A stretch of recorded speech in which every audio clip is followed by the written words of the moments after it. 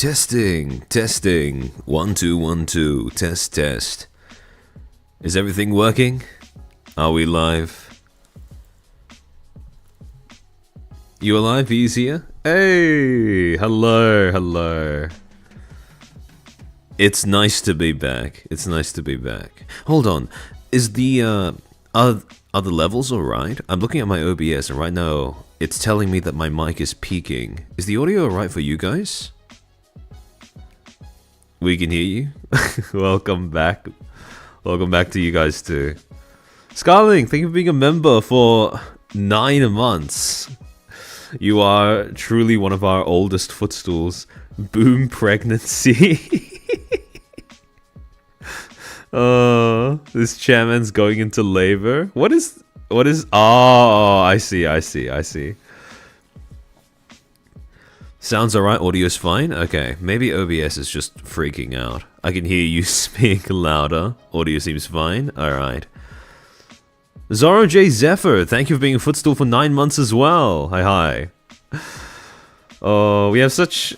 It's so surreal to look at the membership renewal notifications and start seeing dates that are like close to a year now. It's a very strange sensation to me. Blaze, hey chairman, can't stay tonight, but I'll see you in the VOD. No problem at all. No problem at all. Thanks for popping in to say hi anyways. Master N, thank you for the 5. Chair, I'm sorry I'm leaving you. Found new Oshi, purple head, big boomer, elf with guns. I'm now a sleepy head, sleepy stool. Yes. The decision to take a break, I don't know.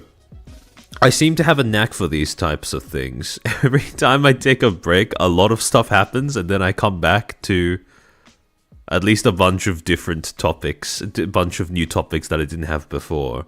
Possible topics, I should say.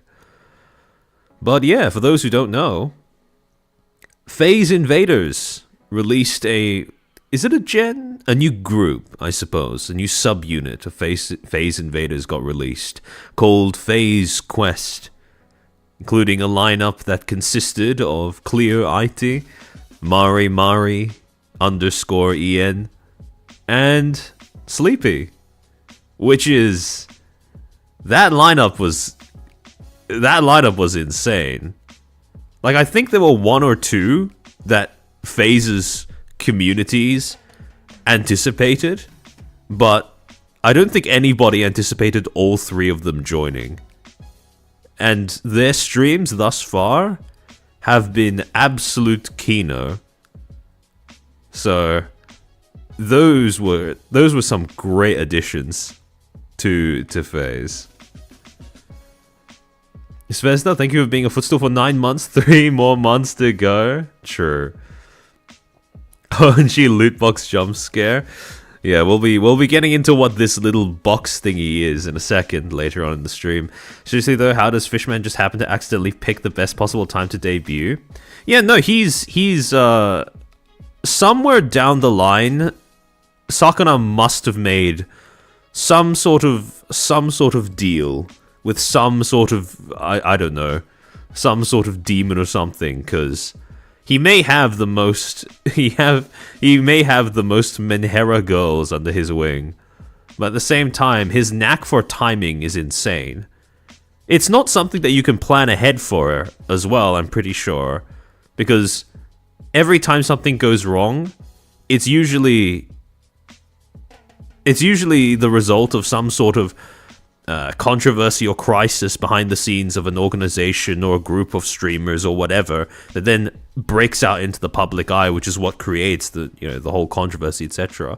So there's like no way to anticipate when it's going to happen. So his ability to predict for when those things happen is kind of insane. Random Who Games, thank you for being a footstool for 1 month. Did you at least remember to get the milk? I'll need to check that, but I did get cigarettes, so we should be fine. Scarling, thank you for the 5. I remember being a member the day after you opened them because my bank screwed me over the first day. I still hate that they did that. I appreciate your how long you've been with me for.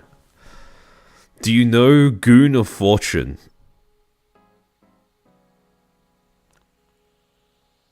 That depends. Are we talking about the same goon here? Which goon are you referring to, Sumo Knight? Invaders are prior indies who joined. Yeah. Sakana is a fish that seems to swim in business, not water. Biggest loss? Well, actually, there was one thing that I think FaZe lost when FaZe Quest joined. And that is that now people can no longer just say the fish and everyone knows that they're referring to Sakana. Because technically, now they have Mari Mari as well. Misfortune is wife. Amen. Clear IT explain the drinking. Ah, I see. Yeah, I mean, for those who don't know, those who don't speak Aussie, we have a form of alcohol that we have in Australia is called a goon. And it's basically just like a bag of alcohol. Very low quality, it doesn't make for a good time. But if you really, really want to get hammered and you don't have a lot of money on you, that's what we do. How about male fish? Why is it called goon? Because I believe that goon. I'm not quite sure, but goon used to mean either henchman or alcohol. So I'm pretty sure that's the original, one of the older definitions of goon. Goon, as in masturbation, is quite a new development in terms of language, I'm pretty sure. Isn't she still _Ian? Yes, she is. A bag of alcohol sounds really ghetto. Well, I can't really argue. Well, we're a prison colony, so that makes sense. It's like box wine? No. The box is just for aesthetics. On the inside, so basically usually the way that they sell goons is they're sold in these little cardboard boxes, but on the inside of the boxes you have this little shiny, mildly reflective bag of alcohol that has a little nozzle at the end that pokes out of a hole at the bottom of the box. So there goes monetization. I'm sure YouTube can handle me saying masturbation. Boxed wine without a box. Well, at least it's not. Australian gooning is just getting blackout drunk. Yeah, kind of. Meow Phase's biggest controversy is absence of underscore and 2 letters. Yeah, no, speaking of controversies, not only is Valen's back. Yeah, no, I saw. It's, so for those who don't know, Anna Valens has made a return with another article. Somehow they get worse every single time, where she is now devolved from citing random Redditors to citing anonymous people on 4chan. But yeah, it's I made a post about it on Twitter, basically saying that, you know, hammering home the point that this is not journalism. This is not something that should be taken seriously for XYZ reason. But I did see, I think it was you, Master N, asking about if we're going to do a stream on the latest article. And honestly, I don't really think so. Because there's no... The article is just the exact same as the last 2 she put out, but just worse. So if I were to cover it, it would be very much diminishing returns. There's no novelty to doing so at this point. Because I think as far as objective critique goes, those first 2 streams where we did cover one article each, I think they do a good enough job of summing up all the reasons why Valens is a black hole of journalistic integrity and competence, and why the article itself, or the articles, I should say, they're not worth taking seriously. Least of all by anybody who has any sort of serious, or even a superficial investment in this industry. So. Scarlet People 2. When does Armchair Goon on stream then? If by that you mean when do we have a drinking stream, that's a long-term content idea. Long-term content idea. I'll need to find somebody to do it with, because having drinking streams when you're just on your own, I feel like that's kind of sad. It's far better with friends. From what I saw, the article was just L posting. Yeah, it was really quite interesting to see how quickly the veneer of trying to be objective as a journalist fell off as you went down the latest one. But yeah, it's really just more of the same. It's not it's not really worth reading. What else could I mean? At this point, it's just these people are bad because said bad things. It's not even said bad things. It's just things that have been taken out of context, which is what makes this so sad. You know, one thing I will say is after seeing the article drop and seeing how some people are reacting to this article as well as the lies that were peddled in previous articles, especially about Kirsha, after seeing how people reacted to that shit on Twitter, that is some truly blackpilling stuff. Because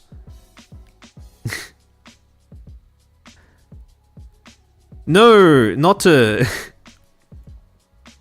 because I'm not going to lie. Seeing other people in this space who we know have the exact same training as I do, as Valens presumably does, the same sort of training in media and communications, degrees even in media communications, fall face first for the lies peddled by the article, who seem to be tacitly approving of what was said in the article, who either ignored or, again, simply quietly allowed what the article did to pass by as fact uncontested. I see that stuff, and it truly boggles my mind how anyone with the same training as, like I said, as myself or anyone else with a media degree or who studied to get a media degree, like how anyone can read through that and take it as fact just absolutely blows my mind. It's insane how many people seem to have, again, like I said, they know all of these little sleights of hand that we get taught. They know about things like faking consensus using exnomination, deceptive framing in order to portray quotes in a certain light, etc., etc., etc. And yet, there's an alarming number of people who do have, quote-unquote, media degrees or some sort of media training. And yet, they're taking the article and its content seriously, which is crazy. No, not Penrose. She's just a creator from what I know. She doesn't have the same... So, how do I say this? I don't blame people who don't have the same amount of training as I do for not picking up on these things, because even if they're able to intuit it, putting it into words and explaining it in that way is quite something else. It's a whole different skill set that you need to go out of your way to acquire. Now, that's not to say you need to go to university to acquire it, but you do need to have put aside some amount of time and effort, if not money, in order to actually learn how to articulate these things. And if you can't articulate something, it becomes more difficult to notice it as well. So, if someone doesn't have that same degree of training and stuff, I'm not going to be nearly as critical of them for taking these things at face value because, like I said, a lot of people around our age, so, people who are above 20 but below 50, even if we are aware of how much legacy media has been falling off, because we've been given plenty of examples of legacy media completely perverting its intended role in society, there is still this common underlying belief that there is a degree of inherent legitimacy to it. So I don't really blame people for not being able to excise that from the way they perceive things and read things. But if you have the same amount of training as a journalist, if you've gone through a degree in university, you've read the same materials, you've learned the same concepts, you've applied them presumably so that you can pass units in your course, there is no reason that you would take this at face value beyond just, well, I suppose the most obvious reason as to why someone would do that despite having that training is because they just agree with the premise. And I mean, sure, but surely you can find better ways of articulating your dislike of Kirsha than having to cite or quote some sort of rag. In a way, journalism became one of those professions where those with lower morality than the lowest common denominator end up going. No wonder the profession lost its credibility. Yeah, because journalism just became, well, journalism has always had a bit of a gun-for-hire type reputation, but the advent of journalism moving online has accelerated that, the takeover of that being its defining trait exponentially. Now you have to contend with the fact that, more often than not, the websites that these publications own, they rely purely on clicks for revenue, which means that clickbait becomes the default, which means that, again, there is more of an incentive to polarize, to take things out of context, to hyperbolize, etc., etc., etc. So, yeah, it's a mess. It's extremely frustrating watching people take bad faith articles at face value. It's even more frustrating to see people parrot those talking points, even without referencing the article directly, which is, it is quite a sobering thing to start noticing once you start seeing the pattern. Still, couldn't she have just said, oh, okay, with the Rin Penrose thing. Alright, so for those who don't know, basically, Rin Penrose put out an announcement, I think 1 or 2 days ago, where she basically said, I'm cutting ties with GamerSupps due to something along the lines of due to them keeping on creators who I disagree with the views of, etc., etc., etc. And I've contacted them about this, and they haven't been communicative with me about the issue, so I've decided to cut ties. Now, if you want to announce that you're cutting ties with a brand, sure, there's no problem with doing that. After all, I'm sure there may be some of your fans who were curious as to why their code is no longer working, for example, if they choose to do it in their next purchase. However, the problem came with the reasoning that she provided, which was, I'm leaving because there are creators that this sponsor supports, or this company supports, whose views I don't agree with. And when you say that, you run into two problems. One, that's a very if you're going to take issue with a brand for platforming views you disagree with, you open yourself up to potentially different demographics of your audience, then using that as a weapon to similarly apply that same degree of moral scrutiny to every other brand or company that you are partnered with, or even worse, every other platform that you're partnered with. But also on top of that, when you say this brand has not been communicative about views that I disagree with, or creators who hold views that I disagree with, what you're essentially asking for, or what you're essentially signaling, is that you would prefer for the brand to be outspoken about that kind of thing. You want them to make a statement, even though the views and the creators in question have not been specified. So what ended up happening was people read that tweet, and you had a bunch of different people, bunch of different groups of people, who had different ideas as to which quote-unquote creators Rin was referring to. And so all of those individual groups, right, all of those members of the audience, they started taking issue with that because, well, let's be honest here. You post that shit on Twitter, you post that shit on YouTube, you announce it in that manner. That's a call to action. The medium is the message, right? And so, even though it wasn't stated that, I want this company to drop it, when you phrase it as a, drop them or drop me kind of thing, that's the intended message of it. That's the message that people will get from it. Because, again, it doesn't have to be explicit to be obvious. So, people will interpret that as a call to action against an ambiguous target. And as a result, you had groups of people who were all getting mad at Rin for saying this for different reasons, because they assumed that it was one creator or another. Now, the most popular two assumptions that I saw were people assuming that she was either referring to Kirsha or referring to Cinder. Either way, and then you had some people speculating if it had to do with just, gamer subs partner creators in general, such as, for example, Tectone or whatever. But again, the point was that everyone was fixating on finding and speculating on who she was referring to instead of simply, the fact that she was leaving.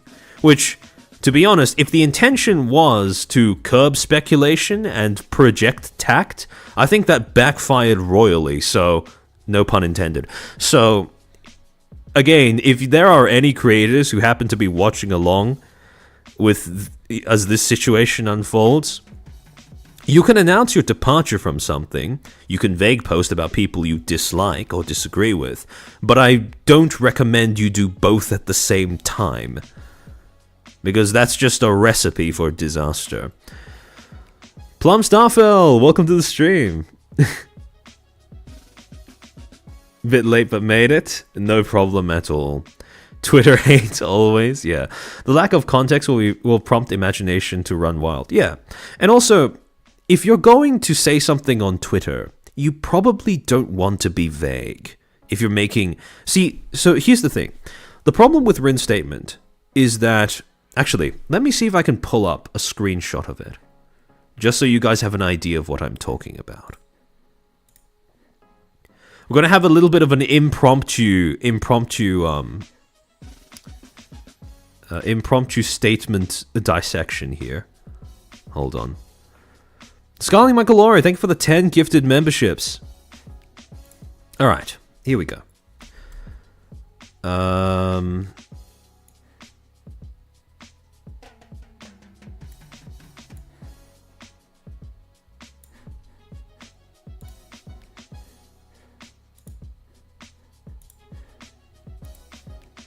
Let me see if I can add it as a source.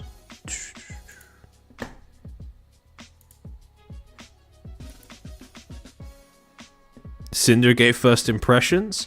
I think I said this on, I've been talking to other creators about this, and as you guys probably can tell, I hinted about it slightly in the thumbnail of my my next stream. But while I do certainly think that there are things that Cinder has answered for and needed to answer for in terms of her conduct, I do think that there is an elephant in the room that a lot of the creators who've come out to talk about Cinder have been avoiding. There have been some people that have picked up on the fact that there is one quote-unquote victim in this scenario that is not quite the same as the others.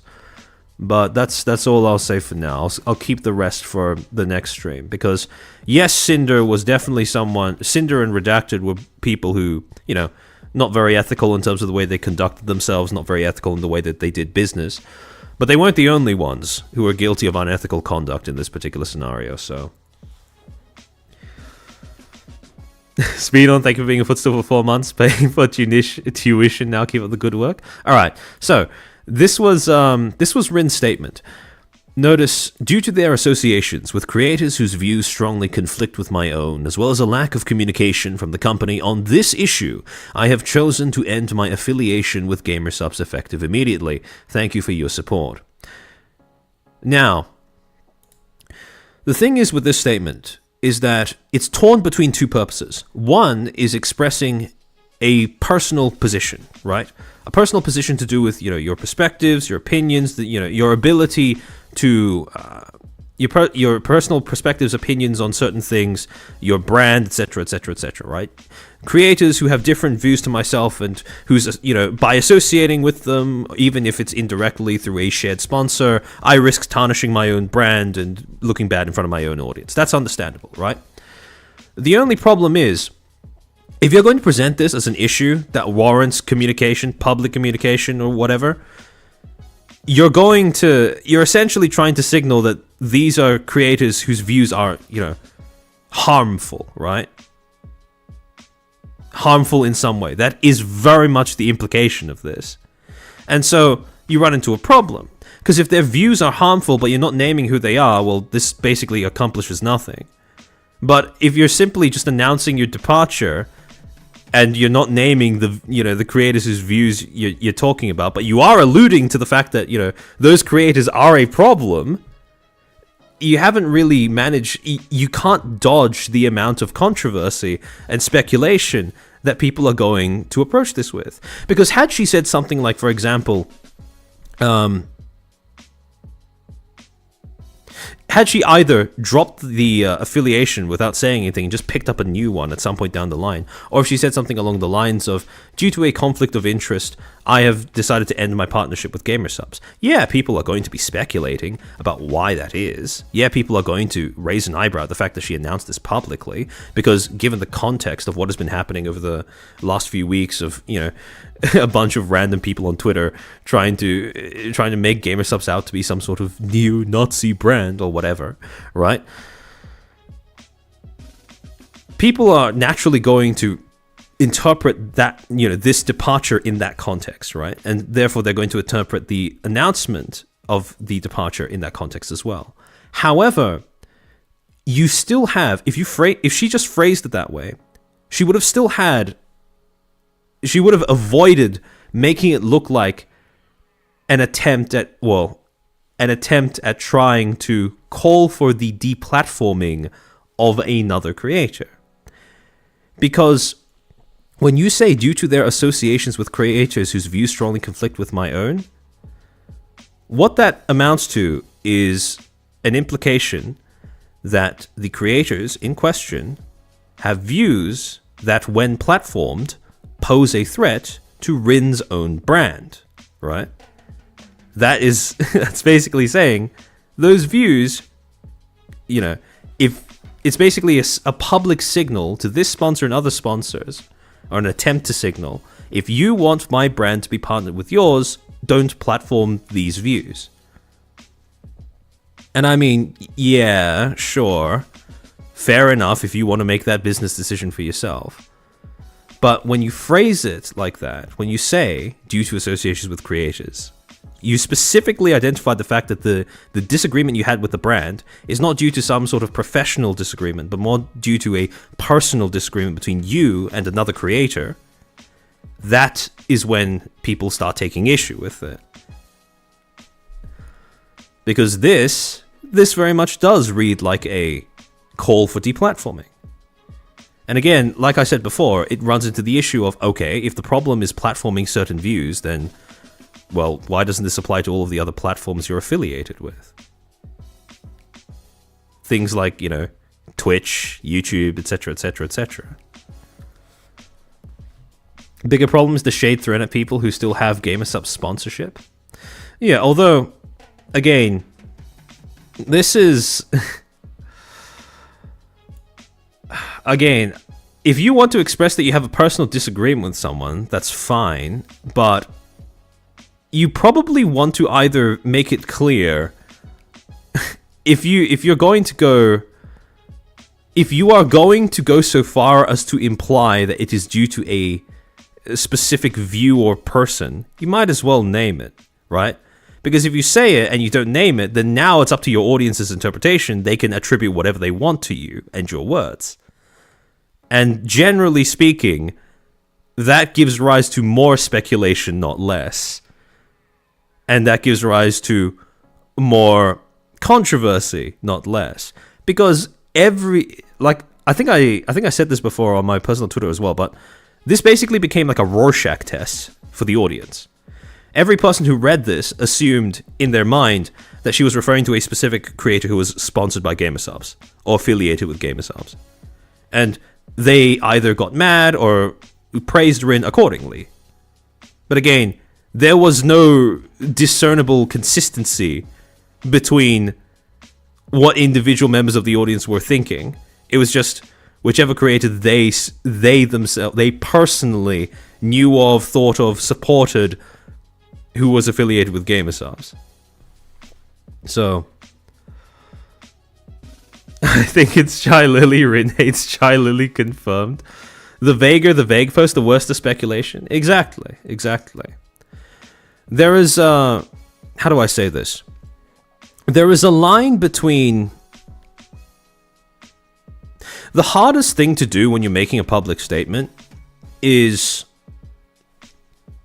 finding that Goldilocks zone between being vague enough to disincentivize speculation after a certain point and to be specific enough to the point where there may be discussion but there isn't speculation, right? Because either way, those two things tend to peter out quite quickly. If you're vague enough to the point where people don't have a lot of things to speculate on, then eventually all they're going to be left with is rats and nothing else. And at that point, it's not really interesting to anybody. Whereas on the opposite end of the spectrum, if you're specific enough to the point where there's not really a lot of things to speculate on, it's just discussion as to what is there, very soon discussions are going to end up developing recurring tropes, patterns of argument, distinct sides, etc., and then after that, it gets really old really quickly. The problem is when you don't hit that, the problem is when you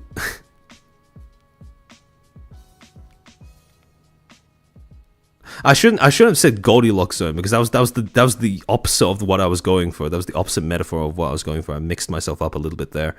But I should have said the hard thing is to avoid falling into that vague middle ground, because when you hit that vague middle ground, the problem is everyone speculates and everyone is driven to keep going on, right? And that's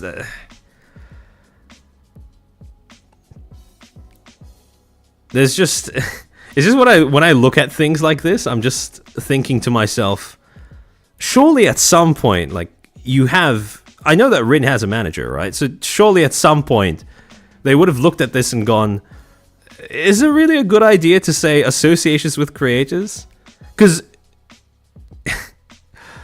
again, I'm sure they had a discussion, they made the decision after thinking about it, but seeing how this has gone down and how divided the responses are, I think overall I don't think it's going to be bad for Rin, but for somebody who doesn't have, because Rin is somebody who very actively curates her audience, I don't think that any members of her audience would have a problem with this. Like the people who actually watch her, I don't think they're going to have a problem with this. So for Rin, this is perfectly fine, right? I think she'll be all right even after tweeting out this, because the people getting mad at her are not people who watch her for the most part. But for a smaller creator or one who's looking to build an audience, I do not recommend doing this, because you do not have the same luxury, you don't have the same leeway, and you don't have the same foundations to rely on in case people misinterpret your words. So in this particular case, probably a better taken as an example of what not to do rather than what to do, to be honest. Even though in this particular case, I don't think it'll have any sort of negative repercussions for Rin. But yeah. It's like dominoes. Yeah, the Dusty Gamer, I agree with you. But it's the fact that people were arguing about it probably should tell you all you need to know about how clear this was, right? It's all implication and hinting and stuff like that, which again, it's personally I find that to just be a very insipid way of getting your message across to your audience. Surprised Rin even uses Twitter. I mean, sometimes when you're announcing things, Twitter gets more traction than YouTube. After all, you could see from that tweet, right? It got 2.3 million views on that, which is, I mean, if you're looking for engagement, that's pretty good, right?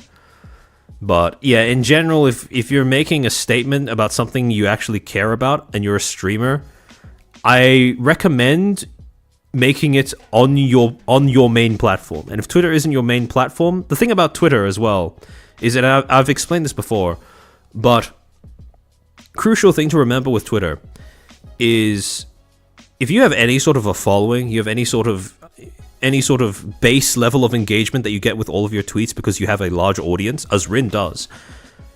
The way that Twitter's algorithm works is quite simple. If your post achieves a certain amount of engagement within a certain span of time, it starts expanding the potential audience of people it's going to show that post to. Which means that with every single post you make on Twitter, the more popular you are, the higher the chance that each individual post is going to reach an audience that you didn't intend.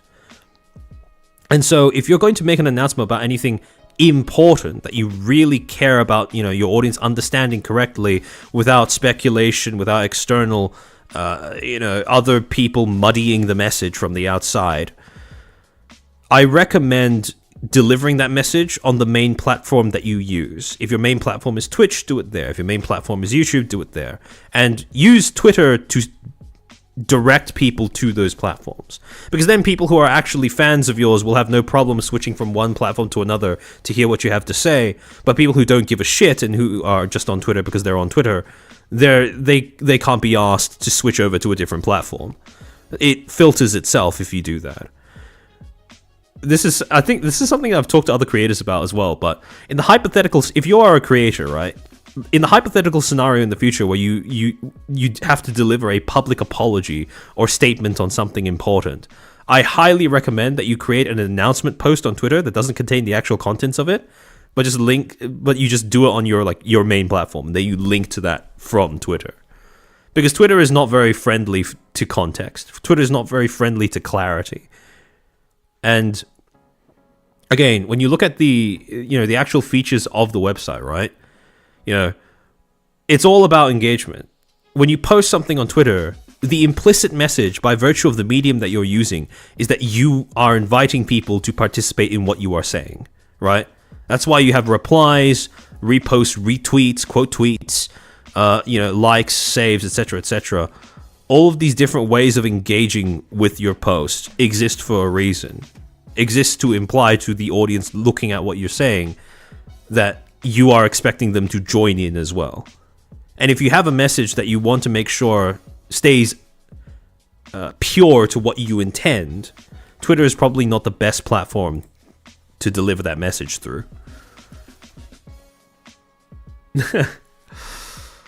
People are using Substack now, but I don't see many VTubers going that route. Because Twitter is still engagement central. Twitter is still the platform that, the major two streaming platforms actually pay attention to, as opposed to their own ticket systems. So I suspect that might be quite a big reason as to why so many people are still on Twitter and people still use that as their primary, or in some cases, their only secondary form of communicating with their audience. If you link, the algorithm buries you. You could reply to your post with a link, though, and I'm sure it still has some sort of negative impact, but I don't think it buries you quite as hard. A curious thing for the 5, Twitter doesn't like you linking outside of Twitter, and the algorithm buries you. Yeah. But again, if your main audience is on another platform, do you really need that extra reach on Twitter? Unless you're looking for a Twitter audience, in which case, sure, go for it. But reminds me of that tweet of free. yeah, that was probably not the best choice of imagery. But yeah. Almost 40 minutes of pre-yapping session. Well, to be fair, we have quite a bit to yap about. People should stop using social media as their diary/therapist. It's equivalent to selling your issue. Oh yeah, no, for sure. It's just that I don't think in this case it qualifies as that. Like, yes, the reasoning was personal, even if it was phrased in a professional tone. But I don't think this was the same thing as someone who's just spilling their guts on Twitter. I don't think it should be equated to that. You talked about last stream, potential future stream on Nintendo's bad PR with Power World. Yeah, this is something that. So for those who don't know, the this is becoming like those streams where like where streamers will queue up a game and then they won't get to it until like 1 or 2 hours after just yapping about random things. But for those who don't know, there's been a development in the Power World versus Nintendo lawsuit over the past few weeks where, in addition to not allowing Power World to use balls to capture PALs, now they're no longer allowed to use PALs as gliders either, presumably because Nintendo's patent has now covered that, using a pet or using an in-game monster of some sort as a parachute or a glider or some sort of flight device as being something that you can't do anymore. And as you can probably anticipate, the reactions to that particular decision have not been very popular. So, in spite of that, though, Nintendo is forging ahead, and because the developers of Power World are Japanese, there's not really a lot that they can do. But yeah, it's quite depressing to watch. I don't like Power World, but this is dumb. Yeah, I think most people can agree, regardless of if they do or don't like Power World. I think most people agree that patenting game mechanics retroactively the same way that Nintendo does as a way of crushing competition is cringe. So, yeah, exactly. Patenting game mechanics is scummy as hell. A game without balls is gonna suffer. Are you kidding me? Yeah, no, it's grim. It's grim. There's no positive PR for Nintendo's legal issue. To be fair, Nintendo can afford. So this is the thing where the value of PR very much depends on how dependent you are on public perception. And the thing is, Nintendo can get away with poor public perception to a higher degree than most other companies because their main product is not reliant on public perception in order to sell. So, for example, if you work in entertainment, right, you're a content creator or whatever, public perception is very, very integral to your profitability. Because you're basically selling yourself, your brand image, your identity as a product for your audience to consume. But with something like Nintendo, where they actually have a hard product that can be, at least to some degree, separate from or distinct from the company and its identity, they don't need to worry about that as much. When people buy, for example, Pokemon games, or when people buy the Switch 2, they don't give a shit about, well, they might say they give a shit about Nintendo and its business practices, but in reality, not really. Because the main impetus driving people to purchase those things is a combination of nostalgia and, in some cases where Nintendo releases a banger that doesn't run on like 2 FPS on the Switch, then it runs relatively well. They do it for the experience, right? And the experience is distinct from what Nintendo does in order to crush competition or secure some sort of a pseudo monopoly or whatever. So while we can definitely say, yeah, Nintendo's PR and Nintendo's reputation is going to take a hit from this, it's not going to be nearly enough of a hit to impact their business and bottom line. And on top of that, it's also a cultural thing in Japan where copyright is taken very seriously. Copyright holders, copyright owners, they wield a lot more power and influence than they do in the West. So that's also another aspect of it that I think our stigma towards them doing this is something that they are very much insulated from because of where they're headquartered as well. Vivian, thank you for the 20 gifted memberships. Thank you. Welcome to the 20 new Footstools. I hope you enjoy those. Hold on, let me see. Scarling, did I thank you for the 10 gifted memberships? I think I did, but in case I didn't, welcome to the 10 new Footstools. I hope you enjoy those emotes. Hope you thank Scarling for those as well. Pretty much hit Nintendo where they really emulate everything. Honestly, yeah, that might be the best the best form of protest, is just emulating their games. Because, I mean, the chances of Nintendo fans landing a successful boycott against Nintendo is not really, it's not very high. Palworld doesn't have a lot of avenues of retaliation or recourse, unfortunately. Even if what Nintendo is doing is almost universally outside of Japan acknowledged as being a really scummy move. Mercurius, thank you for the gift and membership. Welcome to the new Footstool. Wheelchair, I hope you enjoy that. They also don't like direct... Yeah. They could research if Nintendo stole their game mechanics from an older game or somewhere else. Yeah, that could be a possible... That could be a possible form of recourse. But again, this kind of thing is likely going to take months, possibly years, in order to reach the end of its cycle. If Nintendo spent the time they spend trying to screw other people over fixing their own game, we would have masterpieces. But why do they need to, you know? Why do they need to fix their product if they can just coast by off of nostalgia? It's the same reason why modern Disney and Marvel are complete and utter garbage. Because they've been coasting off of nostalgia, and up until now, at least up until recently, they've had no reason to change, because there's no financial incentive to. Same chances as Genshin fans boycotting Genshin? Yeah, probably. Nintendo is a billion-dollar company. It's a true giant. As much protest as it looks like they're going to get online, it's still next to nothing. Yeah, exactly.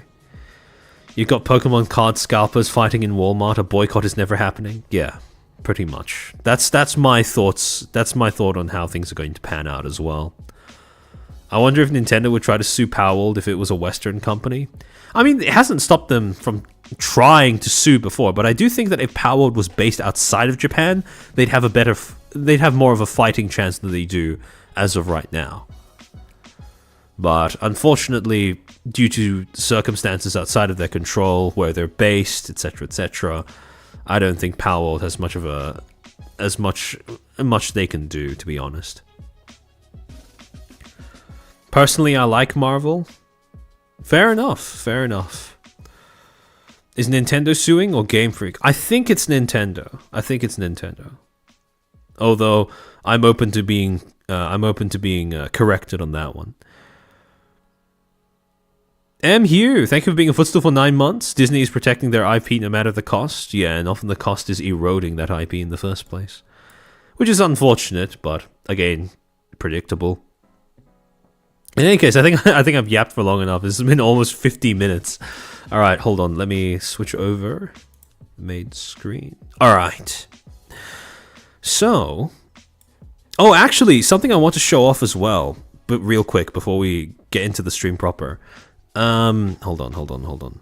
I want to give a quick shout out to a random face fan on both YouTube and Twitter for being an absolute gigachad and making an asset for me, which he has been generous enough to donate to me to use for free, where it basically a 3D asset and a bunch of scenes that I can now use as part of the scenes that we have set up for stream. So he made this little React screen, this little looping React GIF animation thingy that we can now use for the React segments of our streams. So massive shout out to a random face fan. Thank you so much for making this and giving it to me. If any of you guys, by the way, if anyone watching this stream wants some sort of 3D assets or animations to be done, I highly recommend hitting him up, because this shit is quality. This shit is absolute quality. All right, so as a kind of a disclaimer, or more a clarification of the scope. We're not going to be talking about all of Riot games and their controversies, because that's going to take a bit long. We're going to be focusing specifically on how Riot has handled League of Legends, and in relation to one specific controversy as well, which is the change of CEO that Riot has had, and how that CEO has become immensely unpopular among the League of Legends player base for various reasons. So, again, if I were to talk about all of the things that Riot as a company has done across all of its different IPs that have been disagreeable with its players, I'd be here all day. So for that reason, I am going to keep it narrowed down to this specific little subject matter. Absolute cinema. Amen. Oh yeah, also we added new emotes. we added a for those who didn't see, we added a cinema emote and a vomit emote, courtesy of Noxin, as per usual. So if any of you want to, if any of you are curious as to what you have at your fingertips, yeah, now you know. I'm also starting to, I finally started to fill out the emote slots to the point where now we only have one filler emoji there. But yeah, no, I hope you guys enjoy those. No, Gigi, I would play LOL. Man, Gigi has been, I feel like Gigi has single-handedly popularized League of Legends again among VTubing fans, but in any case, as per usual, when I'm covering any sort of topic to do with any sort of controversy or whatever, few disclaimers before I get into the stream contents proper. Do not attempt to harass or contact any of the people or entities mentioned during the stream in any way, shape, or form. Yes, I will be criticizing them, but no, that is not an excuse nor a justification for seeking them out and attempting to contact them and make their lives miserable. All text, images, and videos shown during this stream are included for the purposes of critique and/or commentary and is thus protected under fair use. All information/material shown over the course of this stream was posted and/or addressed by the subjects of this stream on a public platform and/or remains publicly available and/or traceable. Dates may be affected by time zones. Again, I've tried to adjust as per usual accordingly, but I may miss one here or there.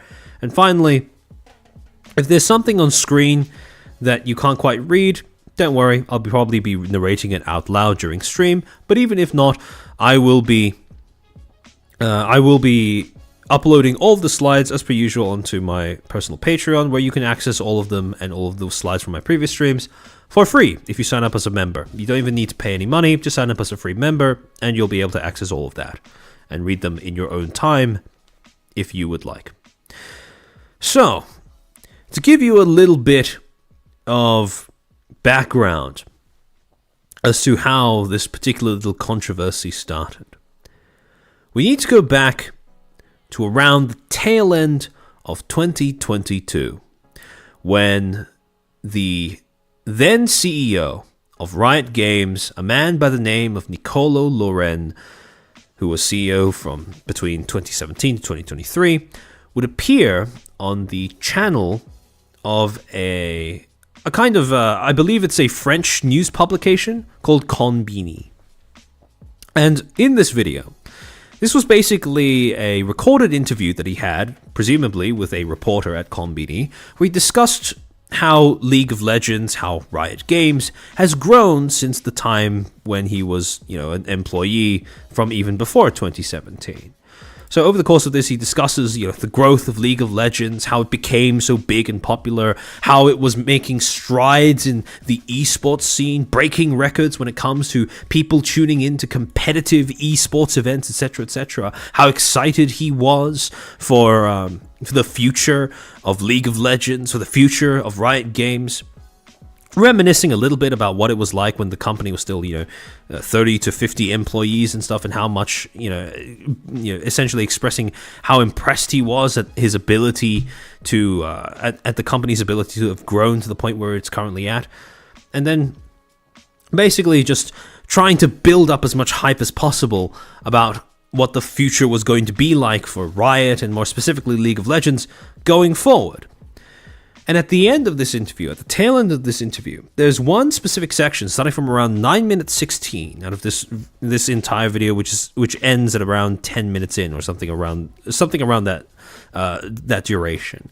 At around 9 minutes 16 seconds, he reminisces about how much Riot and League of Legends have grown since the early days of only having 30 to 50 employees, before stating, quote, and then this might be a little inaccurate because I'm relying on YouTube's auto-translate function, but he essentially says something along the lines of, I just validated the budgets last week, basically the budgets allocated for League of Legends, developing League of Legends, and various other projects at Riot, presumably.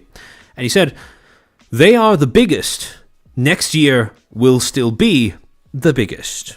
Basically promising or hyping up the audience to believe that Riot is making a significant financial investment in building up the game, expanding it, adding new features, or improving it in some way, shape, or form. Now, presumably, when you have the CEO of a games company saying something like this on camera, people are going to start taking notice. And that's exactly what ended up happening, because 2 days later, you had all these various little esports-related publications online making articles, basically with that little quote in the headlines. Game CEO says 2023 will have the biggest budget in company history. Riot Games CEO, I just accepted the 2023 budget and it's the biggest of all time. 2023 will be huge for League of Legends, Riot CEO hints. Riot CEO promises League of Legends 2023 budget, quote, biggest of all time. Yeah, it's Suminite, you're starting to recognize the pattern, right? This was basically Riot Games' version of the infamous Todd Howard meme. 16 times the detail, right? This was a massive promise, and it was a massive promise that was being blown bigger and bigger the further the news of it reached. However, it wasn't just news publications that picked up on the CEO saying that. It wasn't just news publications that were quoting Loren in this particular case, because a video that was translating that particular section of the interview would then make its way onto the official League of Legends subreddit, where a user by the name of McCollin would end up making the following post titled, Riot CEO says 2023's budget for League will be, quote, the biggest of all time. As you can see, 1.3k updates, quite a bit. But then when you look at the reactions from some of the players in the subreddit, you start to see that not everyone seems to be just blindly on board and excited as a result of this news. Completely a fantasy, but I pray it's for a client overhaul. They need to modernize the entire game, engine and client. Well, that doesn't mean much when the inflation exists, or if their money is tied to backloading/frontloading payments into skin production in Arcane. Bigger budget probably means more skins and quote-unquote events where you can buy skins and grind for prestiges, right? Can't believe they will invest into literally anything else. And finally, a user basically compiling a list of things they expected that this budget would be set aside for versus the things that they would wish for this budget to be set aside for. Checklist of things I would expect from an announcement like this. PvE events / more game modes, more VGUs / ASUs, basically improvements to the way that individual characters looked in game, right? Basically an aesthetic rework. Lore events, Winter Rift, more / higher quality champion releases. In League of Legends, you refer to the characters you play as champions. Quality of life changes for the client. Versus what we'll probably get, which are events, quote-unquote, which are somehow more grindier. Implementation of quality of life changes we've been asking for in League of Legends for other Riot games. And finally, more skins. Basically just more cosmetics. So you could probably tell at this point that while you do have these game publications hyping this up as some sort of major promise by the CEO, at least on the subreddit. Now, granted, Redditors do tend to be more pessimistic about these kinds of things, but the sentiment from the League of Legends player base does seem to be a lot more cautious, a lot more pessimistic. That being said, though, even in these reactions that were kind of skewed more pessimistically, there was this underlying sort of sentiment of, let's wait and see, right? There were still people who were willing to see if their expectations or their wishes for what Riot would put this investment towards would end up being fulfilled, or whether it would be more likely, whether it would turn out to be the more likely option, which is just, more skins, more cosmetics, more paid products, etc., etc., etc. And so, by the end of 2022, this particular promise had been spread far and wide, had very much been, well, not taken to heart, but taken to mind by the League of Legends player base. And all that was left was to see how things ended up panning out. How this promise of an increased budget would end up manifesting. And the first signs that these rather pessimistic assumptions about Riot's future direction and what they were intending on doing with this quote-unquote increased budget would arrive come January 10th of 2023, when Riot Games would release on their official League of Legends channel the season trailer for 2023, a cinematic, basically, a regular video that they would make at the beginning of every year to essentially generate hype and give players a bit of a taste as to what they were planning on presenting to them over the course of the next year for League of Legends. In this cinematic trailer titled The Brink of Infinity, this was basically the job, right? Build hype, give people a taste of what was to come, etc., etc., etc. Now, when you look at this screenshot of the official League of Legends video on YouTube, the official trailer, the thing that's supposed to set player expectations for what the next year of the game was going to look like, what Riot was going to be putting its resources, its time, its effort towards, what do you notice about this particular screenshot? Yep, Gabriel, exactly. That's a pretty rough ratio. 41k upvotes versus 342k downvotes. That's real rough. However, to get an idea of what this presentation was like, what this trailer was like, we're going to briefly react to it. Hold on, let me just switch off the music. Somebody remind me to turn it back on once we're done. But just to give you guys an idea of how it worked, right? Hold on. There we go. All right. Is this working? Let me just check. All right, that looks good. Okay. So we're going to briefly go through it, and then I want to get your initial impressions as to what you guys think about this, especially the people who don't have anything to do with League, never seen this before, etc., etc. React slop time. Amen, Xanthropy. All right. Is the audio working all right for you guys? Can you hear that?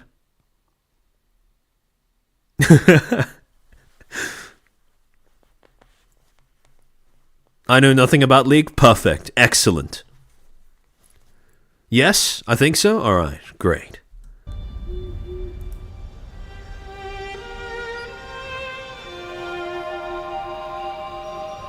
Once again, I stand at the brink of infinity.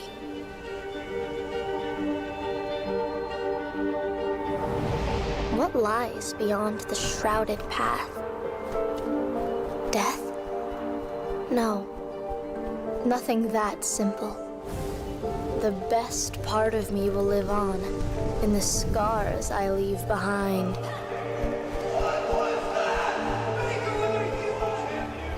I do not fear the darkness.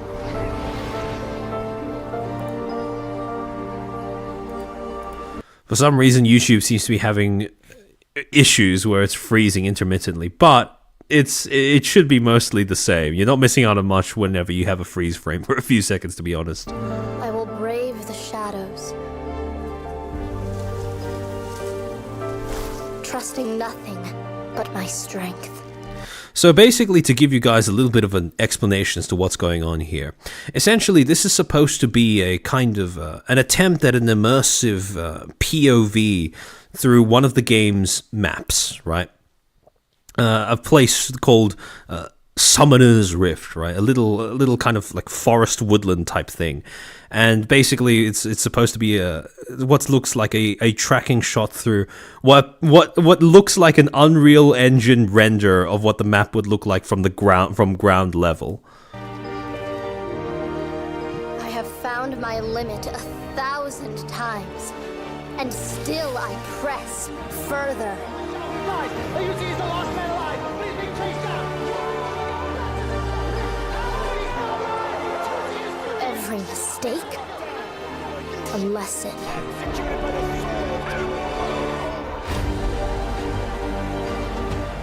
Now I will teach them to fear me. I will become what I must be. Why? Because I can.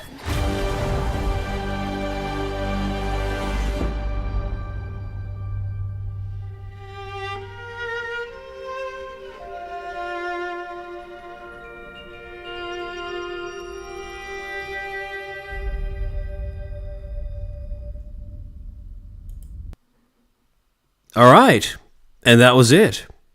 Now, okay, hold on. Let me switch the music back on.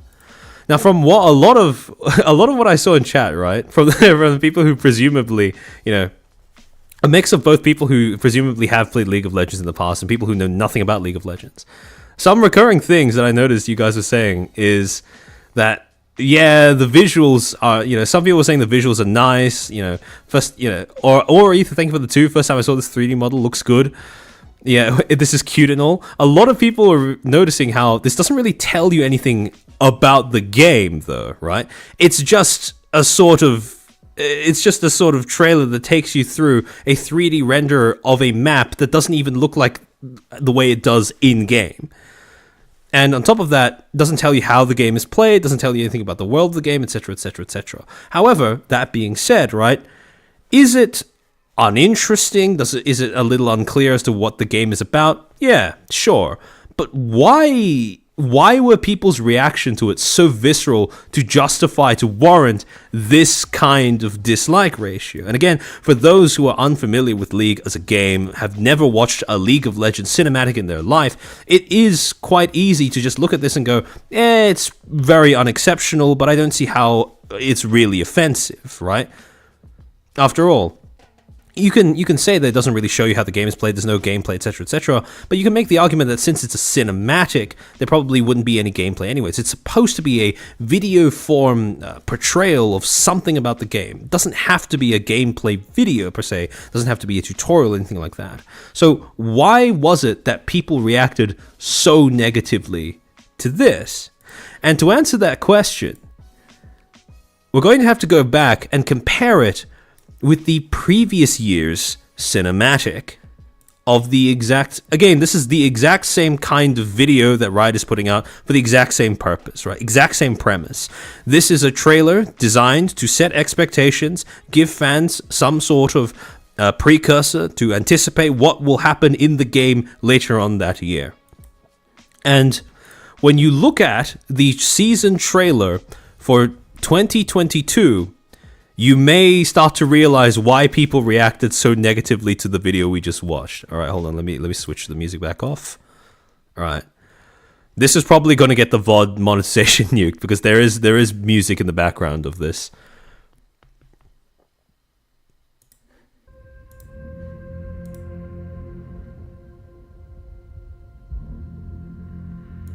Oh, it's so laggy. All right, hold on. Let me see if reloading it does anything. Or if this is possibly a...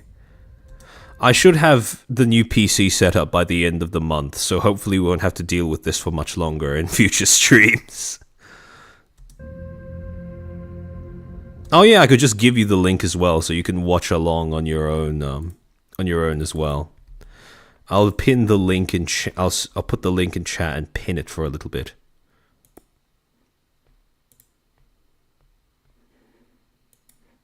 Reducing the quality might help. Yeah, true. Good point, good point. I'll put it down to 480.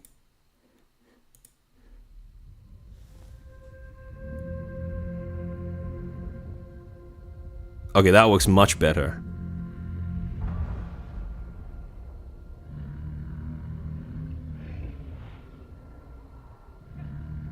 Okay, it's still kind of stroking out. Okay, it's still stroking out, but only intermittently.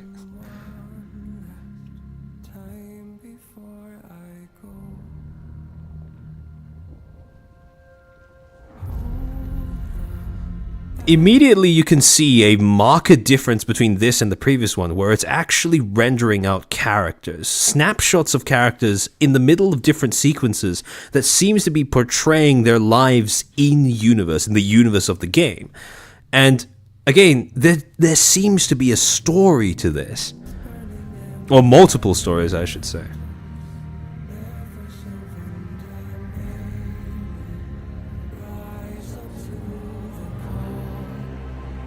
I still don't want to play it. No problem at all.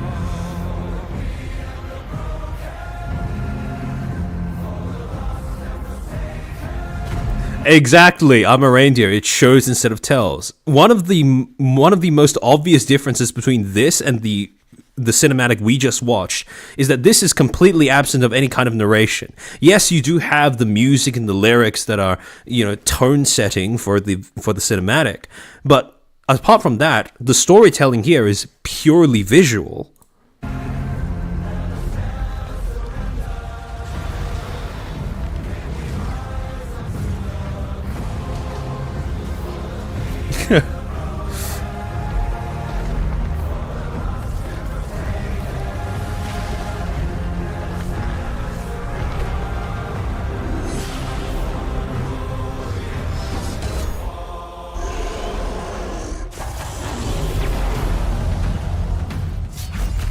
If you're just watching this, if you're watching this like as a Microsoft PowerPoint on my stream, probably the full effect of, all of the cinematics, all of the shots, etc., probably not going to come across.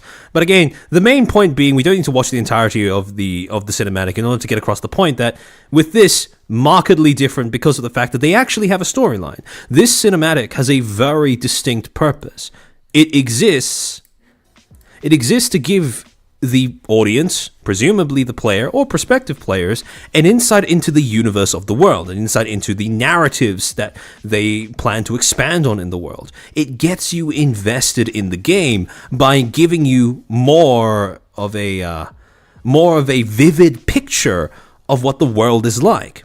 Whereas with this cinematic, it was basically just a glorified tech demo where some rando had just rendered this entire sequence in Unreal Engine, and we were just being taken on via drone shot throughout the entirety of the thing. There was no story, it relied purely on exposition, and it was basically just it was, for all intents and purposes, visuals aside, it gave the impression of being extremely low effort. Yes, when you look at, yes, is the rendering and the individual assets and stuff, were these probably a pain to make? Was there a lot of detail put into this? Was there care put into this? Probably, yeah. However, at the same time, there hasn't been any effort, or there doesn't seem to have been any effort, put into actually putting this together in a compelling manner, in a way that is designed to solicit not just some sort of, not just project some sort of superficial competence or anything, but to elicit some form of emotion from the audience, or some sort of investment from the audience, beyond just, oh, this looks nice. And when you look, it feels like a corporate mandated video. It feels very impersonal because of that. And so, it doesn't really fit the vibes? Yeah, exactly. It's just yapping with a butterfly. pretty much. And so, when you look at the comments on that cinematic as well, on the 2023 cinematic, you see the exact same sentiment being echoed by the people who watched this. Cinematic for Season 12. Beautiful cinematic, music, and even showing a bit of lore progression for some characters. Cinematic for Season 13. Summoner's Rift in Unreal Engine 5. Riot really just rendered Summoner's Rift through the Unreal Engine and called it a day. Imagine waiting 1 year for the amazing season cinematic just to get some kid talking for 2 minutes while a drone flies through the rift. The most honest cinematic Riot has ever released. It reflects the exact state of the game, abandoned and emotionless. I want a cinematic that encourages me to play the game, not to leave it. The fact that the company, within itself, saw the cinematic and said, yep, this is it, after the 2022 cinematic, is insanity. And again, you can't really blame people for responding and reacting in this manner, because the difference between 2022 cinematic and 2023 cinematic is night and day.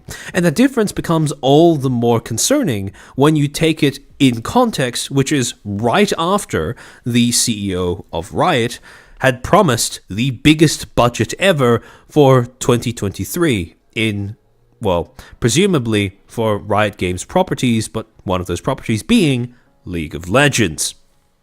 And so, people were left scratching their heads. What happened? What happened to this big budget? Where did the money go? And presumably, when you have something like this, when you have this much of a disparity between what a company promises and what it ends up delivering, that's usually a sign, a symptom that something might be going on internally, that there might be some sort of internal strife or some sort of controversy that's just about to bubble over. And we would start getting some hints to that later on, come May 11th of 2023, when the official Riot Games website would end up putting out an announcement titled "Announcing Our Next CEO," announcing Dylan Jadeja as Riot's next CEO. Dylan will succeed Nicolo Loren later this year as Nicolo moves into an advisor role. Basically, what was happening is Riot was experiencing a change of leadership. The current CEO, Nicolo Loren, who had been CEO since 2017, had now decided that he wanted to step down, and in his place, a new executive by the name of Mr. Jadeja would be taking his place. Quote, "We're proud to announce that our current global president, Dylan Jadeja, will become our next CEO later this year. Dylan will succeed our current CEO, Nicolo Loren, who has spent the past 14 years in leadership roles at Riot, including 6 as CEO." Scarly McLaury, thank you for the 20. I listened to the kid. He was quoting voice lines of the champions. That is all the content they exposed to their audience. Something the fan base already did for them with the OG voice lines, cool edits and subtitles. Yeah, pretty much. So, again, it's a lot of, out of context. It was assembled in a way that was designed to give the impression that there was a story taking place, but from both the standpoint of someone who is familiar with the game and someone who isn't, it didn't really do a great job at compelling some sort of audience investment. Burbo, no, he graduated. Yeah, that's pretty much what this was, right? This was Nicolo Loren's graduation notice. To go on, Dylan first joined Riot in 2011 as Chief Financial Officer and added Chief Operating Officer to his role in 2014. When our founders transitioned to co-chair roles in 2017, Dylan was named president of Riot and has been one of the key leaders in crafting Riot's strategy and driving our culture forward. The CEO transition from Nicolo to Dylan will take place over the coming months and should be completed by the end of 2023. After which, Nicolo will stay with Riot in an advisory role. We'll announce the additional details about the leadership handoff once it's complete. Below, we've shared the letters that Nicolo and Dylan sent to Rioter this morning about the news. For more about Dylan, check out his bio here. And when you do click on that link and you get taken to Dylan's bio, you start to notice a few things. Dylan Jadeja is the Chief Executive Officer of Riot Games and has been a member of the senior executive team at Riot Games for more than a decade. A key leader in Riot's exponential growth and global expansion over the years, Dylan first joined Riot in 2011 as Chief Financial Officer and added Chief Operating Officer to his duties in 2014. 3 years later, he was named President of Riot and in 2022 assumed leadership of Riot's Enterprise Pillar. Does anyone notice a bit of a common theme across the roles that Mr. Jadeja has been holding in his time at Riot Games? He got the Vesperin Magni treatment. Yeah, exactly. This is very much a finance guy, which, again, nothing inherently wrong with that, but is always a little bit of a risk when you end up promoting a finance bro to head a game company, because, well, let's just say there is always a chance that they might not be entirely on the same page as the players of said game. To go on.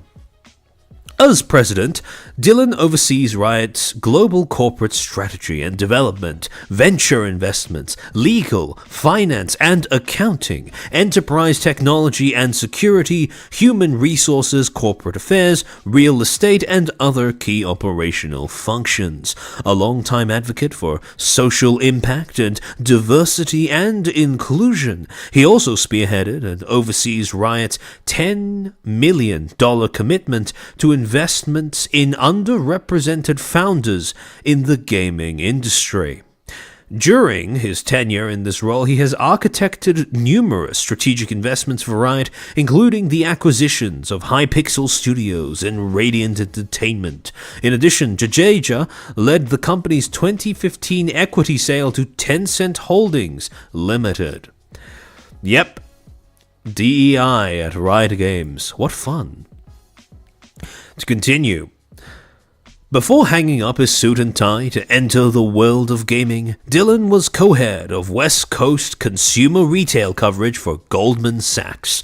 His work with Goldman focused on financial transactions for Fortune 500 and mid-market companies, including mergers and acquisitions, diligence, equity offerings, shareholder activism-related consulting, and recapitalization/restructuring analysis.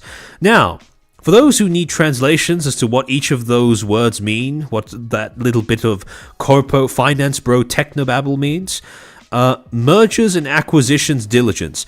Making sure that when you acquire a company, it's actually a good decision. Making sure when you merge companies, there's actually a good decision. Equity offerings, selling bits of your company off to other owners. Shareholder activism related counseling. Basically, how do we make the act of making money look ethical as well without actually having to commit to ethical practice?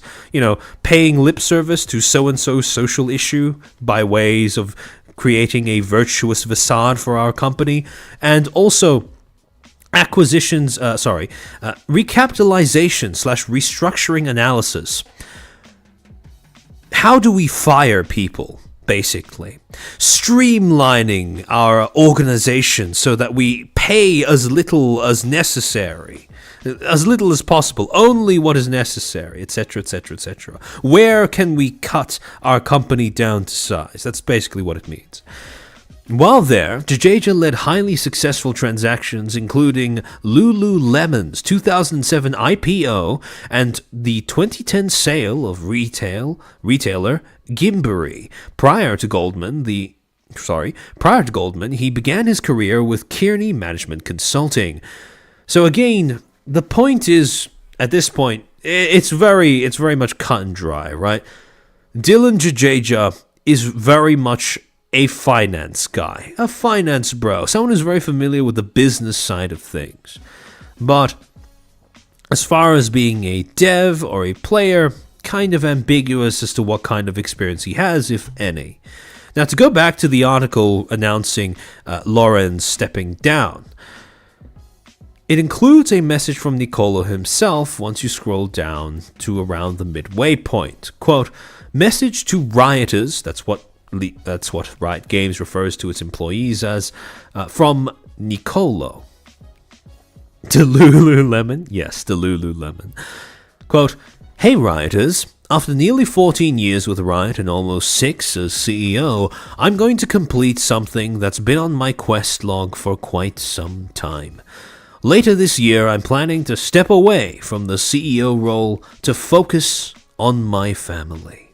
We just shared this news during Riot Now, and you can check out the VOD on RiotNet. Video should be up about an hour from now.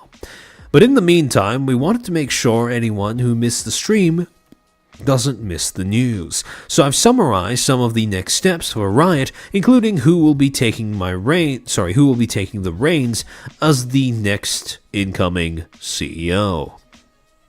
I can imagine this news may feel sudden, but transparently, it's a decision that's been on my mind for a while. I've been fortunate enough to have a long and amazing journey with Riot. I joined the company when we were a 40-person startup in 2009, with the goal of bringing League of Legends to players around the world. And that journey has brought me here, serving all of you as Riot's CEO. It's a story I'm very proud of, but if I'm being completely honest, it's also been tough. Not the grind, the hours, the stress. I've grown a tank build so I can handle that part. It's really the personal trade-offs that have been hard and the sacrifices my wife and kids have made for my career, including all our expatriations. We've always been okay with this as a family as long as we rebalance at some point. Now is that time. Especially since we miss France so much, and want to move back. So, for context, Riot Games is based in Los Angeles, so that's what he's referring to. While this chapter is coming to a close, I don't view this as an end. I don't plan on joining another company or starting a new company. I love Riot, and I genuinely believe this is the best place in the world to make games, now more than ever. So I'll stay at Riot as an advisor for years to come, doing everything I can to help you win. But I'm ready to hand the reins to someone new, to let someone who has been absolutely vital to Riot's story take the pen and shape the chapters ahead. Now, granted, there is, whenever a CEO comes out and makes a statement like this, there is always going to be an element of, there's some degree of corpo speak masking the meaning of this or filtering the meaning of what he's trying to say. However, I do want to point out that in this particular case, for Lawrence specifically, this was a guy who had been at Riot Games as of 2023 for a good 14 years. That is a long time to be at the same company. On top of that, he's been CEO for 6 years, and CEOs moving on from companies after about 5 years or so, that's not really unusual, especially not in California, especially not in gaming or tech, from what we've seen. And so, CEOs changing hands, this position of CEO changing hands, nothing really unusual there. On top of that, it's completely understandable if this is a guy who wants to step away from Riot after spending more than a decade at the company. And one other thing I do want to point out as well is that family is a convenient excuse. Again, to extend as much, to take him at his word as much as possible, right? There have been attempts throughout this statement to sprinkle in little references to things that people who play League of Legends, people who understand Riot Games, would understand, right? He says, for example, that he's developed a tank build, right, as a result of having to endure stress, hours, the grind of being CEO, right? He talks about how he's stepping down from being the goal of bringing League of Legends to players around the world. The journey is being here, something I'm proud of, etc., etc. He talks about how it's Riot's story, right? The lore, etc., etc., etc. And again, there is an attempt. Yes, you may find it a little cringy, but there is at least an attempt at trying to work in some sort of reference, some sort of aesthetic callback to the thing that he spent so much of his life working on. It does come off a little bit as how do you do, fellow gamers, right? But since this is a guy that has spent more than a decade at Riot Games, it does come off a bit more believable, especially because he spent some of that time working in something that was directly related to, making the game. So, I want you to keep that in the back of your mind as we go into the next portion of this the next letter from Jajaja going forward. But to continue with what Loren was saying in his letter to Rioters, it's my pleasure to share that Riot's next CEO will be Dylan Jajaja. There's a lot of context on how we approach succession planning and why we eventually landed on Dylan as Riot's future CEO. Mark and Brandon covered it in Riot Now, so these are two other executives. I believe Mark is in charge of something to do with monetization or financing, something to do with finance at Riot Games, but the exact name of his title escapes me. So I won't recap the details here, but I do want to acknowledge the process. Riot has reached a scale where we knew we needed to undertake a more extensive assessment of our needs of candidates. For the first time in Riot's history, we looked both inside and outside of the company to find the best person for this role, and for Riot's next chapters. The succession planning process lasted about 3 years, and we met with a lot of incredible candidates. Sorry, give me a second.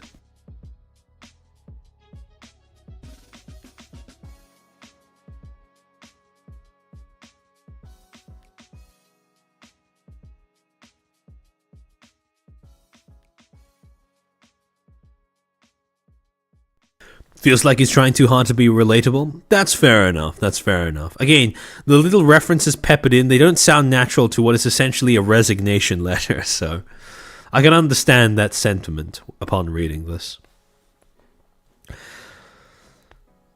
The planning process lasted about 3 years, and we met with a lot of incredible candidates. When it came time to compare notes, everyone, the board, our advisors, the founders, the executive search firm, and myself, all had Dylan at the very top of their list. It was unanimous. Now I've had the privilege of working with Dylan for years, and I've learned so much from him. He's a natural leader who will do everything in his power to unlock our creative talent to do their best work. He's bold in his thinking, and has always believed in the counterintuitive moves that have helped us raise the bar of what's possible for players. One of his biggest strengths? Empathy. Now, it's at this point where the letter kind of falls apart a little bit in terms of believability. Because if I'm going to be talking about basically a tech company / game company, and you're telling me about the qualities of a new CEO, and you tell me that his best quality is empathy, if he comes from the LA corposphere, I'm going to have very much a lot of doubts that is the case. But to continue, the best leaders for the future will be the ones who can lead at scale, with empathy, and Dylan is one of them. He's genuine and humble in his leadership, but also unafraid to ask the tough questions to get the best answer. But most importantly, Dylan has a strong passion for Riot's culture and DNA. He appreciates what makes Riot special. Great rioters and great teams who love players and love games. And we will make sure to keep evolving to always be the best version of Riot we can be. I want you to remember that line specifically. What makes Riot special? Great rioters and great teams who love players and love games. Right? Those are the 3 pillars that they're building Riot's brand image on. Those are the promises of what Riot is going to continue to be going forward under JJ's leadership, right? Valuing their employees, the rioters, the teams that make the game, as well as expressing a love for players and a love for the game, right? He worked at Lululemon, yeah. That's a very strong point against believing he has, his best strength is empathy. However, to go on, there are so many reasons why I fundamentally believe he'll be the perfect leader to steward Riot over the next several years. Too many for an email that I actually want Rioters to read. Just know I can't think of a better person to be the next CEO. We all know changes like this can create a lot of ambiguity, but I want to be clear in saying that Dylan and I both want this transition to be as smooth as it can be for rioters. Again, I want to remind you guys that this was a letter, and all of its contents, its assurances, its promises, its setting of expectations was designed for a very specific target audience, the employees currently at Riot Games. The actual handoff isn't happening overnight. We are planning to fully transition by the end of the year, and we will share more updates in the coming weeks. Please join me in congratulating Dylan, and I'll see you next week at the campfire. Fist emoji. More fitting than he probably anticipated going forward, to be fair. The next section of this announcement was dedicated to a message to rioters from Dylan himself, and that reads, quote, "Thanks, Nicolo, and hello, rioters. We talk about staying hungry and humble, and on a day like today, I must admit that humble does not sufficiently capture how fortunate I feel. Already you're starting to get the rise and grind kind vibes from this particular statement, the way that it opens. But to continue, I think we've all had the experience of being astounded by the talent surrounding us at Riot, but to be asked to lead this incredible group of people is a special honor, and not something that I take lightly. I will do my best to make you proud. I've been here for more than 12 years, and in many ways, Riot is my home. A home I'm deeply invested in, fiercely protective of, and grateful for every single day. I feel fortunate every day to work with some of the smartest, most passionate people I've ever worked with. People who have taught me not only what it means to be a player, but to sincerely care for a mission that's bigger than any of us. This passion and deep care for players is not something that I will ever take for granted. I'm also really proud of how far we've come over the years. It certainly hasn't been an easy road or a perfect one by any means, but collectively we've accomplished so much for players. Through it all, I've been inspired by how we're never afraid to take the road less traveled, to stay true to each other and our mission. Every rioter at every level carries a large sense of responsibility and ownership over our destiny. This is our superpower. Oh, I'm gonna head out now. See you later, Chairman. No problem at all. Thanks for tuning in for a little while, and I hope to see you later on, if it's later on in the stream or later on in the VOD. Today, as we start our next chapter, I'm more excited than I've ever been about our future. I truly believe that our success will depend on our ability to empower our creative heart while staying resolute on our mission for players, no matter how difficult the environment or the situation. As we face new challenges and opportunities, if we can stay true to this, I would bet on us not only succeeding. I would bet on us not only succeed, but to set a new bar for what's possible for players. I'm eye-rolling so hard, I think I dislodged my eye from my skull. Yeah, there is a lot of this flowery language. However, again, I do want to draw a little bit of a point of comparison between what Lauren said and what Jadeja is saying. You may notice that while there is a lot of this flowery language, a lot of this attempt at poetic dressing for this whole, I'm your new boss, I'm so honored, I can't wait to work together, I care about all of you so much, I care about our players so much, etc., etc., you may notice something. As opposed to what Loren was doing by peppering specific references to, Riot Games' actual properties, the game part of Riot Games, right? Referencing things like tank builds or lore, telling of stories. That's not really something that Jadeja seems to be bothered with in his statement. Let's go on. As we look to the transition, it would be disingenuous for me to suggest that I have all the answers and an action plan already defined. I'd argue that this would be inauthentic to who I am and how I work. Over the next few months, my intention is to use this transition window to listen and relearn. I want to engage with parts of Riot that I haven't in some time, particularly on the product side. We've made a lot of changes in the past few years, and with your help, I'd like to take stock of where we are and get a deeper understanding of what's working and what we can do better. During this period, I'm going to ask for your patience, your willingness to share perspectives, and an openness to new ideas. I'm a reindeer, you're more right than you know. As CEO, it is fair to assume that I may do some things differently to those before me, but I want to assure you that the goal for us together will not waver, and this is to make Riot unequivocally the most trusted and authentic game company in the world, built by players for players. The kind of place where people know everything they play and experience from Riot will be amazing, and that everything we do is focused on making it better to be a player. Now, say what you like about Loren's statement coming off as hello fellow gamers. This last part where they say to build a company for gamers, by gamers, this is exponentially more so. And not in the least because this statement, the way that it's been written, betrays no understanding of any of the games, the mechanics, the aesthetics of any of the properties that Riot has actually made. At least when Loren was writing up his statement, he had references to, for example, specific in-game builds that you could make in order to certain play styles in the game that you could, you can see. And again, you might cringe, but at least you can go, oh, okay, he kind of knows a little bit of what he's selling. This statement, vague as it is, there's no such indication here.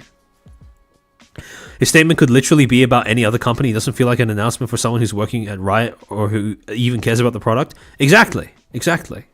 This is so much, let's get along corpo slop that it could literally be about any other company. There's nothing to demarcate it as being something specific to Riot beyond just the references to rioters as a supposedly valued audience of this message.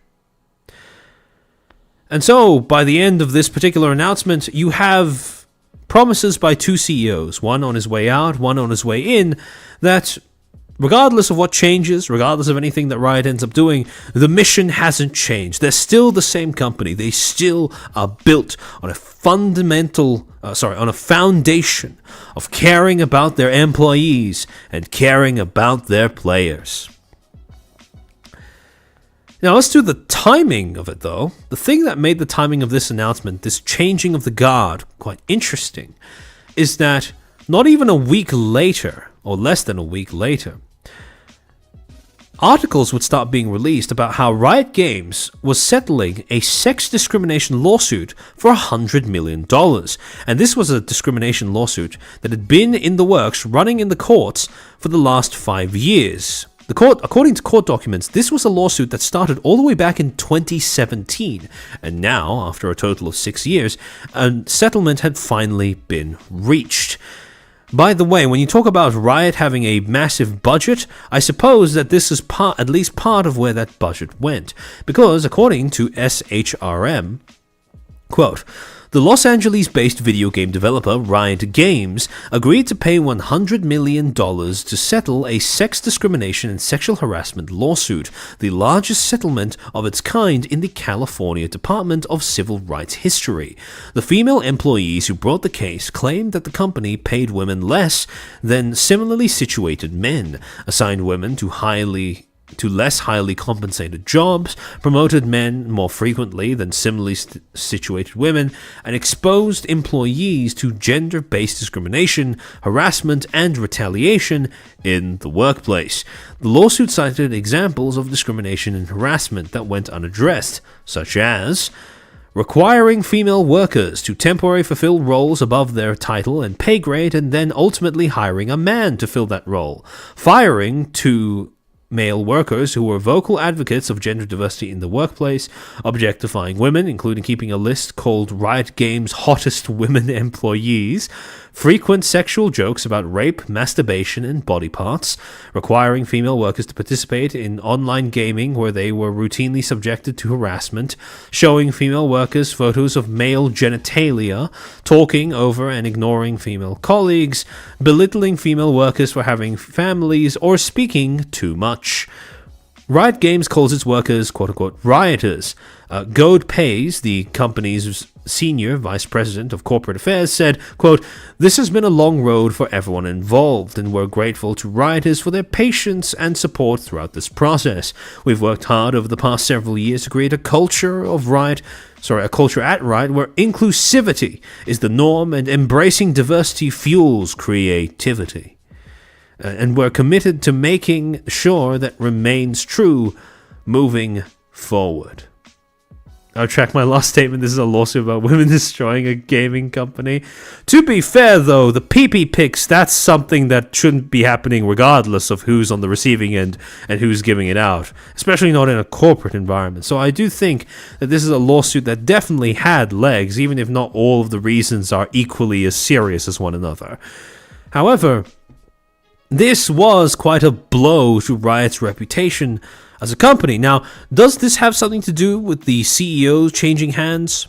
Maybe, maybe not.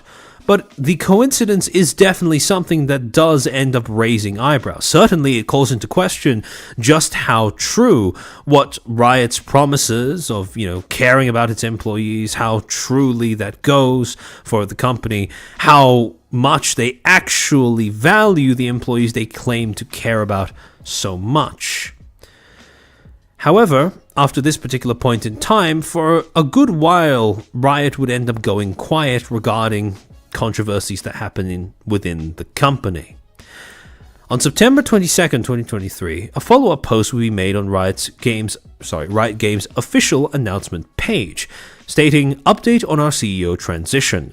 Following our CEO announcement in May, Nicolo Loren and Dylan Jadeja have worked closely together over the past 4 months to ensure a smooth leadership transition for Riot. That transition period is now complete, and Dylan has fully stepped into the role as CEO of Riot Games." And again, linking over to Dylan's bio as part of being a Riot Games employee.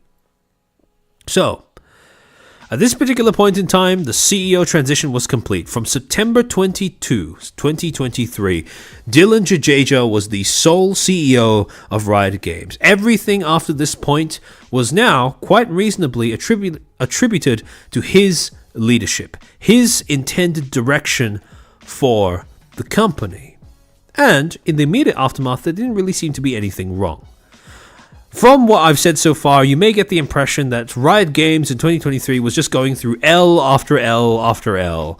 You know, that change in CEO, that awful cinematic, that settlement for that sexual harassment lawsuit.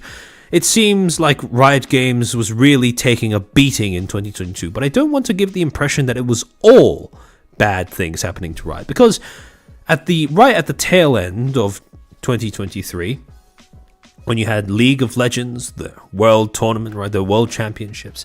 This was also one of the most hype events that League of Legends had ever held to date, because this was the build-up to the finals of this event was one of the most highly anticipated ever, not least because it featured fan favorite, anyone who knows League of Legends, even some who don't, will know the name Faker, right?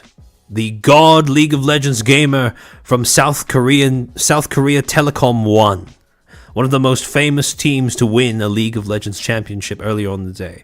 And they were now facing off against age-old rivals Weibo Gaming, a Chinese esports team that had trounced them in a previous tournament and who they were now having a revenge match against.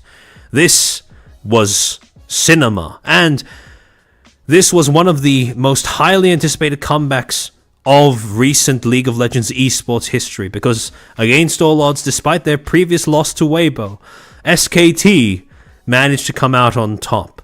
And on top of that, Riot Games in general would benefit immensely from this event, because this, League of Legends Worlds 2023, also, the finals at least, happened to be the most streamed event in esports history, achieving a peak viewership of 6,402,760 viewers.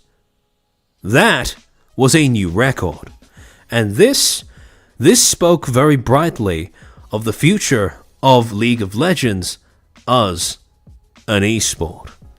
So, yes, Riot had taken quite a few L's during this particular year, but there were also opportunities for Riot to capitalize on this newfound exposure, visibility, and prestige generated by so many people choosing to tune into their esports scene. So, at the end of 2023, going into the beginning of 2024, it was really anybody's, pun not intended, it was really anybody's guess and game as to where Riot would take itself from that point onwards. Unfortunately, this hype for Riot Games and League of Legends would not end up holding for very long, because come January 23rd of 2024, Riot would announce that it was laying off 11% of its current staff. All of those promises of valuing the Rioters, how important they were to League of Legends, didn't really seem to matter very much, because according to this article that was published by Reuters on January 23rd, same day, quote, Tencent Holdings, Riot Games, plans to lay off 530 employees, or about 11% of its staff, globally.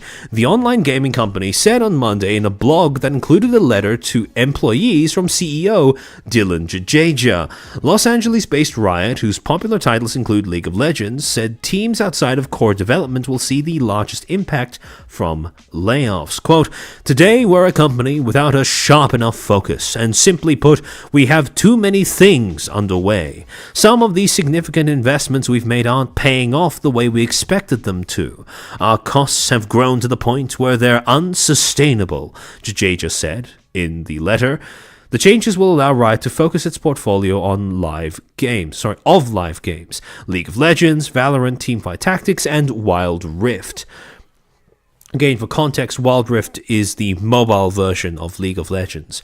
Valorant is a FPS shooter, and Teamfight Tactics is a... I don't even know what that genre of game is called. Basically, an auto-battler sub-game within League of Legends. According to a separate blog from Jaja and co-founder Mark Merrill, Riot will stop new game development under Riot Forge and drop some stuff and features in Legends of Runeterra. Now, basically what these two companies were, Riot Forge was a subunit of Riot Games that was basically dedicated to expanding and building games that shooted off from the main League of Legends universe, taking different elements of the League of Legends lore, etc., specific characters or storylines, and turning them into story-based, story-driven games that would presumably add to the enjoyment of the universe by the League of Legends fanbase. Legends of Runeterra was a TCG that was similarly a spin-off of the League of Legends universe. And basically, when Jaja decided to trim the fat, so to speak, cut off employees, these were mainly, presumably, employees that came from these two offshoots. Basically, the focus of the company at this particular point was quite clear to see. Dylan wanted to make the company leaner, wanted to reduce the amount of projects they were working on, reduce the amount of risks they were taking, and hopefully conserve funds, money, profits in that manner. Only quantifiable data matters, nothing else. TFT is an auto chess subgenre? Yeah, basically. I can't believe they killed Riot Forge. Yeah, it was a bit of a shame. A lot of fans of League of Legends who were really invested in the lore and the universe and the story, they were really gutted when it was announced that Riot Forge would be shutting down. So this was not a very popular decision among a lot of Riot's player base, let alone the employees. However, on top of that, though, fast forward a few months later on that year, on October 23rd, League of Legends Riot Games would also announce that they were making changes to the professional scene as well. More specifically, the LCS, League Championship, League Championship split, if I'm remembering the acronym correctly. Sorry, give me a second.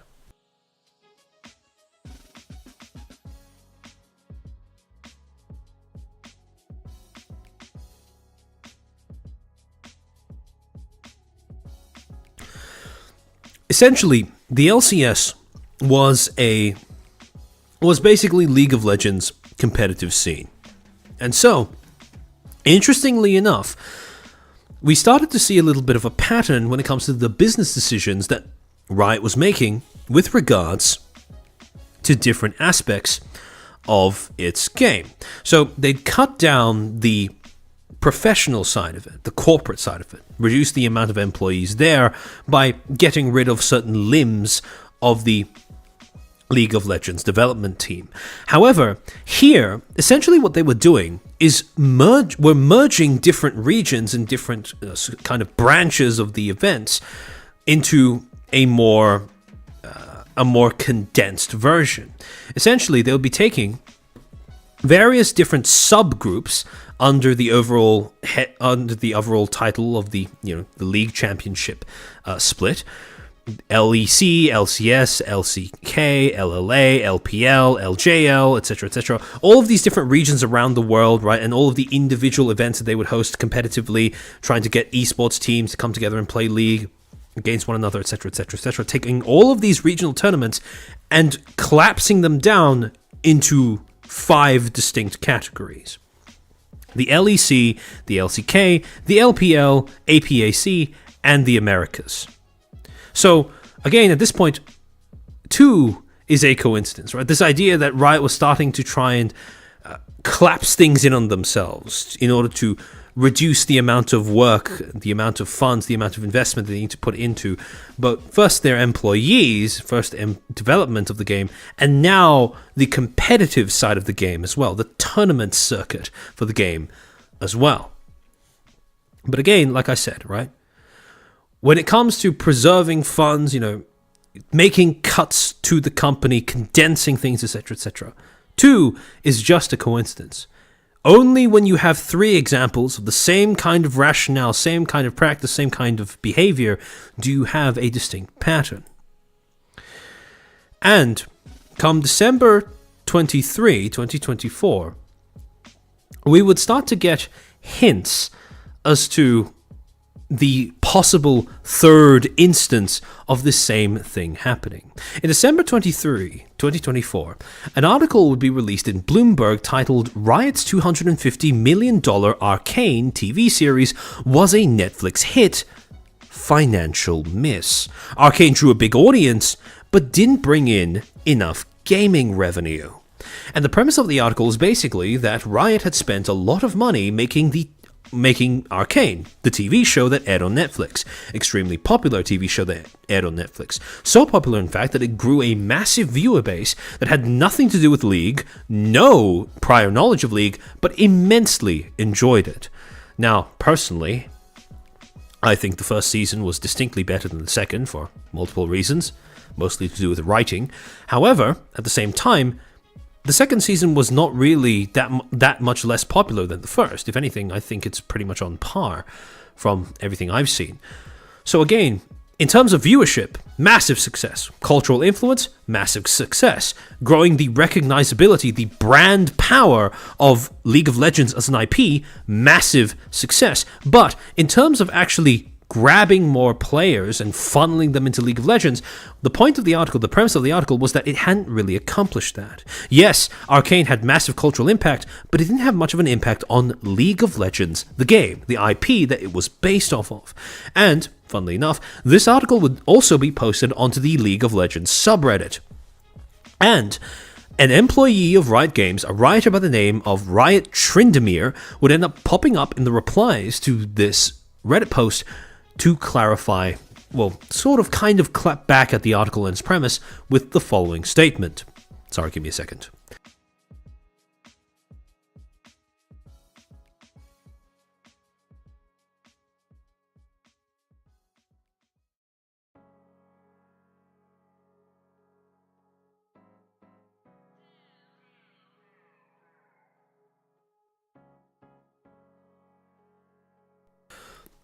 I can feel my throat starting to die. Sorry.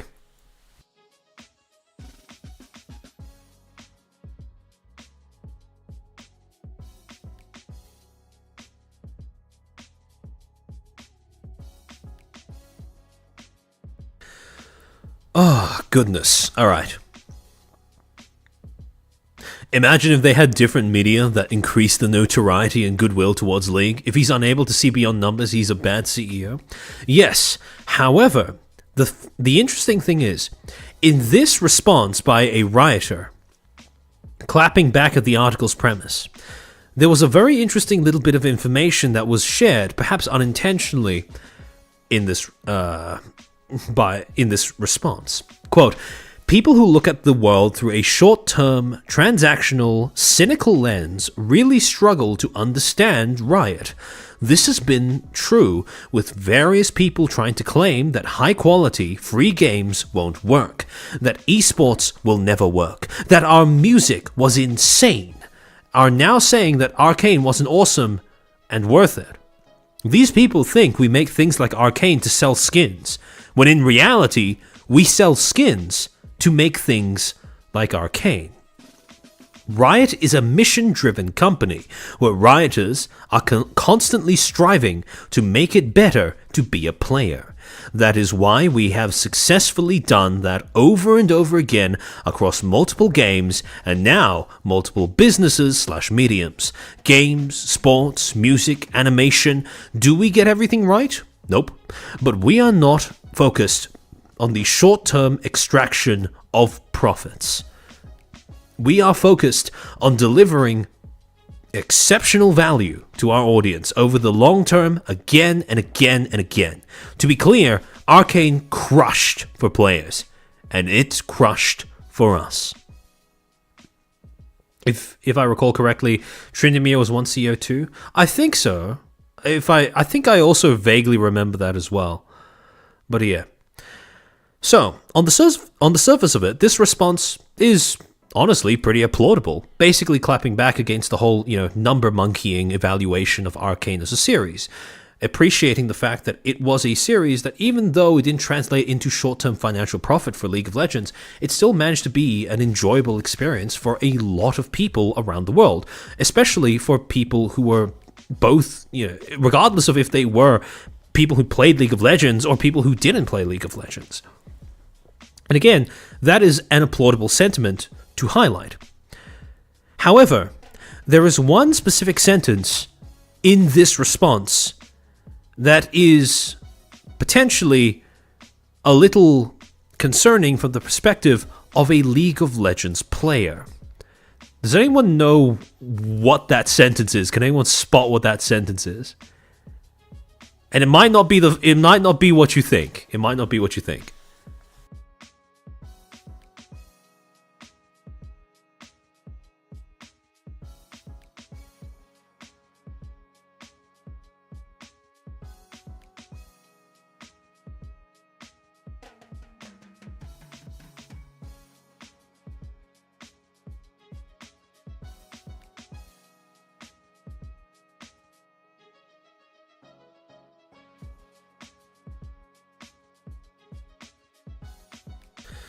I'm dying.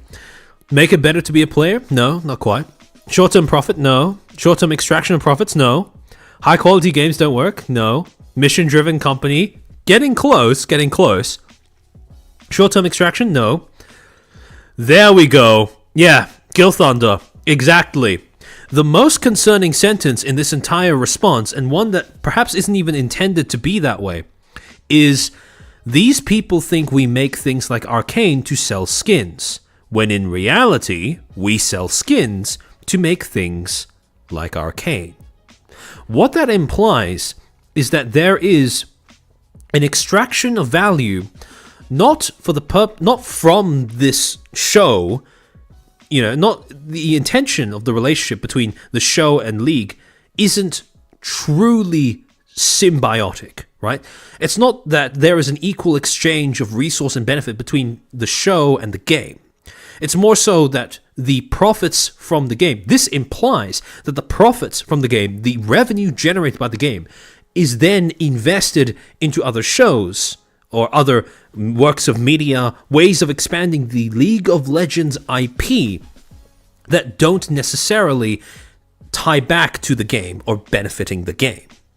And the reason why that's concerning is because, as a player, you care about how much care, attention, and effort Riot puts into maintaining League of Legends. But if they're just using League of Legends as a kind of cash cow in order to fund other ventures, then there becomes a worry that League of Legends may start to fall lower and lower on the priority scale when it comes to things that Riot needs to dedicate its time and attention to.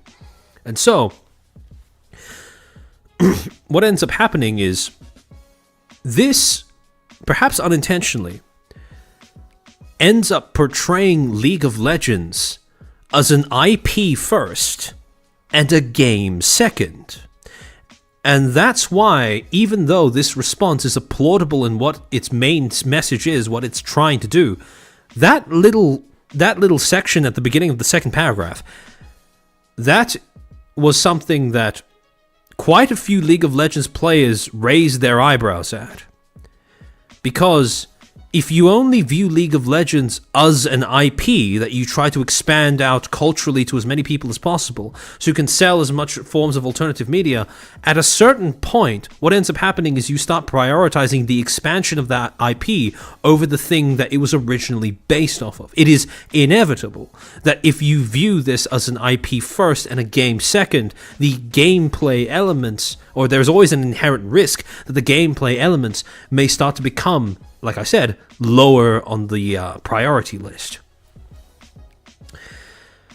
And so, we fast forward a few months from this point to February 2025, when a change.org petition would be made by League of Legends players asking for the immediate removal of Riot Games CEO Dylan Jadeja. So at this particular point in time, right, out of the three demographics that Riot as a company needs to cater to, its employees, its professionals, and its player base, they've managed to piss off the piss off the employees, right, rioters, by having those mass layoffs. They've presumably pissed off quite a few of the pro players as well by merging together the tournament scene into as condensed a fashion as they have. And somehow they've now managed to piss off the player base as well. Now, granted, like any sort of change.org petition, this is probably not going to accomplish shit. But it is quite fascinating to see what the justifications, what the sentiments expressed were when you look at the bio, the description of this petition, because this was very much a platform that players were trying to use in order to vocalize their discontent with some of the things, some of the decisions that the Riot Games CEO, that Dylan Jadeja, had been making during his time at the head of Riot. Quote, "For years, League of Legends has been one of the biggest and most beloved games in the world, but under the leadership of Dylan Jadeja, the game has been going downhill at an unprecedented rate. Riot Games has made decision after decision to prioritize profits over player experience, and the community is tired of being ignored and treated like complete idiots who they only see as numbers to get money from. Yes, a lot of what's happening can be pinpointed to the previous CEO's, Nicolo's, mishandling of the company's money, but that doesn't excuse how they are proceeding from that situation. This doesn't feel like it's the way to handle a company that needs more money, especially if you want to keep a lot of your players happy and on the game for as long as possible. It's a short-term profit for a long-term dig in the grave that only benefits its CEO. Here's a list of events that happened underneath his leadership starting September 22nd, 2023. Now, the list is longer than this, but I'm just showing the different things that they included that spanned from the beginning of Jadeja's leadership up until February 2025. January 22nd, 2024, eliminated about 530 roles globally, which represented around 11% of the workforce, even the biggest impacted teams outside of core development. June 12th, 2024, up to $500 immortalized League Legend Ari FOMO skin. Now, what exactly that means, I'll get into later on in the stream, so file that away in the back of your mind.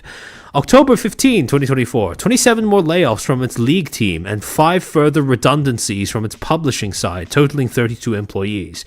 November 2024, Arcane was forced into the league lore rather than being its own separate thing. This was basically when Riot formally announced that Arcane would become a formal part of League of Legends canon, despite the fact that some of the storylines in Arcane Season 2 did not gel well canonically with the existing lore of League of Legends prior to that merge. Also in November of 2024, no free skins during the height of Arcane Season 2, instead more gachas. Again, we'll get to that in a second. Basically, what happened for Arcane Season 1 is when the season released, Riot, as a promotional thing for players in the game, they would release these free skins that were based off of the characters or the way that the League of Legends characters, the champions, would look in the TV show. Now, were the skins great quality? Nah, not really. But it was a nice little gift, a nice little sentimental gift for the players that would allow them to have a little bit of a way of paying back the players, making sure that the people who were predominantly invested in the game, not the show, had some sort of benefit from the show's existence as well. It was a bit more of a mutual thing between the two fan bases and between the two properties. However, with Arcane Season 2, no such thing happened. Came out in November 2024, but there was no such compensatory gift to players in the game, no such promotional gift to players as well. So at this particular point in time, it did very much seem like a one-sided relationship between Arcane and League of Legends. December 11th, 2024, released a new skin. Again, triple-digit in cost. January 9th, same thing, triple-digit cost skin or cosmetic for one of the characters. January 9th as well, Noxus Battle Pass, lackluster skins. A big complaint that the players have been making over the course of JJ's leadership is that at the same time as Riot has been laying off employees, they have also been trying to ramp up the number of skins, the amount of cosmetics that they've been releasing to the player base. And in addition to these skins getting more expensive, they've also been becoming steadily lower and lower quality for the price, because the animations for those skins in-game are alarmingly similar to the base animations of the way that the characters look without any sort of cosmetics. And as a result, there has been this rising this tidal wave of resentment that League of Legends player base has been building up over the last few months, directed at Riot, because of the fact that they are being fed more and more things to buy at a higher and higher cost, but at lower and lower quality, all while Riot tries to justify it by saying they don't have enough money and they need to keep laying off employees. And so, we reach a little bit of a question here. How did we get here? Like, yes, you do have those decisions, but why is it that how did those decisions become such a defining gripe for so many players? Because yes, this signature only has, this petition only has 56,000 signatures or whatever, more than just over 50k signatures, and League of Legends has way more players than just 50k. However, the fact that this is not an uncommon sentiment among League of Legends players, at least in the West, is something that deserves to be examined. Again, how did we get here? One thing you may notice is when you look at these, 8 critiques of Riot, these 8 criticisms, and again, these are just criticisms that predate February 2025. 5 out of these 8 criticisms are to do with monetization. And so then you get to the question of, okay, why do so many players now have an issue with League of Legends monetization? Because yes, League has always tried to monetize itself using cosmetics, primarily through cosmetics and skins, etc., etc., etc. But what changed? Why is League of Legends now so much? Why do League of Legends players have so much more of an issue with this monetization feature, this monetization system that has been in place since the beginning of the game? And so, if you want to understand the relationship that League of Legends as a company has with its public, right, its audience, its player base, if you want to understand where its problems when it comes to public perception stem from, we need to first understand how does it actually handle monetization, right?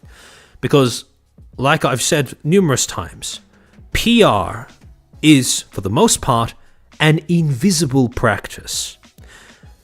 It is an iceberg in the sense that the parts that involve making public statements, talking directly to a given demographic, that's the most visible, but also the most minor part of PR. Not minor, but the smallest part of what PR actually consists of. The overwhelming majority of PR consists of monitoring how your company operates on a day-to-day basis and spotting vulnerabilities or things that might potentially end up creating problems in the future, especially things that might end up rubbing your key demographics the wrong way. And so, if we want to understand where Riot's public perception problems come from, we need to understand how have they been monetizing themselves, and specifically, how did the way that they were monetizing themselves change between 2022 and 2025? And when it comes to understanding monetization, especially monetization of games, I want to make a little bit of a callback to a previous stream that I did. A previous callback to the Hyperopia stream that I did, talking about how tech companies do not have the best of intentions for their user base, how they exist solely to make money, and how the way that they go about making money is a bit more nefarious than you might first assume. So for the people who didn't watch that stream, a little bit of a recap on some of the things that we discussed. One of the things that I talked about in that stream was a little bit of a tech bro, finance bro conference that gets held every year in various locations around America. I think around LA, called Summit.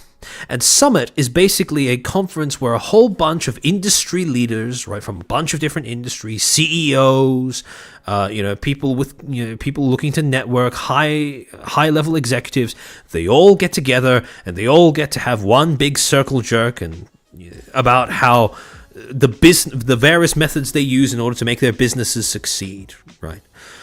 And what the fascinating thing about these conferences is when you get a bunch of these CEOs, basically, for the most part, sociopathic number monkeys together, you give them alcohol, you pat them on the arse, and you give them an audience that will clap at pretty much anything they say. The fascinating thing about that kind of environment is you have a lot of people say things aloud that normally these companies would not be caught dead admitting to their publics or admitting to publicly. One of the talks that were delivered in Summit LA of 2017 was delivered by the then CEO of Netflix, a man by the name of Reed Hastings. And in this speech, he was basically talking about how he conceptualizes Netflix's growth and expansion into becoming an industry juggernaut in the streaming wars. Netflix is still the undisputed king of streaming. And this was Hastings basically talking about how they managed to get there. Specifically, the way that he, as a leader of the company, perceives Netflix's role and relationship with their audience. And during this speech, one of the quotes that was part of this speech, a quote that has become quite infamous among media students specifically, and was briefly picked up in the mainstream news articles, but fell out of circulation about 1 or 2 years later, was this. According to Hastings, when he was describing the way that he wants his employees to think of Netflix and its competitors, he states the following. Sometimes employees at Netflix think, oh God, we're competing with FX, HBO, or Amazon. But think about if you didn't watch Netflix last night. What did you do? There's such a broad range of things that you did to relax and unwind, hang out and connect. And we compete with all of that. You get a show or a movie you're really dying to watch, and you end up staying up late at night. So, we actually compete with sleep. And we're winning. That tagline, Netflix competes with sleep, is one of the most dystopian things that personally I've ever heard a tech CEO say aloud. However, at the same time, there is a valuable truth, as macabre as it is, in this particular quote from Reed Hastings. And this was something that I talked about in the previous stream that I did on this topic as well, where in actuality, the thing that most people don't realize about these companies, these tech companies, these platforms, these apps, etc., is when you really get down to brass tacks, when you think about how they operate at the highest levels, their main competitors are not actually one another. Their main competitors are not other actors in the industry. What Netflix, like Hastings said, right? What Netflix is competing with is not Prime, is not Hulu, it's not Disney Plus, it's not YouTube, it's not HBO Max.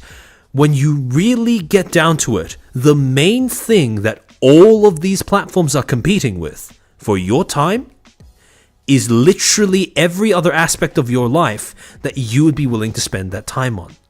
Instead of competing with Prime, Netflix is competing with exercise. Instead of competing with Hulu, what they're competing with is sleep. Instead of competing with Disney, what they're competing with is your desire to go out into the world and find a partner to settle down with. Find friends, work, a pet, a hobby. These are the things that these apps and platforms are actually competing with. This is what they are trying to crowd out so that they can make room for themselves. And the worst part is that the overwhelming majority of the user base of all of these platforms will not understand that this is a relationship that these platforms have with their users. We say touch grass as a joke, but in actuality, that is a very real thing that platforms like YouTube are actively competing with. Every little trick that they use to try and game you into staying on the platform for a little bit longer, that's not implemented innocently. That is with the intention of depriving you or convincing you to give up all of these aspects of just being a normal, functional human being. And the worst part? It works. And the reason why it works is because you have decades of study, millions, if not billions of dollars that have been put into psychological studies on how to essentially turn your platform, your app, into what's called a Skinner box. Now, for those who don't know what that term means, a Skinner box is basically, in science, right? A Skinner box is basically a lab device where it's supposed to be this little container where you put usually a rodent, some sort of subject, into.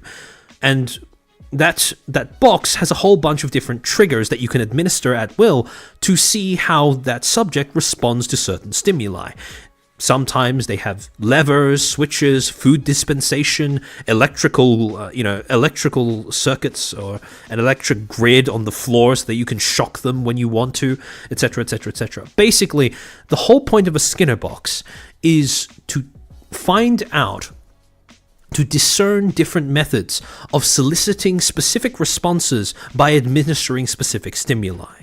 You're breaking down behavior into a set of essentially into a binary set of codes. I put in this input to solicit that output, etc., etc., etc. The whole point of a Skinner box is to keep administering different stimuli until you figure out how to basically program your subject, and therefore, from that point onwards, to control what it is they do and think. Now, platforms have spent, like I said, decades and millions, if not billions, trying to figure out the best way of administering specific stimuli in a specific manner to solicit a response from their audience, their user base, us. And at the end of the day, the fundamental truth of all of these platforms is that they have perfected it to a degree where, as was stated by Hastings, their primary competition is not one another anymore. Their primary competition is their consumers' ability to live without them. They are competing with... No longer are they competing with, an actual tangible opponent or rival. They're now competing with abstract ideas, which is, stuff like what you choose to spend your time on. And the reason why they do this is they want to extract resources from you, right? They want to extract three main currencies: money, time, and attention. Time and attention kind of falls into one broad category, which is engagement, right? But in general, these are the three things, the three resources that every platform, regardless of what its premise is or what its content is or how it works or its infrastructure or anything like that, these are the three currencies, the three resources that it wants from every user. It's why it exists. It's how it keeps itself running. And so, when it comes to how these platforms build up, how these platforms are able to extract these resources from its users, you can broadly separate the techniques, the systems they use to do this, into two broad categories: monetization infrastructure and monetization macrostructure. Now, what I mean by infrastructure is the way that the platform is constructed on an individual level. The UI, the features that shape your individual experience of a platform. This basically refers to the features that facilitate the extraction of currency from individual users, right? How do you get a single user to start spending money on your platform, on your game, on your product, whatever it is? By contrast, monetization macro structure refers not to you being able to pluck specific resources from each individual user, but you being able to pluck users out of a demographic that is trapped on your platform. Essentially, monetization macro structures, revolve around the techniques, systems employed by these companies in order to make sure that your users are stuck with you en masse. You're not worried so much about converting individual attention or engagement into money. You're concerned about making sure that you have a constantly growing user base that you can continue to milk for returns, for profit.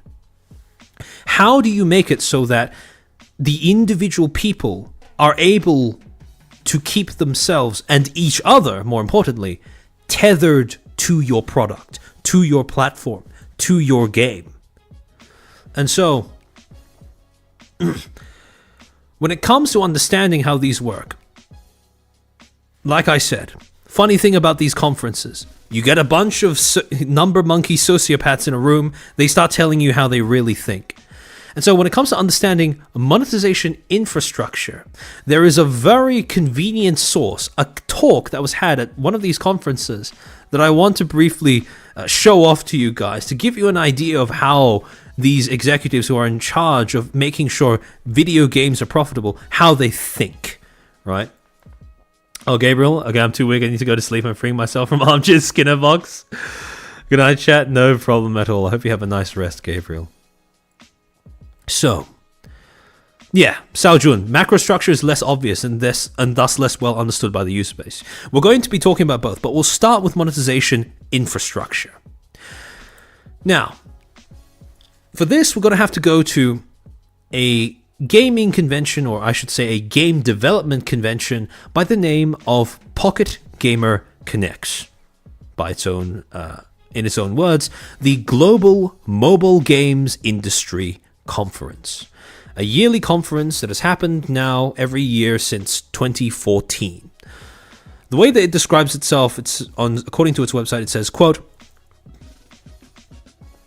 "It is the world's leading media brand in the mobile games industry. Like all activities in its about section, what is Pocket Gamer Connect? Like all activities under the Steel Media banner, Pocket Gamer Connects and its partner conferences Beyond Games, Big Screen Gaming, and Blockchain Gamer Live are wholly inclusive events. They provide... Sorry, let me just enlarge in this because the font is a little small. They provide value to a wide range of industry players, from global corporations looking to hone their strategy through indie developers seeking a little inspiration and new contacts. The Connect series tackles the industry from two angles. On the macro scale, we look at global gaming publishing strategies and opportunities with a focus on the most interesting markets and hottest topics, including global regulation and brand marketing. On the micro level, our indie survival talks look at the process of game making, covering everything from creativity through production to sustainability and how you can match the games you want to make with proven business models and establish the formula for the next billion-dollar game. Now, a little bit of a corpo speak translation tip here. Every time you see a business use the word sustainability, that is functionally a euphemism for profitability. When a business talks about being sustainable, what they're actually talking about is their ability to generate profit, to maintain a certain level of revenue above cost. When a business talks about wanting to become, quote-unquote, more sustainable, they're not talking about reducing their impact on the environment or their consumers. They're talking about being able to generate more money, and thus sustain their operations further into the future. So when they talk about sustainability, that's what they mean. Very important to not confuse that with things like environmental sustainability or anything along those lines. It is not fundamentally the thing I want to emphasize above all with the use of that word. Sustainability when it comes to corporations is not an ethical concern. It is a cynical concern. But it's dressed in a way that makes it sound nice. Now, this is a conference that is pretty big, right? Over the course of the time that it's been active, for so just over a decade now, it has partnered with brands such as Huawei, Meta, Microsoft, Miniclip, Crazy Labs, AWS, so Amazon Web Service, which is massive, Lab Cave, Snapchat, Mopub, Unity, Xsolar, Tenjin, Denuvo. Again, it has a whole bunch of partnered brands and companies that have worked with them in the past. However, there's one specific conference that I want to sort of pick apart for you guys. And that was Pocket Gamer Connect's Helsinki. An event, a conference that was held on September 12th in 2016. The third ever conference from Pocket Gamer Connects. And there was one specific talk that was delivered during this conference that I want to shout out. Let's Go Whaling. Tricks for monetizing mobile game players with free to play. I suspect that quite a lot of you may have either heard of or seen bits of this talk before, because this was a talk by a guy called Torulf Jönström, the CEO of a small game company, an indie game company at the time, by the name of Tribeflame. And this entire talk was dedicated to one thing and one thing only: explaining all of the various psychological tricks and sleights of hand that mobile games employ in order to solicit players into paying up money.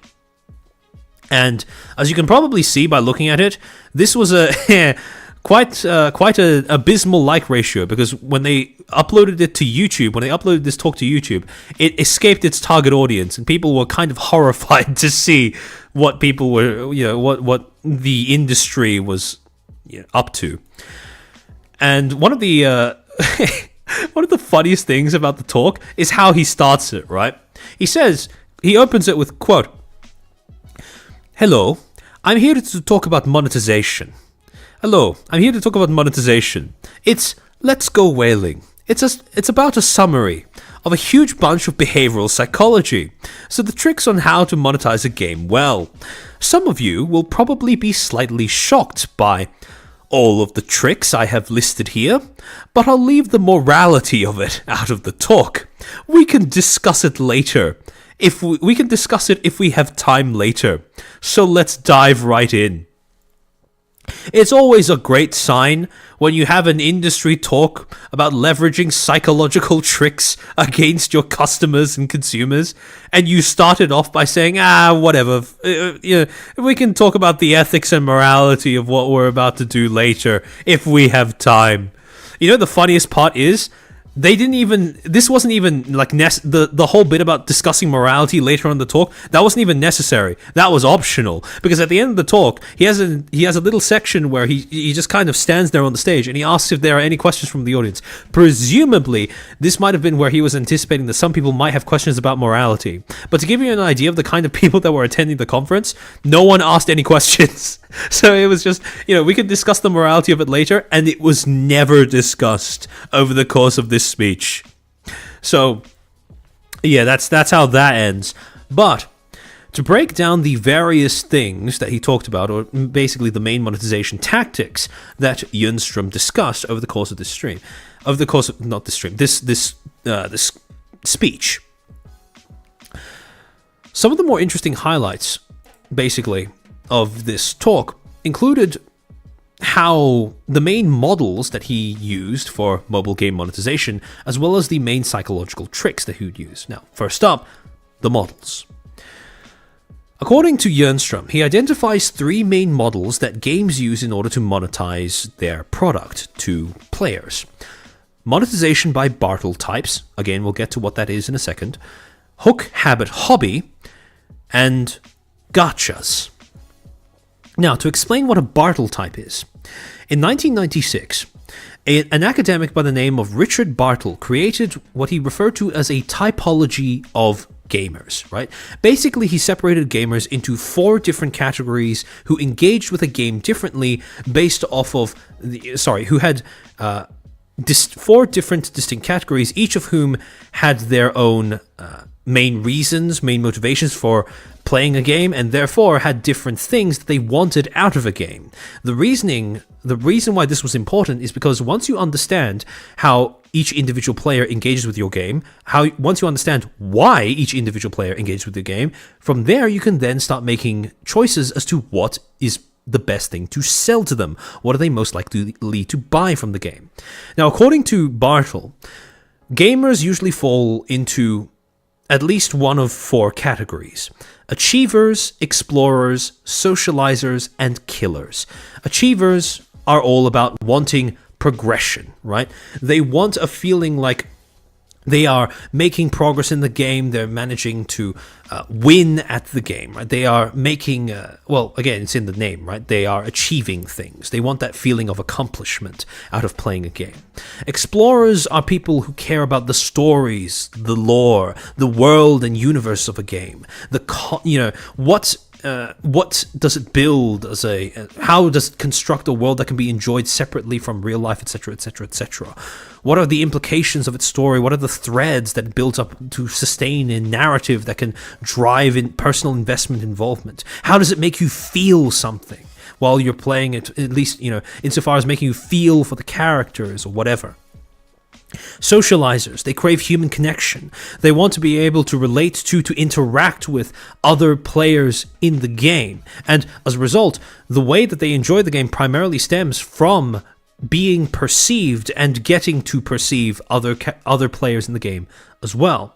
And finally, you have killers, the people who play the games competitively, hyper competitively even. What they crave most is domination. Now, you might wonder, what separates killers from achievers? Because after all, isn't it about winning? The thing that separates killers from achievers is that they require that sense of not just winning. For killers, it is not enough that you win. Somebody else has to lose. It's all about getting that feeling of asserting your superiority over something, your mastery of over a game that trounces somebody else's, right? And again, correction. Yeah, basically just making sure that, again, killers need a sense of competition. Their sense of, yes, they are kind of achievers, but their enjoyment of the game comes out of being able to, essentially being able to dominate other players. And so, when it comes to understanding, right? When it comes to understanding what to sell to each of these players, each of these types, based off of their desires, you narrow it down to the following. When it comes to achievers, because they want progression, what you sell to them is convenience. Ways of progressing that saves them time, saves them repetitive grinding, makes it easier for them to get that sensation of satisfaction at having completed a goal, reached a milestone, without having to spend too much time on it. With explorers, because they care about things like stories and lore, what you sell to them is content. Things that expand the world of your game, give little insights into the characters or the various storylines that you've built up already. Basically, more ways for them to imagine the world of the game that you've built. When it comes to socializers, what you sell is customization. Because they value the human aspect of your game, they want to interact with other people, they want to be interacted with by other people, they want to be perceived by other people, they want to perceive other people. The main way that you sell things to them, the main incentive for them to spend money, comes from customization, being able to find more ways of expressing themselves to other people within your game. Now, usually this is cosmetics, but it can be other things as well. But again, bulk of it is going to be cosmetics. Changing how you are able to look in a game is another way for players to express the kind of person they are. And for people who are socializers in a game, for people who bring who they are online as well, this is something that is very much a core part of the experience. And finally, what do you sell to killers? What do you sell to people who crave domination of other players? Competitive advantages, right? You give them more tools, if they are willing to spend a little bit of money, to dominate other players, to flex on other players, to dumpster other players, etc., etc., etc. Now, this is also coincidentally where you get the problem of games becoming pay to win. But that is a whole separate issue for a whole separate stream. So, with that aside, this is basically the first monetization model. You figure out, okay, these are the 4 distinct categories that gamers fall into, that my players fall into. I'm going to sell, I'm going to have different aspects of my game that appeals to each one of these 4. That's the first monetization model. The second monetization model is called Hook, Habit, Hobby, a 3-step process where you build up to soliciting monetization from your players, from each individual player. Essentially what the whole point of Hook, Habit, Hobby is to turn your game into something that your players feel personally invested in. Now, the hook, the first part of this monetization process, is what Jernstrom refers to as an icebreaker. An initial purchase offer that is designed to be, inexpensive, appears to give good value, etc., etc., etc. Basically, a little package that doesn't ask for a lot of money, but serves one very important psychological purpose. It breaks down that fundamental barrier between people who say they will never spend money on a mobile game and people who have now spent money on a mobile game. Because once you make that first purchase, psychologically it becomes a lot easier to justify subsequent purchases after you make that first little one. Yeah, Saojun, that's the second part of it. Once you've managed to get that hook into your players, once you've broken the ice with them, they've managed to spend that little bit of money. Again, this is the hook is where you don't care how little money you get out of that initial transaction. The most important part is the psychological aspect where they've now made a transaction to begin with.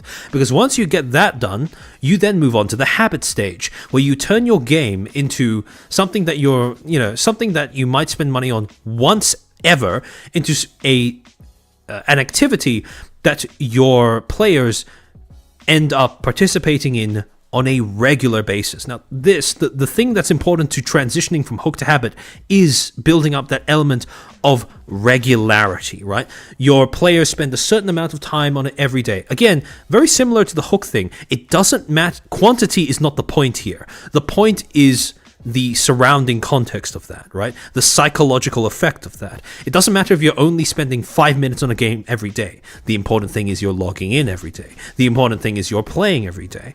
And basically, when you get to the habit stage of your game's ability to embed itself in the life of its player, then you move on to escalating your monetization strategy by selling resources that facilitate progression once the game has become a recurrent pastime.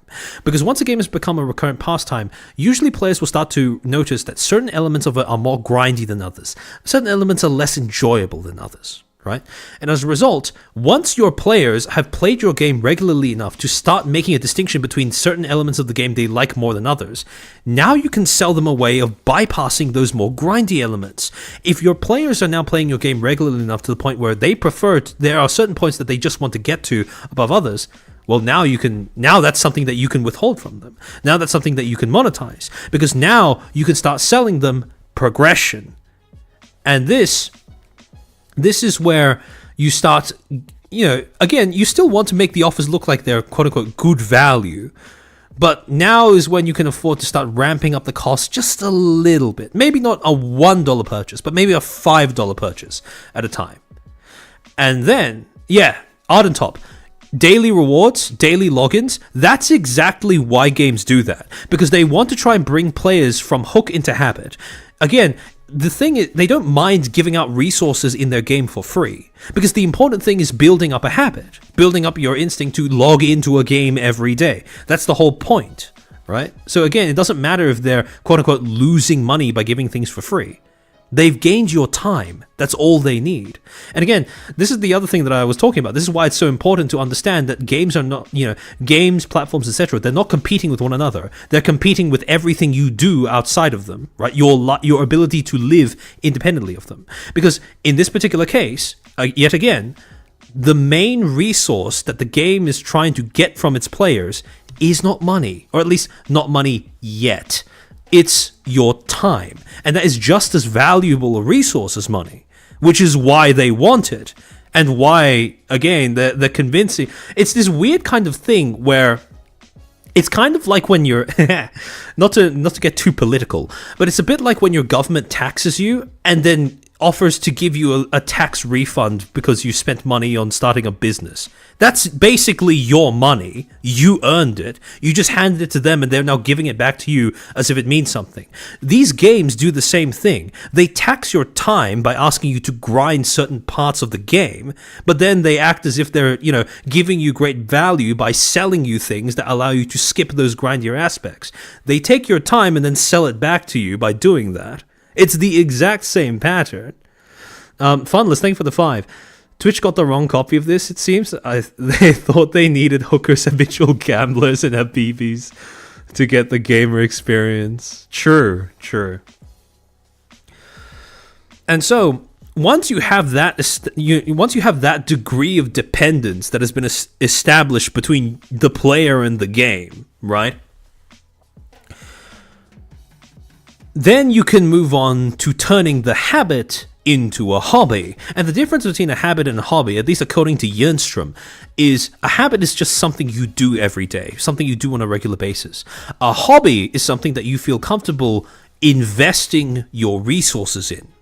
Because once you move from habit into hobby, what ends up happening is now players not only view the purchasing of resources in the game as being something that is convenient or something to do every now and then, they view it as something that is beneficial to themselves, right? Something that actively sparks joy, that solicits enjoyment. And once you get to the hobby stage, perhaps there's no more progression to sell, but you can still sell consumables, customizations, once the player has begun to view the game as an investment. This is where you start making full use out of sunk cost fallacy. You've put so much into the game already, so much time and money. What's a little bit more on top of that?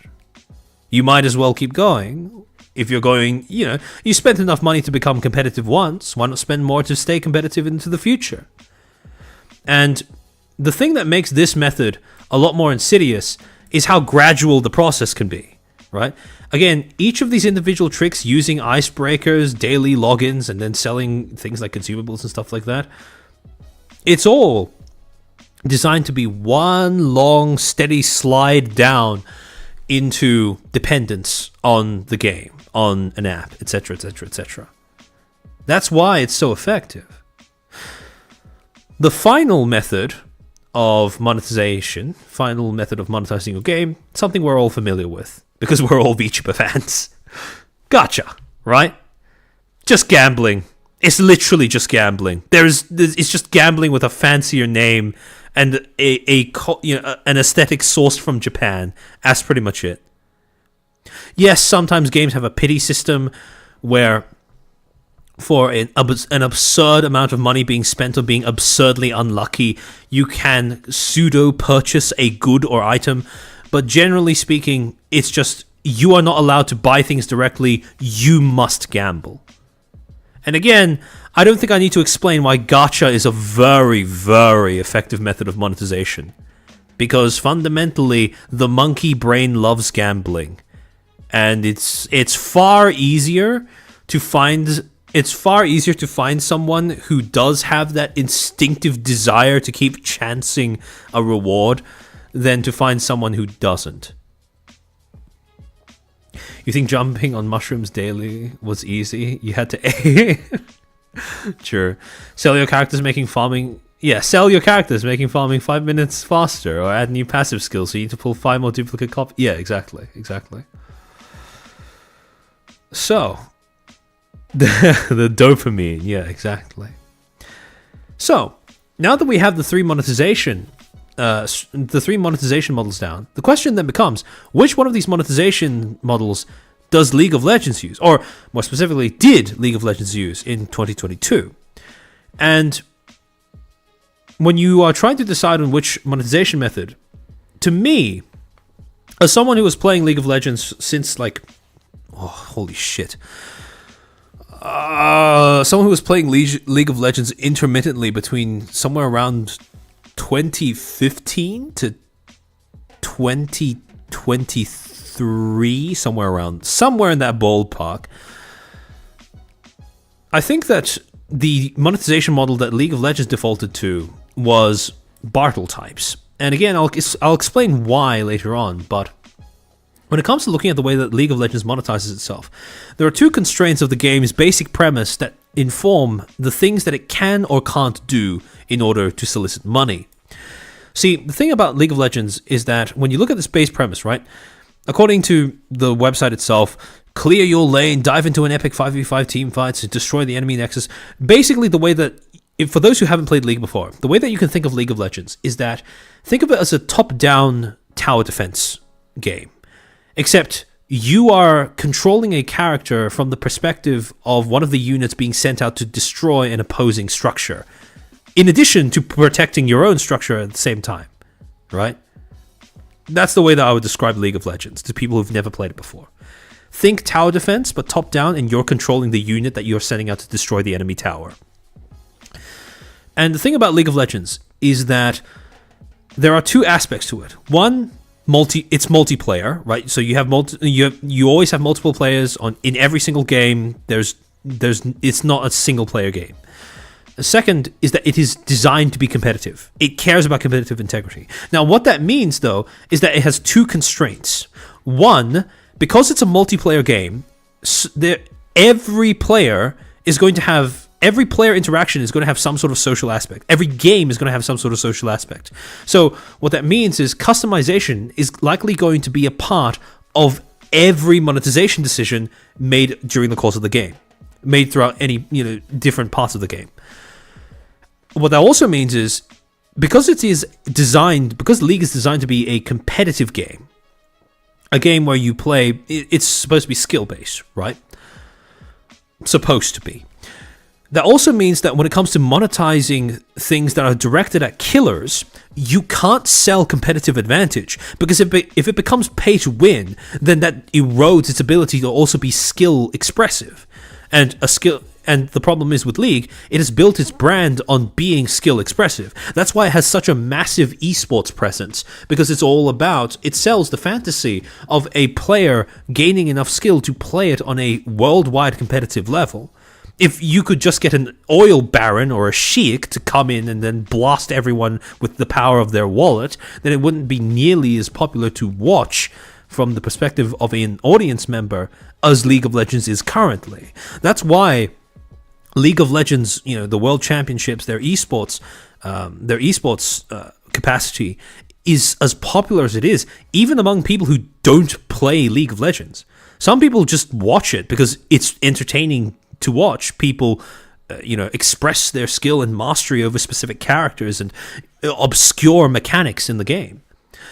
And so, the end result of these two constraints imposed by League's basic premise is that you still have barter types. You still have, selling things to players, individual groups of players, based off of their unique motivations for playing the game. But in each of these categories, you have an overarching sense of customization being the way that it manifests, right? You sell convenience and progression to achievers, but it has to be in a way that it has to take the form of some form of customization, right? So same thing that applies to stories and lore, same thing applies to killers and domination, right? Instead of selling competitive advantages, you now sell competitive aesthetics. And I'm going to go through how each of these manifest in the form of some sort of customization in a bit. So when it comes to achievers, right? Achievers progressions. Prior to 2022, what Riot did, is they introduced something called Champion Mastery and Eternals. Now, Eternals was basically a fancy name for an achievement system. Each individual character in League of Legends would be given a set of unique achievements that players could get, right? Achievements that are tied to specific play styles or mechanics or skill expression in-game. And as you play games, as you end up learning these mechanics, as you end up expressing your skills in various ways, you would be given milestones that would add up towards those achievements, right? And this was basically how League managed to appeal to the achievers. They introduced this kind of progression system. And more importantly, these achievements you could get to appear on your, your pre-game loadout screen that other players would see as part of your profile.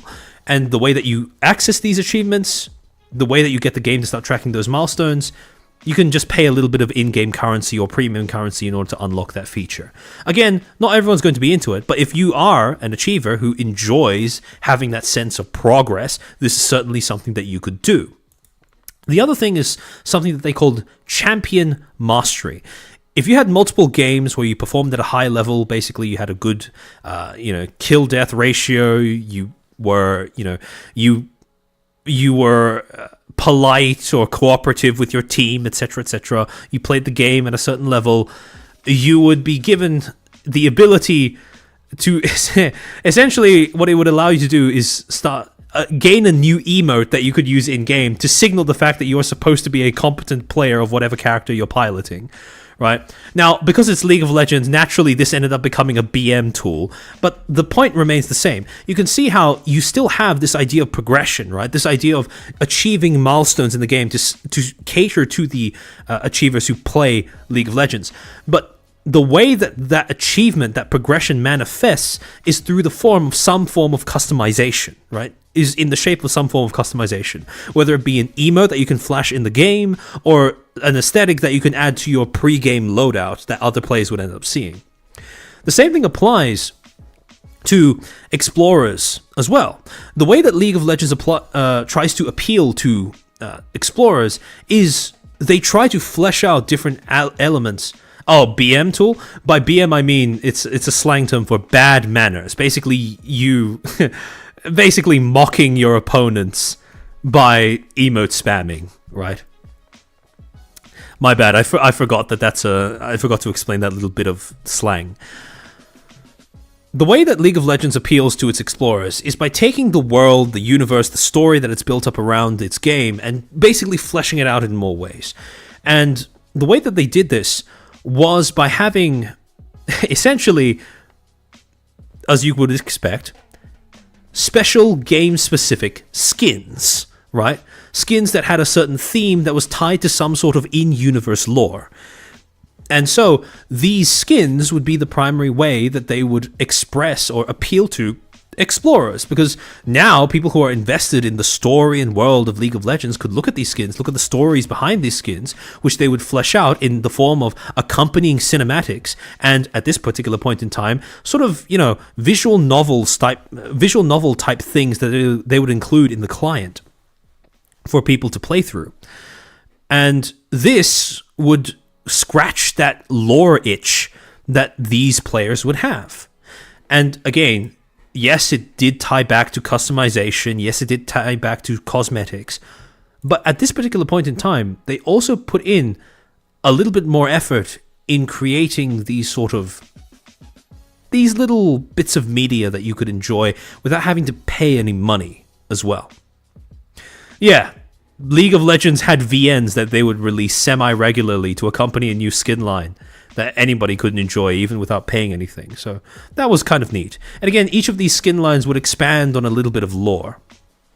But yeah, they stopped.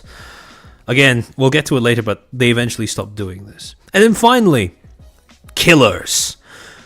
Now, obviously, with any competitive game, the main way that they are going to appeal to competitive players is by having a formal ranked system, right? A ranked game mode where you match up against other players and you are allocated a rank based off of your skill level comparative to the other players in your game. Different tiers. You have things like every game has this, whether they refer to the tiers as they have platinum, diamond, radiant, whatever. In League, you have challenger, meaning you can challenge other players worldwide who are similarly as skilled as you. Grandmaster, master, diamond, platinum, gold, yada yada yada. Your basic kind of thing. But on top of that, the other way that they end up appealing towards killers is by building up this sort of game-specific legend and myth surrounding the most competent and famous professional players. This is why they do things like hype up the world championships for League of Legends. This is why they do things like create these really high production type cinematics that feature these pro players in a really like dramatic way.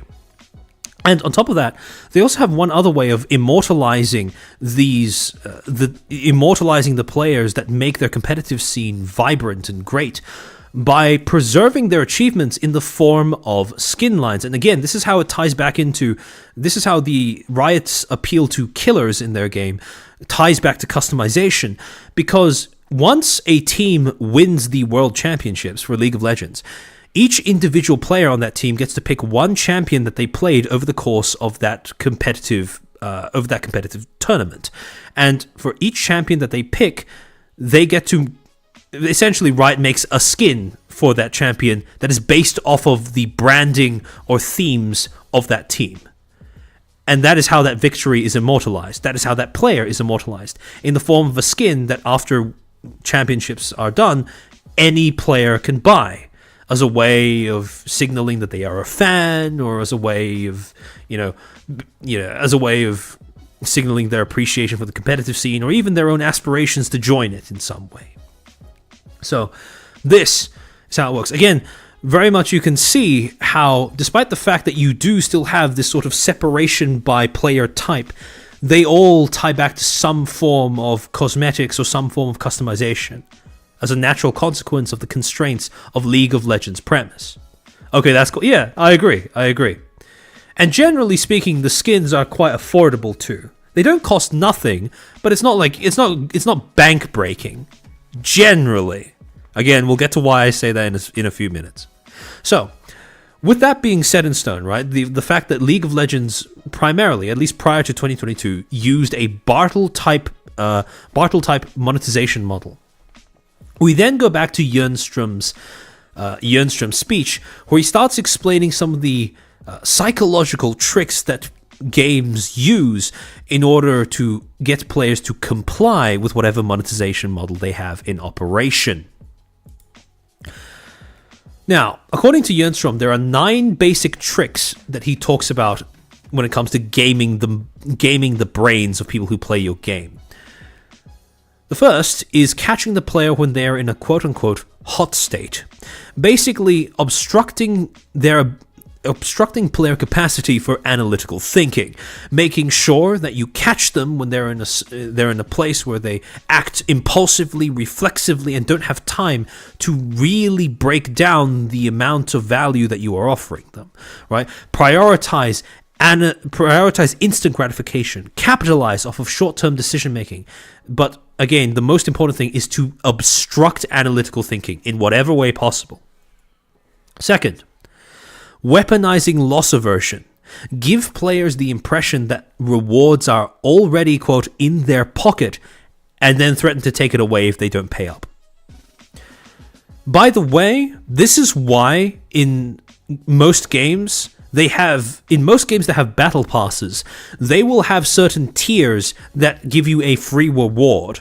Have you ever wondered why those tiers are spread out across the length of a battle pass, as opposed to just being, all crammed together in either the beginning, middle, or end section of the pass? The point is that when you progress to each free reward, that ends up becoming a bit of a milestone. And as you achieve each free reward, you have to look at all of the individual things that you could get at a moment's notice if you just pay money.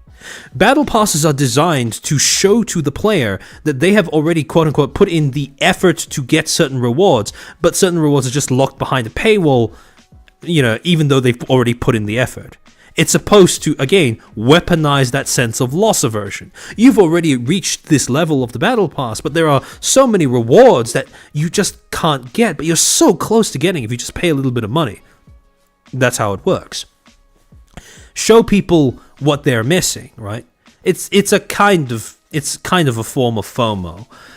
And then finally you have, the last of the first 3 that he introduces to the audience are the IKEA effect. Basically, Jernström is Finnish, IKEA is Swedish, So naturally, you have a little bit of, good-natured Nordic ribbing, where he spent the first part of this section where he introduced this talking about how IKEA is actually shit, and it's not, people don't, it's overhyped because of the fact that people build the IKEA items themselves. And that's what he means when he says the IKEA effect. When you get your players to inject a little bit of work and effort, when they invest a little bit of their own effort in gaining a reward or, progressing in your game, that makes it more likely that said game is going to become a long-term habit rather than just being a one-off thing. In other words, the key to securing long-term investment is making sure that there is investment in the first place, that your players are putting something into your game, something personal. Make your players work for something, and they will be less likely to want to give it up. The next three that he introduces are anchoring, social proof, and labeling. Anchoring is the anchoring is the process of presenting Anchoring is the process of presenting players with an outrageously overpriced initial offer so that it becomes a reference point for every subsequent offer and thus makes them appear to be better value, quote unquote, as a result. This is basically operating off the principle that the way we evaluate things is based purely off of our first impressions of them. And so, if you give people the impression that an in-game resource is worth X amount of money, that becomes their default assumption as to that first offer of, purchasing something, that becomes their reference point for every subsequent purchase they ever make. So, if, for example, you log into a game and, for example, the first thing you get offered is a cosmetic that costs $500, you're going to look at that as a player who's not really into this yet, and you're going to go, oh, that sounds absurd. Why the fuck would I pay $1,000 for this? And then after that, they offer you a cosmetic for only $5, which is like roughly similar quality. All of a sudden, that $5 seems to be a lot more valuable, even though all of the values are arbitrary. It's a common sales thing, right? It is basically a form of bait and switch, exactly. The next technique that he gives is social proof. Basically, really capitalizing off of the fact that people are herd animals. People care about what other people are doing, and they want to emulate other behaviors so as to be socially acceptable. Basically, what Jönström says is you have to convince players that it is a social norm to spend money. And the way that you do that is you either obscure, or in some cases even stigmatize, players who engage with the game in a free-to-play manner. Basically, if you can make it so that players in your game associate paying money with being better at the game, or with some other form of player-to-player clout, you've won as a developer. Because after that point, your players will start goading one another into spending money without you intervening at all. And then finally, labeling. The logic of labeling is that when you preemptively attribute behaviors and qualities to your players, you increase the chances that they will then change their behavior in order to validate that label. And this is usually only applicable to positive labels. For example, if I preemptively praise somebody for being charitable and generous before I ask them to donate to a charity that I'm plugging, statistically speaking, it makes them more predisposed to actually being willing to take out a little bit of money because they now want to live up to that pre-established expectation.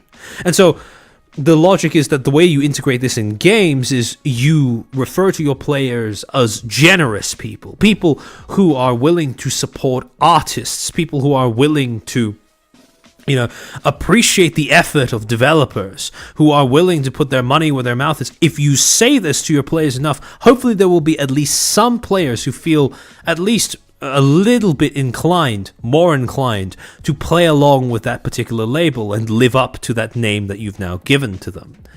Now, this isn't usually something that, well, actually, you'll notice that, funnily enough,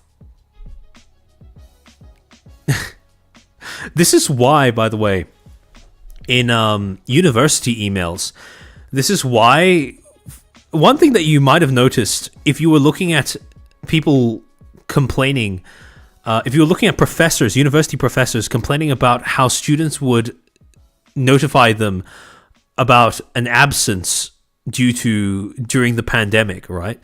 How students would often cap off their emails with "thank you for your understanding," as if it was already assumed that the leave would be granted by the end of reading that email. The reason why people do that, even if it is to some degree unconscious, is because when you say preemptively, when you call someone understanding, there's a bit more of a social pressure or obligation, subtle but there, that you are going to live up to that label. So when someone finishes an email with, "please extend a courtesy to me, thank you for your understanding," by preemptively referring to them as an understanding person, you increase the chances, at least a little bit, that they are going to live up to that expected courtesy, that expectedly courteous conduct. Yeah, kind of, because it sounds so formal. There's a little bit of that as well. And the final three psychological tricks that Jönström discusses are core looping to the store, or what he refers to as looping to the store. In other words, basically your core gameplay loop must always guide the player intermittently back to your in-game shop or some other way to spend money. Basically, you have to constantly rotate between gameplay, spend money, gameplay, spend money, gameplay, spend money. You don't want to have a loop that allows you to go too long without spending money or being asked to spend money, or given the quote-unquote chance to spend money. This is microtransactions, basically. The second of the last three are limiting choices. This is self-explanatory, basically restricting the number and or range of offerings in order to prevent decision fatigue. And finally, reasons and availability. Essentially, the logic is that if you give people a reason to do something, regardless of how stupid that reason is, people will still end up being more likely to do it because now there's a reason to do so. Give players a justification for their purposes, even if said justification is purely contrived, superficial, manufactured. For example, artificially throttling the availability of an offer and or product. Helldivers 2 was quite unique among live service games because of how this was not an aspect of its monetization structure. It did have a battle pass of sorts, but it gave you the ability to unlock prior content down the line. There was no artificial throttling of when, this certain cosmetic will only be available for XYZ amount of time. Every single cosmetic that's been released in the game is available. It just takes longer to get to, depending on, how you play or how hard you grind. But in most other games, especially live service, that is how they give players, that is the easiest justification to give to a player to make a purchase. This purchase is going to go away after a certain amount of time. Purchase it now before it's gone forever. Now, when you look at the way that League of Legends monetized its game, that Riot monetized, when you look at the way that Riot monetized League of Legends, one of the easiest way to gauge how highly they seem to care about their player base is by looking at how many of these tricks they end up using in their monetization model. So we've already figured out the monetization model. Now all that's left is to see how many of these tricks have been implemented in said monetization model. And nowhere does this difference between the attitudes towards their players that Riot has prior to 2022 versus after 2022, nowhere does this difference become clearer than if you simply looked at what the login screen of the League of Legends client looks like when you log into your account, immediately after you log into your account. See, in 2022, when you opened up the League of Legends client, you logged into your account and you opened it, this is what the home page would look like. Right? You have your account off to the side, obviously, And then you have announcements of, some new teamfight tactics thing that was out in the open, a new expansion, right? New units available for gameplay, etc., along with a kind of a video that would give you an overview as to how the gameplay had changed to keep it fresh. You would have a new. You would have the most recent skin launch cinematic just down in the corner there. You have your patch notes, things that changed regarding competitive League of Legends. You have your and again, just like more ads for skins, etc., more cosmetics and stuff like that. And again, all of this is just really little, not really obtrusive, just down at the bottom of your screen. This is how League of Legends looks in 2025 when you log into your account.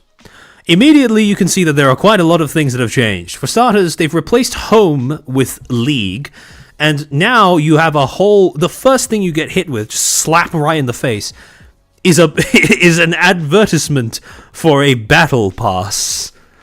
So, hold on, give me a second.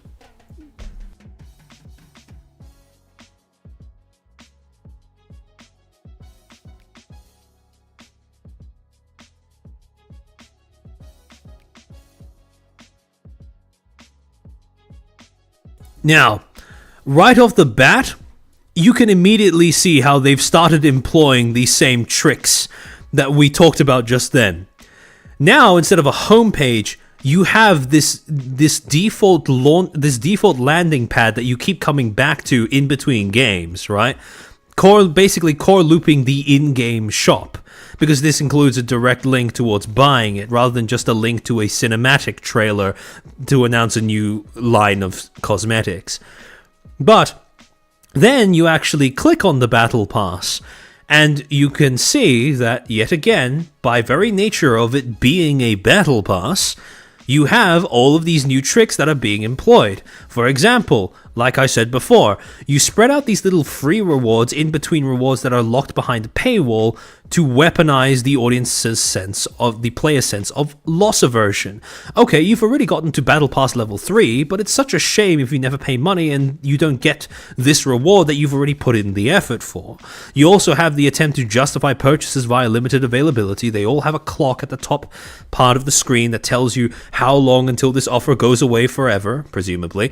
And then you also have the IKEA effect by having a Battle Pass that runs off of an EXP system, where you can track how much effort you've put into progressing along this line to begin with. Then you go down to the other little parts of that little initial menu that gets slapped with on the homepage. See, the part at the bottom, ranked, this is something that's pretty innocuous, right? This is something that League has always had. Some way of seeing your rank, encouraging players to play ranked, etc., play League competitively, appeal to competitive League players. However, one of the things that they've added in is a little section here. Well, the current one is a little commemorative section where they are now offering a commemorative World Championship skin for free to players. In memory of Shushe. Together we honor Season 1 World Champion, MVP, and beloved community member Masi Shushe Ratus Miak. I hope I'm saying that right. Claim a free title and play as Gragas to earn his FNC skin. Amen. Rest in peace, Shushe. Shushe, sorry. I have Suisse on the mind. So, on the surface, this seems pretty harmless, right? This seems pretty innocuous. This even noble to commemorate one of the players that made your game what it is nowadays, and to give players a way of earning it for free. However, the underlying intention of this is to build up a culture of venerating pro players, right? And again, there's nothing wrong with that. You're playing a competitive game after all. Obviously, venerating pro players is going to become a part of it.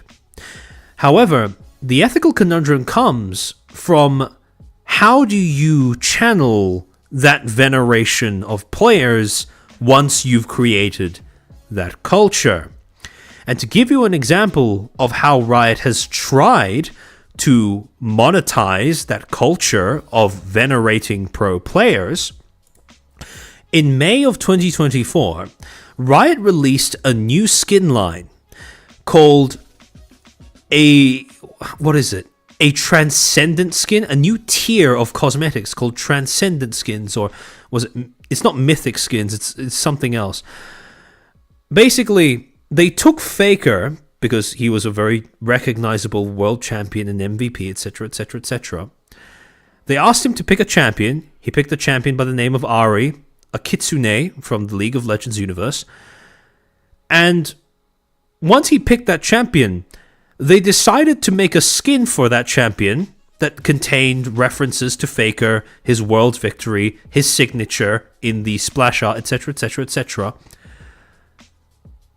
That cost $450 to get in total. Quote, when League of Legends introduced their Hall of Legends, an in-game celebration of League's greatest players of all time, it came as no surprise that Faker was the first to be introduced, along with skins for signature champions like Ari. The only problem? These signature skins took the form of a battle pass, where if you fully level it to 100, you get a set of chromas, basically the term that they use for a recolored version of the skin. Faker's previous T1 World skins upgrades the Ari skin, a title, Faker's signature on the splash arts for some of these skins, a unique structure, finisher, animation, and many other rewards. Basically, it wasn't enough that this skin had to be $450. They had to gatekeep different elements of this skin behind different tiers of a paywall. So essentially, what you could do is you could get the skin for $250, but you'd only get far enough down that battle pass to unlock just the skin itself. You wouldn't unlock the special animations that would, be the thing that is customized to reference Faker. You wouldn't get the signature of Faker on the splash art of those skins. You would just get the skin by itself. In order to get the skin plus the animations plus the signature, you would have to spend a full $450 in order to get up there. Now, as you can probably imagine, people who played League were pissed off when they saw this, because this was a spit in the face. And you want to know the funniest part? Faker, when he plays League of Legends just on a day-to-day basis, he doesn't even use skins most of the time when he plays. So they made a $500 skin that Faker himself doesn't even plug passively through the act of using it in his games. So that was that. But in response to this, players in the West started throwing a little bit of a hissy fit. They decided that it would be really, really funny if, in the wake of Riot making this skin, as a protest to this skin, if they just started banning Ari in every single game. Because in League of Legends, usually in most games, you get the choice of banning one character of your choice before every game that you just don't feel like playing against. And these players in the West decided to ban Ari, so that even if someone did purchase that $500 skin, they wouldn't get to use it in their games. Now, as far as protests go, it was one of the funnier ones that we've seen in League of Legends. However, it wasn't really that effective, because one, it was mostly restricted to just the West, because in Korea, for example, in Korea and China, they have a lot more of a culture around spending money on in-game cosmetics. So this wasn't really something that the players in those places were interested in. And coincidentally, those places also happen to be the highest generators of revenue for skins, so Riot didn't exactly take a hit either. This was actually, now that I think about it, in many ways quite similar to the Genshin Impact Natlan protests in quotation mark, boycott in quotation marks. So all in all, a good meme, but not really conducive to doing anything. And if you're curious about how this protest progressed, I recommend going to check out a channel by the name of Necrit. Usually Necrit is a League of Legends creator who covers League lore, But in this particular case, he made an exception in order to talk about something funny that was going on in the League of Legends community as well, this being it. But yeah, all in all, unfortunately, understandable reason for protesting, funny protest, but ultimately not very effective. Now, when you consider it in that light, when you consider the fact that Riot is the end game, right? When you consider that this is what Riot is trying to funnel players into as a result of venerating pro players, now when you look at the screen, it becomes a lot less innocent.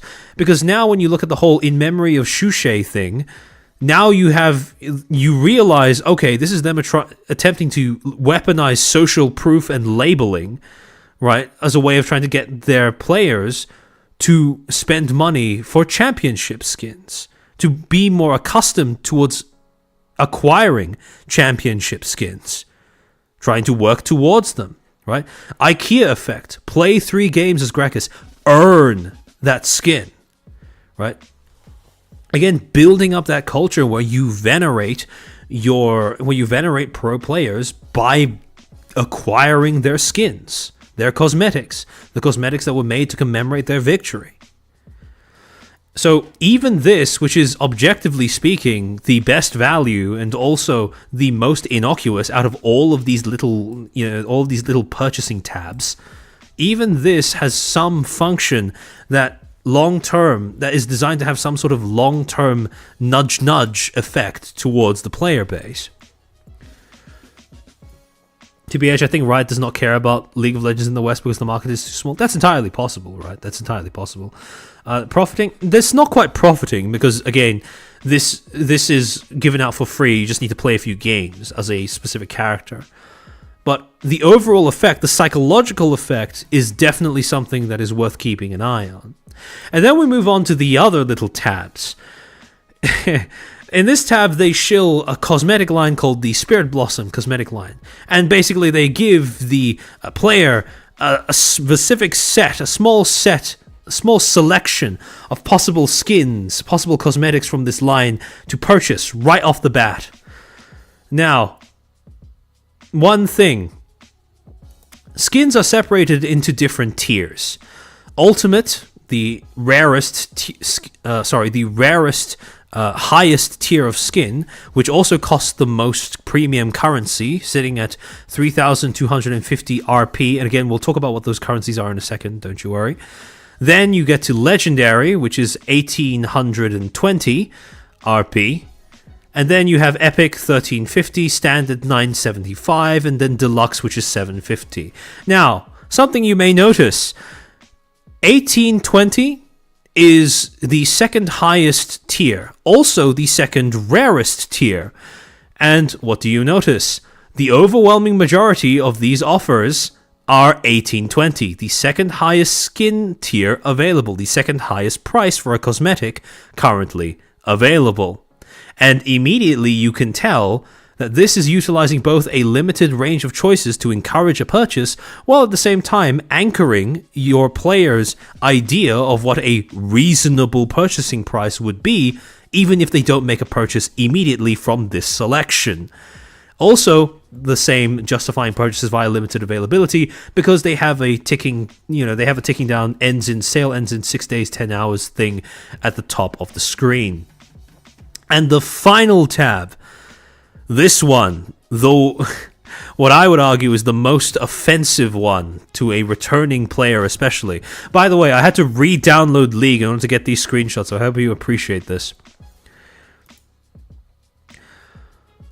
Their limited edition skin dedicated to a specific champion, one that they call basically a special skin that they refer to as San Uzal Mordekaiser. Now, when this specific skin, this special skin came out for one of their characters, the reason why a lot of players in League of Legends found this to be insulting is because this was essentially a skin that had been made for a character that had animations that didn't even look that different to the base skin. Right, the way that the character would appear in-game without any sort of cosmetic whatsoever had the exact same animations, and basically, in more cases than not, this skin was purely just a color shift, and that's it, which does not warrant paying more than $10 for. However, on top of that, what you also had is that apparently the cinematic trailer that was released alongside the skin also kind of fucked with the canon of this character's storyline a little bit. So even though this skin was supposed to be basically an extra lore dump around this character's backstory beyond what is included in the basic one paragraph League of Legends bio for every character, it didn't even do that job very well, because it didn't serve to expand the story in a meaningful way. In fact, there were bits of it that ended up contradicting the existing story. So it was complete insult to injury when it comes to people who would have been interested in the skin for lore-related reasons. However, those who are more astute among you might realize something. In each of these cases where we've gone through Riot implementing a new predatory set of monetization, psychological monetization tricks to nudge players into spending money, you might notice something about the individual offers that are contained in each of these tabs in this thing that you're hit with the moment you log in.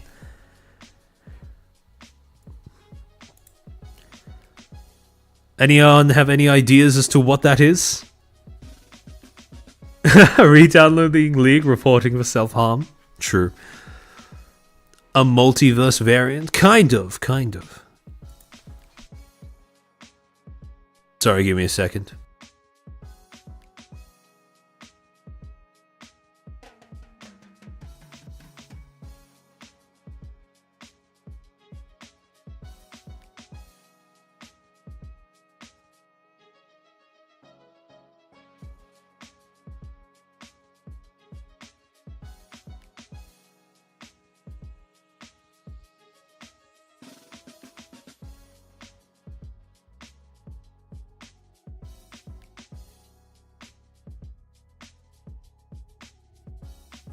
I really am dying. Alright. Let me take another sip.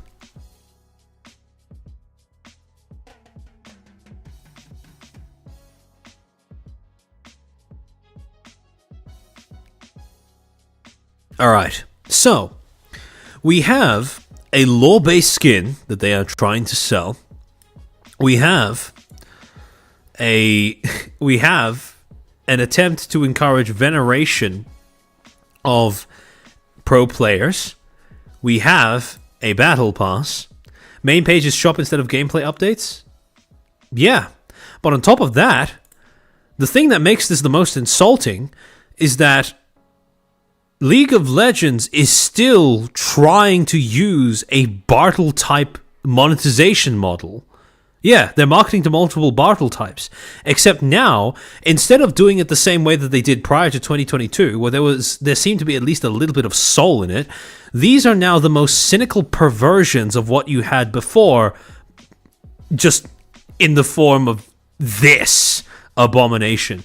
They're still trying to appeal to achievers by selling them progression and convenience, but now instead of progression in the form of, unique character achievements or ways of emoting in game to show off to other players how competent you are at playing whatever character you've picked, now instead you have progression in the form of a battle pass.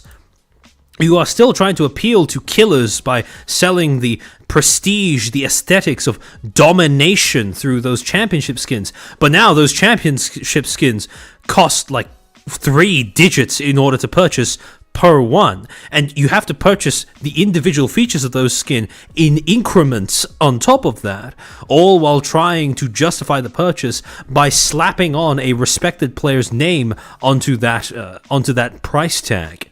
And finally, you have that same appeal towards explorers by trying to drum up interest by expanding the stories, the lore, the world of the game.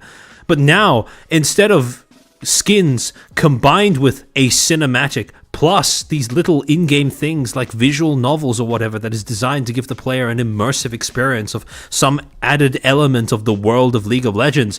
Now you just have the skin and the cinematic, but the thing that is most insulting about this skin specifically, and the thing that I've been withholding until now, is how you actually acquire it. Because, yes, League of Legends is still appealing to players via Bartle type, but on top of that, they've also, in the time between 2022 and 2025, they've introduced an entirely new monetization model to use in conjunction with that.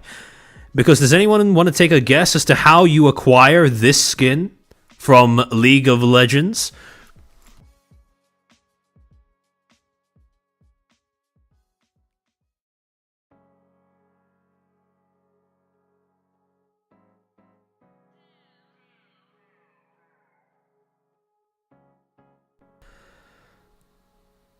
Yeah. M. Hughes, exactly. Well, money, obviously. But the way that you get this skin is through a fucking gacha roll. Not only did they paywall a lore expansion, but they turned lore dumps into a gacha. Which is... it's just... ugh.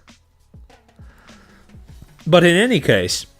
Now, what you might notice, very similar to other gacha games as well, the way that you manage to roll for this skin is not actually via directly purchasing in-game currency. Instead, what you need are what they call sparks, an alternative sub-currency, sub-premium currency within the game. And what are sparks? Well, if you want to roll once, you need 1 spark. If you want to roll 10 times, you need 10 sparks. In order to get sparks, you need to pay premium currency, RP. 1 spark costs 400 RP. But then the question becomes, okay, if there's a conversion from sparks to premium currency, why not just give people rolls in exchange directly for premium currency? What's the point of having that conversion rate between individual different premium currencies within the same game? Isn't that a bit redundant? And, well, this does serve a purpose. Part of the purpose is forcing people to buy RP, or Riot points, the premium currency of the game, in awkward amounts. Because let's say you wanted to purchase well, it says here, S tier, basically what the skin is, right? The tier that the skin resides at. S tier rewards are guaranteed at 80 pulls, right? So, according to the League of Legends homepage, if you wanted 80 pulls, you would need 80 pulls at 400 RP each is a total of 32,000 RP. The closest bundle you can get to that is priced at least for Australians, $365 AUD, but only gives you 33,500 RP. Little bit more than what you need at that price. The alternative would be trying to purchase varying different amounts of lower value, but still never quite hitting the mark. So that's the first component of why they would ask for that kind of weird premium currency to premium currency conversion happening within the same game. But on top of that, yeah, Sumanite, exactly. The more math you have to do, the more your brain wants to stop thinking. This is a very deliberate attempt at trying to use hot state sales, reducing your brain's capacity to think about this purchase analytically, because that whole conversion from one form of premium currency to another form of premium currency, that is designed to obscure your ability to evaluate how something is valuated one-to-one, from how much you need to pay from your wallet versus how much you actually need to pay via in-game currency. That is a very deliberate thing. Like Sumanite said, more math, less thinking. And that's why they do this. And on top of that, you also have the customary justifying purchase via limited availability by having a timer in the top hand corner of this screen. So, again, Bartle type's still there, but now they've added in a second monetization model on top of that Bartle type monetization model, and they are perverting the kinds of offers that they use into the most cynical forms imaginable.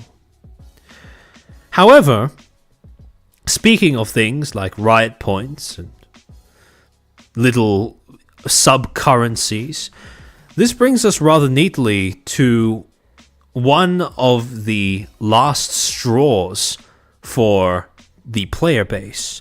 Because up until now, when you look at the way that League of Legends just exists passively, it's not very difficult to see why a League of Legends player would log in, look at this, and go, this company is just fucked.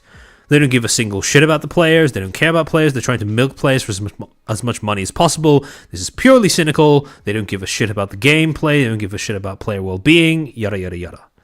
That's all pretty self-explanatory. However, this was not the final straw for League of Legends players. In fact, to understand what the final straw was, we then need to tackle the game's in-game currency system, which pretty convenient segue from talking about this. See, in League of Legends, you have three main forms of currency. Riot points, which is League of Legends premium currency. Blue Essence, a free-to-play resource that is primarily used to unlock new characters or champions. And finally, Orange Essence, a free-to-play resource that is primarily used to unlock new cosmetics. The way that you obtain these resources varies between each one. Riot points, you pretty much just get them by paying up real life money. That's the only way you purchase Riot points. However, Blue Essence and Orange Essence, you receive them by basically by acquiring things called champion capsules and hex tech chests. Now, basically, what these two forms of reward are.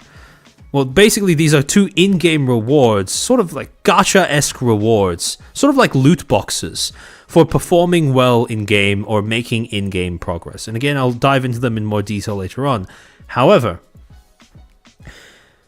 the key to understanding how League of Legends players got pissed at Riot revolves around understanding how they were pushed to the edge, pushed to the brink by Riot's monetization infrastructure, right? The exploitative tricks, how on the nose all of that was. But the thing that actually pushed them over the edge was a single moment, a single decision that Riot made that accidentally exposed its monetization macro structure as well. Gave the game away by showing players how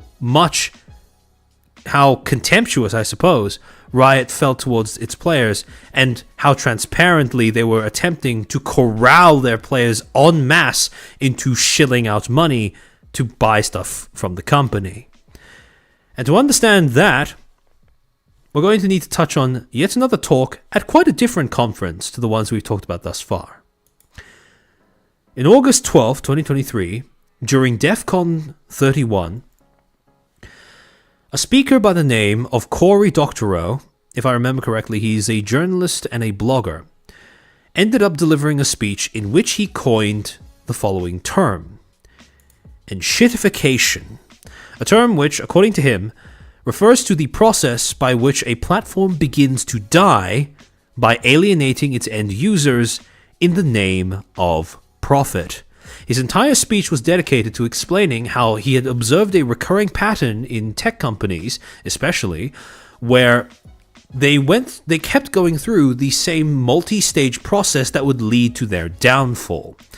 First, it would start by offering value to entice end users to use said platform or product. And then, basically, as more and more users would start using your product, more and more users would be pressured to start using your product and would become reliant on your product. Then, once you have an established user base, you can now use those users to entice business partners to your product/platform. Basically, sponsors, advertisers, as well as content creators, because all of them end up using your site to get at the user base attached to it. Now here's the genius part. Once you get a user base above a certain size, what tends to happen is that those users then become the primary reasons for one another to stay on your platform. Once you get a user base of a certain size, especially when you're talking about platforms like multiplayer games or social media, once you get to a certain size in your user base, you don't actually have to do anything to incentivize them to stay. They just stay because all their friends are staying. They just stay because everyone they know are staying. And if they were to switch, they'd suddenly lose a convenient way of contacting, speaking with, interacting with those people. And so, once you get a user base of a certain size, you don't need to give too much of a shit about their experience using your platform. And that's when you get into the third stage of enshittification. These platforms then start abusing their end users in order to increase profits for themselves and their business partners. When I say abuse, I mean things like plunder their privacy, their private information. I mean things like using unethical psychological tricks, building that into the infrastructure of your platform to extract as much engagement as humanly possible from each individual user. I mean things like essentially, selling out your user base as an audience for politically charged messaging in exchange for government favors, etc., etc. All of these things are things that companies that are in this third stage of enshittification end up doing. And then the latest stage of enshittification is when users get sick of being treated like shit and they start leaving the platform, which reduces the amount of users that these platforms have, and therefore increases the need to turn a profit, makes the platform more desperate to keep maintaining a certain margin of profit, which means that instead of continuing to try to squeeze the users, now the platform starts squeezing their business partners as well in order to recoup and maximize whatever profits they can as their platform's user base starts decreasing and they get closer and closer towards heat death. And so, when you talk about enshittification, the way that you observe this happening in various different platforms or various different games is by keeping track of how exactly a platform builds up a relationship with its user base, and by understanding that once a user base gets to a certain size, the strongest thing keeping them attached to a platform are other users, not the platform itself. And once you get to that point, well, the platform doesn't really have to do anything in order to keep themselves profitable, and they can afford to start exploiting their users. Now, the way that this applies to League of Legends is by looking at the way that they allowed players to obtain free currency, free-to-play resources. Does Nexus count here? Yeah, I'd say Nexus counts. Sorry, give me a second.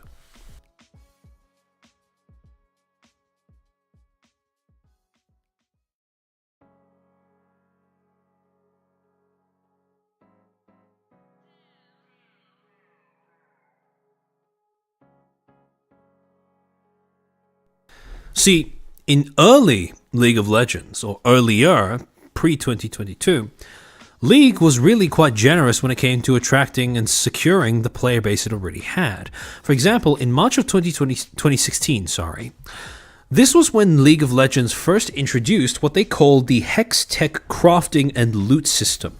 This is when they introduced a system where, essentially, what would happen is they gave players a way of accessing two in-game items: chests and capsules. Capsules would be received by players upon leveling up their in-game accounts, and chests would be given to players in return for playing well in individual games. And what these items would contain is basically a loot box of what they refer to as shards. Skin shards, champion shards, basically character shards or cosmetic shards that basically functioned as a ticket that you could either break down into a free-to-play currency, or you could use as a ticket in conjunction with some free-to-play currency to obtain a character or a cosmetic at a reduced or discounted price.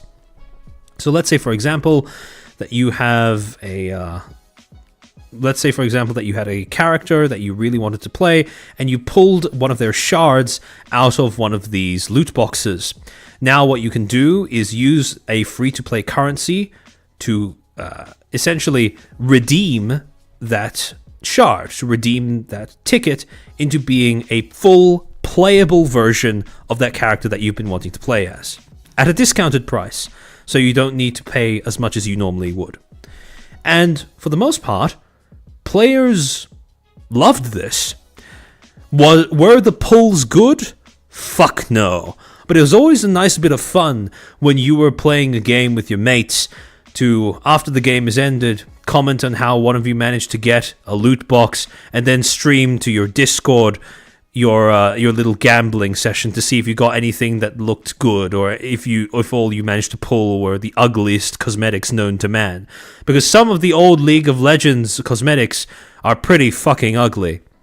But in any case, this was the system that Riot introduced all the way back in 2016, and for multiple years afterwards, more than half a decade afterwards, this was basically the method that they used in order to allow players to feel like they were able to acquire what would otherwise be restricted to purely premium currency purchases, just by grinding out the game, just by playing games, playing well, playing with friends, etc., etc., etc. Yes, this was gacha, yes, this was gambling, but at the very least, this didn't require real money to be invested into it. And, like I said, players enjoyed this. It became a very common, something that players kind of took for granted, right? This thing that was just a normal part of League of Legends starting from 2016. However, on February 8th of 2025, so about 3 months ago, plus a little bit, League of Legends, from their official YouTube and Twitter accounts, would release a video titled Season 1 Check-In, Dev Update. And between the beginning of the video to around 3 minutes 38 seconds, the devs shown in this video would relay from Riot Games the decision that they had made to remove League of Legends Hextech chests. I'm going to go through that video now. Hold on, give me a second. Let me switch back to the React screen. Alright. Let me get rid of this. Alright.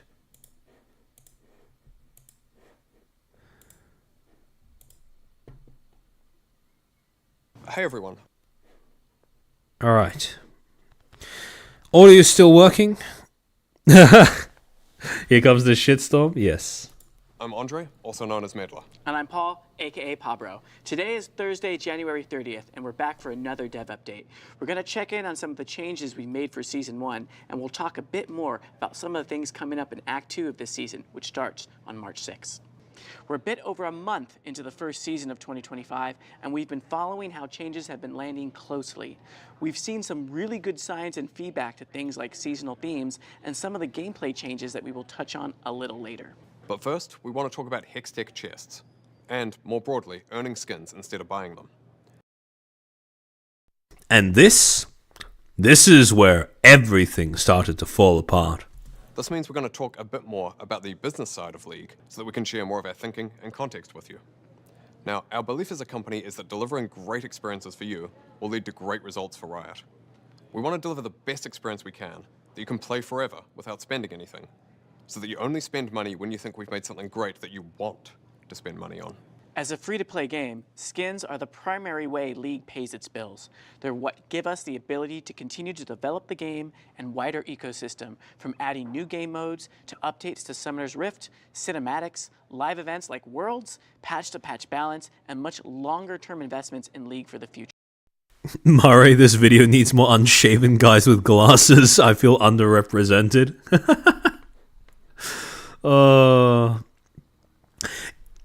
This is something I will expand on more after this section of the video is over. But there very much is I suspect that there is a part of a lot of people who watch this that feels pity for these two. Because I think it's pretty obvious that these are not decision makers. They're basically just devs at Riot. They don't get to make the call as to when these things happen. And yet, medium is the message. Their faces, their voices, are the medium through which the players hear this news, hear of this decision that Riot Games has made.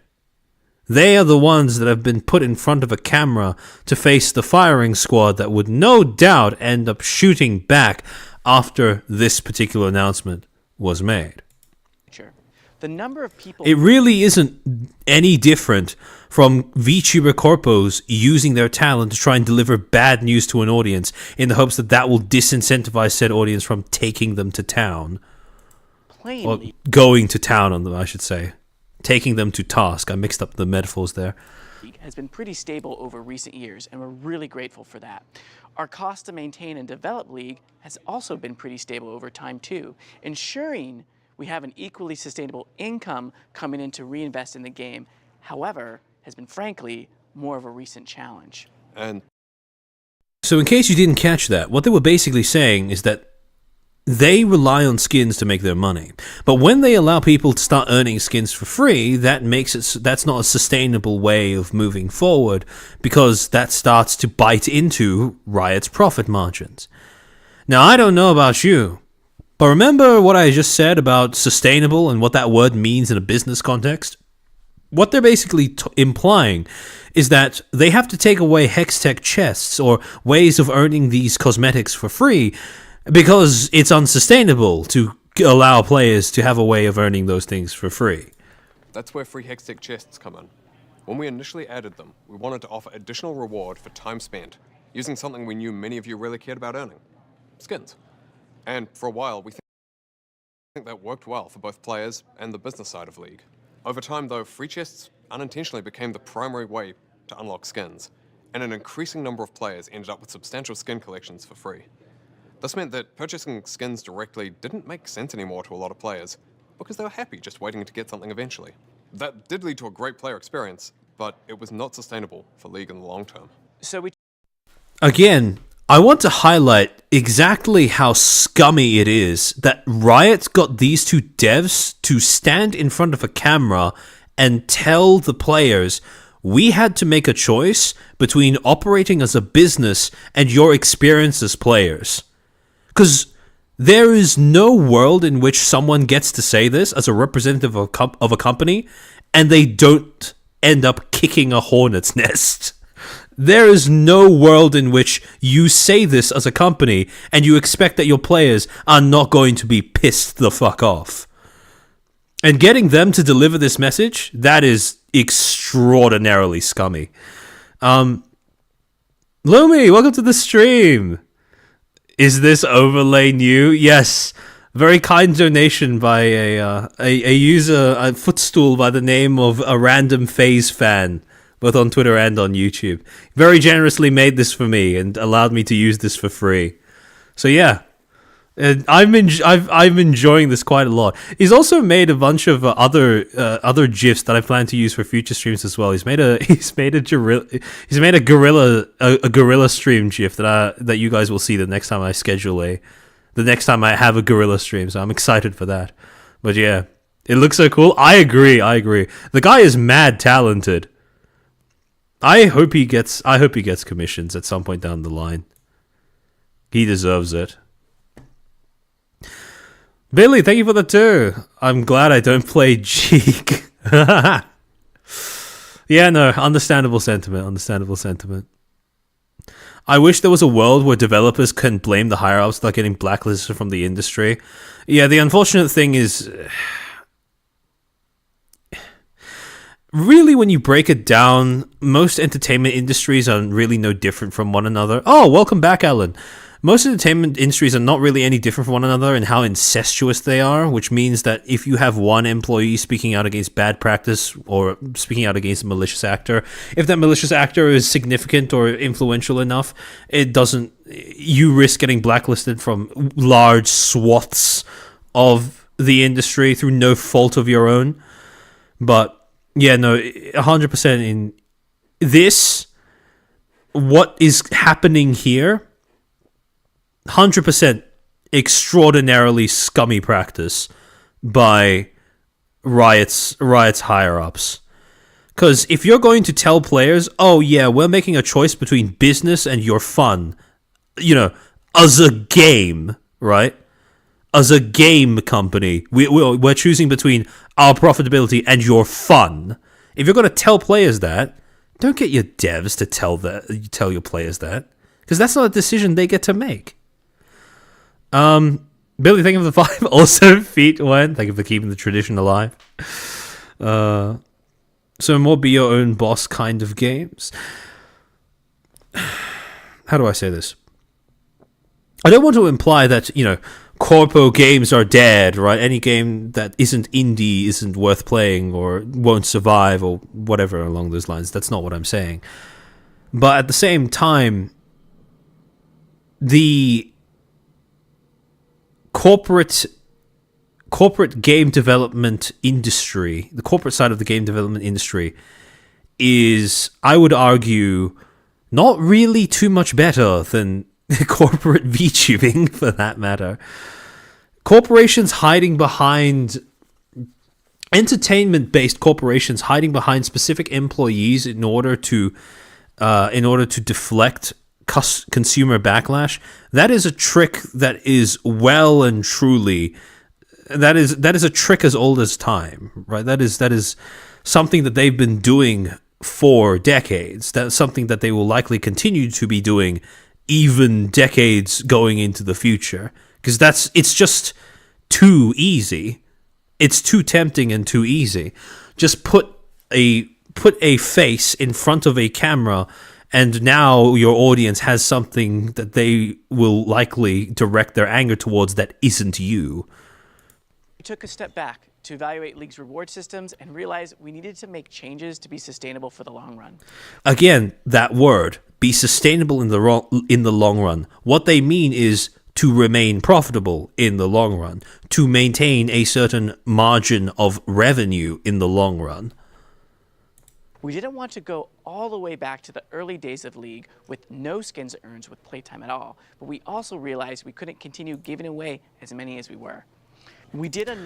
I want you to remember that specific talking point.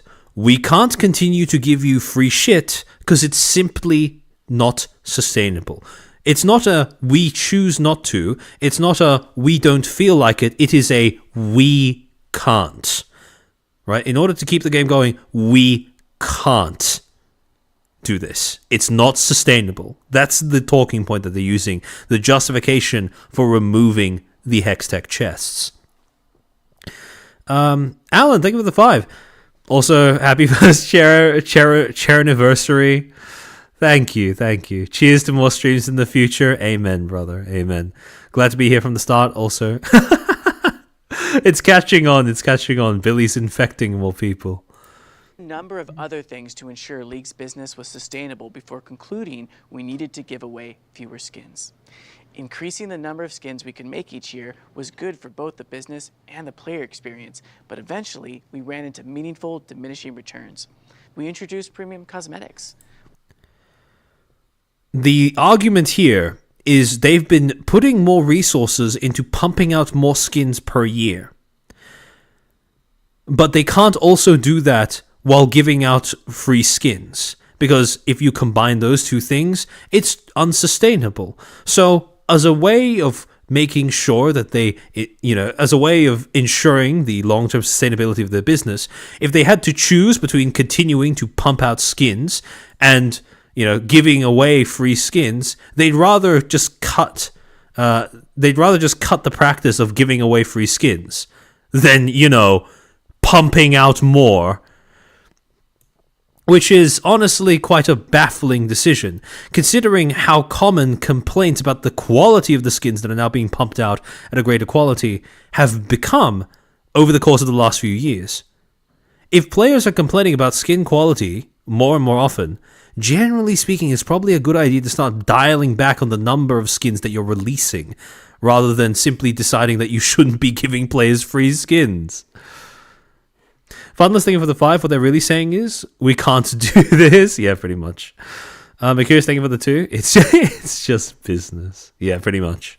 We've also explored a lot of other cosmetic content types, and we'll keep trying to do so.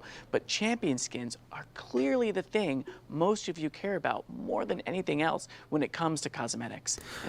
One of the things that never ceases to amaze me, and I don't mean this as a slight against either of the two speakers or Pablo specifically, it never ceases to amuse me. Oh, Oko, welcome to the stream. Welcome, Oko Raiders. We are reviewing how how Riot Games basically marched its developers in front of a camera to basically use them as human shields against consumer backlash when announcing bad news. Essentially, what is going on here is Riot Games is getting rid of in this particular case, Riot was trying to announce to players that they would, League of Legends players, that they would be removing a way for players to earn free cosmetics. And these two are tasked with the arduous and unenviable task of conveying that information to the audience. It will never cease to amuse me how sometimes when you get people who aren't that used to public speaking in front of a camera and you ask them to talk to an audience, right, a player base or whatever, especially in game companies as well, they tend to default to this manner of speaking where it sounds like they're addressing a retarded child. It's this kind of babying tone. It's not condescending, right? Because condescending implies that it's like, intentional, that you're looking down on someone. It's just like you're talking to somebody who's severely mentally impaired in the way that they start speaking to camera, which is kind of it's quite amusing once you start seeing it. And obviously, adding pay for power content is a non-starter for us. We know some of you aren't interested in the business side of things, or even cosmetic. You can condescend unintentionally. Yeah, that's true. Although I was more referring to the way that people commonly interpret the term condescending, which is people usually, when people hear that something's condescending, they usually assume that it's intentional. In general, and that others won't believe this isn't about increasing profit year over year. This is about ensuring the sustainable long-term health of League, though. And we do hope this is helpful context for those of you who've been wondering what our thinking was with this change. We want to ensure League remains a great, fully free-to-play game. We believe a change like this, while unpopular, is the right call and allows us to deliver not just on our plans today, but also our plans for League in the future. Now, we'll be sure to give you more context on our thinking behind changes to skins and any other related systems in the future as well. And we're currently doing a lot of global surveying and discussion with players about what is and isn't working. And that was the beginning of everything falling apart. Evo, it's quite literally the Angry Joe's fuck you give me money meme line. Yeah, unironically, that is exactly what it is. Because, no surprise, this announcement went down among League of Legends players like a fucking lead balloon. Look at that like-dislike ratio. 7.4k likes versus 63k dislikes. That's a 1 in 10 like ratio, which is kind of rough. But when you scroll down to the comments, you start to see that people are really not having any of this. Funless, thank you for the 5. They're speaking to League players. Of course, they're going to talk as if their audience is mentally impaired. Touché. Quote, we make a lot of money, Riot. We need more money, also Riot. I'm so glad I wasn't toxic this year. I got 6 unusable key shots and a terrible emote. Thanks, Riot. Quote, players were happy, and Riot took this personally. Riot, I am so sorry you were being bankrupt after I pulled Warrior Princess Sivir. For context, for people who don't play League, Warrior Princess Sivir is a skin that is one of the least expensive and oldest and ugliest out of the current roster that we have in the game. How am I supposed to tell my keys that their chests aren't coming home? Quote, we want to deliver the best experience we can, end quote. And then proceeds to deliver the most horrible experience they can. All of these are comments that received over 1,000 likes.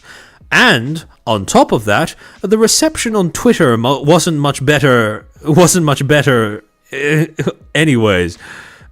In fact, it was probably worse than what you're seeing in the YouTube comment section. League of Legends de Oliveira. In this dev update, Riot Chest and Riot Predatory Monetization apologize for removing free Hextech chests. We recognize we made a huge mistake, and we will be implementing free chests as soon as possible, and compensating the community in some way for forgetting our core values. Translation: we saw Wuthering Waves, Azure Lane, and MiHoYo's 5 different gacha games, and our shareholders just couldn't help themselves. Force us to implement a crappy gacha system to cash in as well. Now we have to convince the player base it was done for sustainability. Removing chests was not a cash grab attempt. We didn't like players getting free random skins for dedicating hundreds of hours to the game.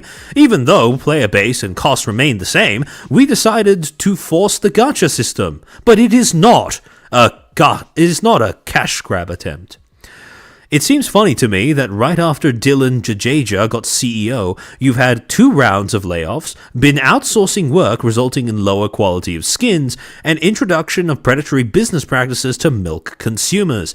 Maybe it's just a coincidence, but who knows, right? Shrug emoji. I don't know, nerf the chests instead of removing them? They've been here for like 10 years already. It's a core part of the game by now. Why you guys just make dumb decisions so often? Jesus, you really want this game to die, huh? And it wasn't just individual players or random users that were looking at this decision and basically torching Riot over it, because you had content creators who had built their careers on League of Legends content weighing in as well. For example, Scooch. This may actually be the angriest I've seen people be at Riot Games. Normally, when I see Riot bad, League sucks now drama, within like a week, people log back in and play solo queue 4 hours a day. I doubt this will be different, but that ratio is brutal, man. Also, Dante's Hextech chests are gone, but there's a way bigger issue. Basically an entire video explaining his thoughts as to how that decision is emblematic of a broader shift at Riot Games, especially among the upper echelons of the company's organizational structure, towards simply and cynically trying to squeeze maximum profit out of players with no regard for how well the game functions as a game or as an experience for individual players. Not caring about fun, not caring about how League of Legends feels to play, but rather thinking about it more so in how much money can be extracted from its player base, and by extension, then reinvested into expanding League of Legends, the intellectual property, as opposed to League of Legends, the game. As was evidenced by Riot Trindamir's comments about how, they sell skins in order to fund Arcane. They don't fund Arcane in order to sell skins. And on its own, like I said, Scooch would have probably been right. Had players found out, been told that chests were gone, Riot told them directly via Meddler and Pabro that, skins, that chests were going, etc., etc. That would have been unpopular, but people probably would have gotten over it. The only problem? Riot lied by omission, because it wasn't just chests that were going away. Sorry, give me a second. On February 20th, between February 20th and 2022, February 20th and February 22nd, people found out that it wasn't just the chests that were being removed, but they were also removing honor capsules. Basically loot boxes that you would be given out for free in return for good behavior, maintaining civil conduct, being a good team player during your games. In addition to that, they'd also ditched the Your Shop mechanism, which is basically a rotating personalized store that would offer you cosmetics at a heavy discount based off of the characters that you recently played in your games. And the funny thing is, neither of these removals were disclosed by Riot. Players just found out that these were gone after that announcement was made. And this is what really this is what really blew everybody's minds. This is what got the powder keg booming. Because now, not only were people complaining about the chests, not only were people complaining about the free shit that was getting taken away from the players. Ironically, this was an inversion of the kind of, this was a company failing to realize how loss aversion would weaponize their player base against themselves. But not only was that a complaint that was happening throughout the League of Legends player base, League of Legends community, but now that same overarching atmosphere attitude of, well, peevishness was starting to spread across all of the other things that Riot was trying to push out to its player base as well, including skins and cosmetic lines. For example, when they announced that skin that we covered before, the way Mordekaiser, but Mongolian, now you had people dunking on Riot for pushing out new cosmetics as well. For example, a streamer by the name of Drutut saying, so the form barely changes, he just gets slightly more red, animations look almost exactly like Project Maud, which is another cosmetic of a different skin line. Like, fix it in the... Sorry, give me a second, let me just enlarge in this so I can read it properly. Fix it so that the realm... Sorry. Like, fuck, the realm looks worse than the Dark Star. Basically just saying how this is one of the worst skins, one of the worst cosmetics that Riot has put out for this specific character, despite the fact that it is also, by far, the most potentially expensive out of all of the skins for this character. I don't get it. You are not even appearing to get... You're not even appealing to the whales with this skin. Fucking disgusting company. Bring back chests. Fucking disgusts me how this community is getting with monetization. No custom maps, no custom announcers. Dota lets us piss in the river to change its color, and all you can do is just downgrade and charge more. Nice one. League is so back, by the way. Fucking stupid game. Right? Just... massive crash out.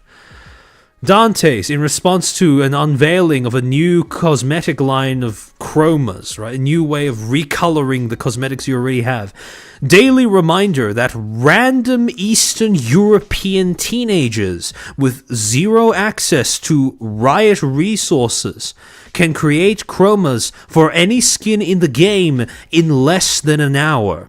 Instead of making them available based on champion mastery as a cool incentive for one-trick ponies, Riot sells them for $5 each. And then, after that initial wave of complaints had started, you couldn't stop it, because now we hit the shitposting part of the backlash. I apologize to Riot Games for unlocking 9% of all League skins for free after 14 years of play. I acknowledge my greed in failing to appreciate the beauty of Curling Vagar, Whistler's Village Twitch, and Hextech Anivia. Basically 3 skins that are infamous for being not having new animations and looking really clunky in terms of the way that they appear in-game. Especially since they were free. I also seek forgiveness for undervaluing champion shards, award skin, orange essence, and icons from chests. I deeply regret putting Riot Games out of business with my Hextech chest exploitation. Then you had Riot trying to sell a new animation for, destroying one of these structures in League of Legends. Looks like my PowerPoint presentation I made when I was 10. New profile picture goes hard along with a photo of a Hextech chest, and I had to do it from an artist who drew a Hextech chest cosmetic for one of the champions in League of Legends. But then, to go on, it didn't stop. It's the same mace, a side-by-side screenshot of that expensive skin we talked about, and the base cosmetic for the champion in question. Getting into these built-in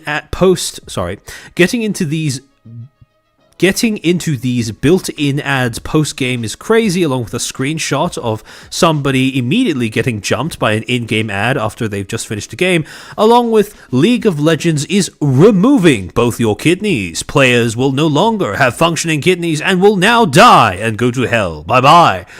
Along with, obviously, kidneys being the Hextech chest, yada yada yada.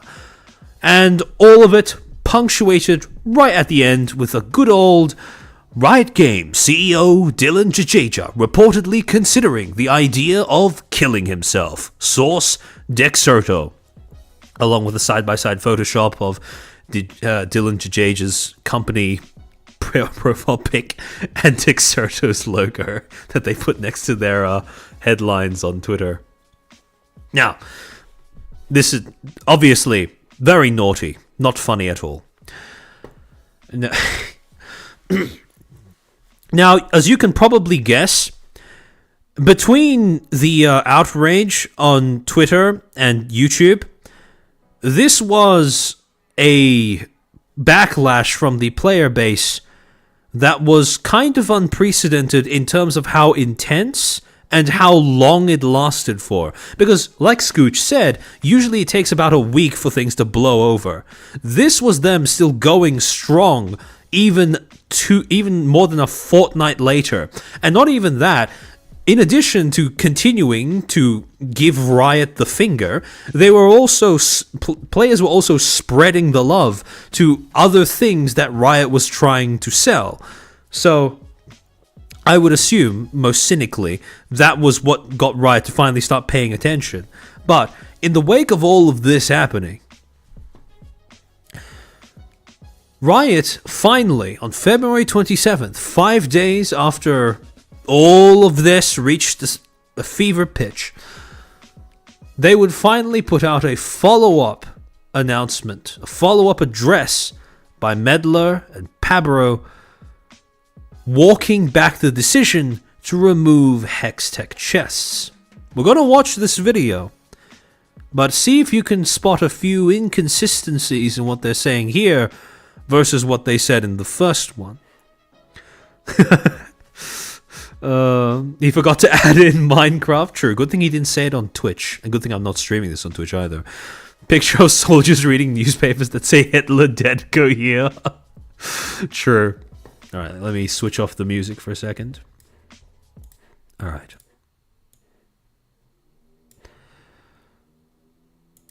Hi folks. Today is February 25th. I'm Andre. Is the audio working for you guys? Can you hear that alright?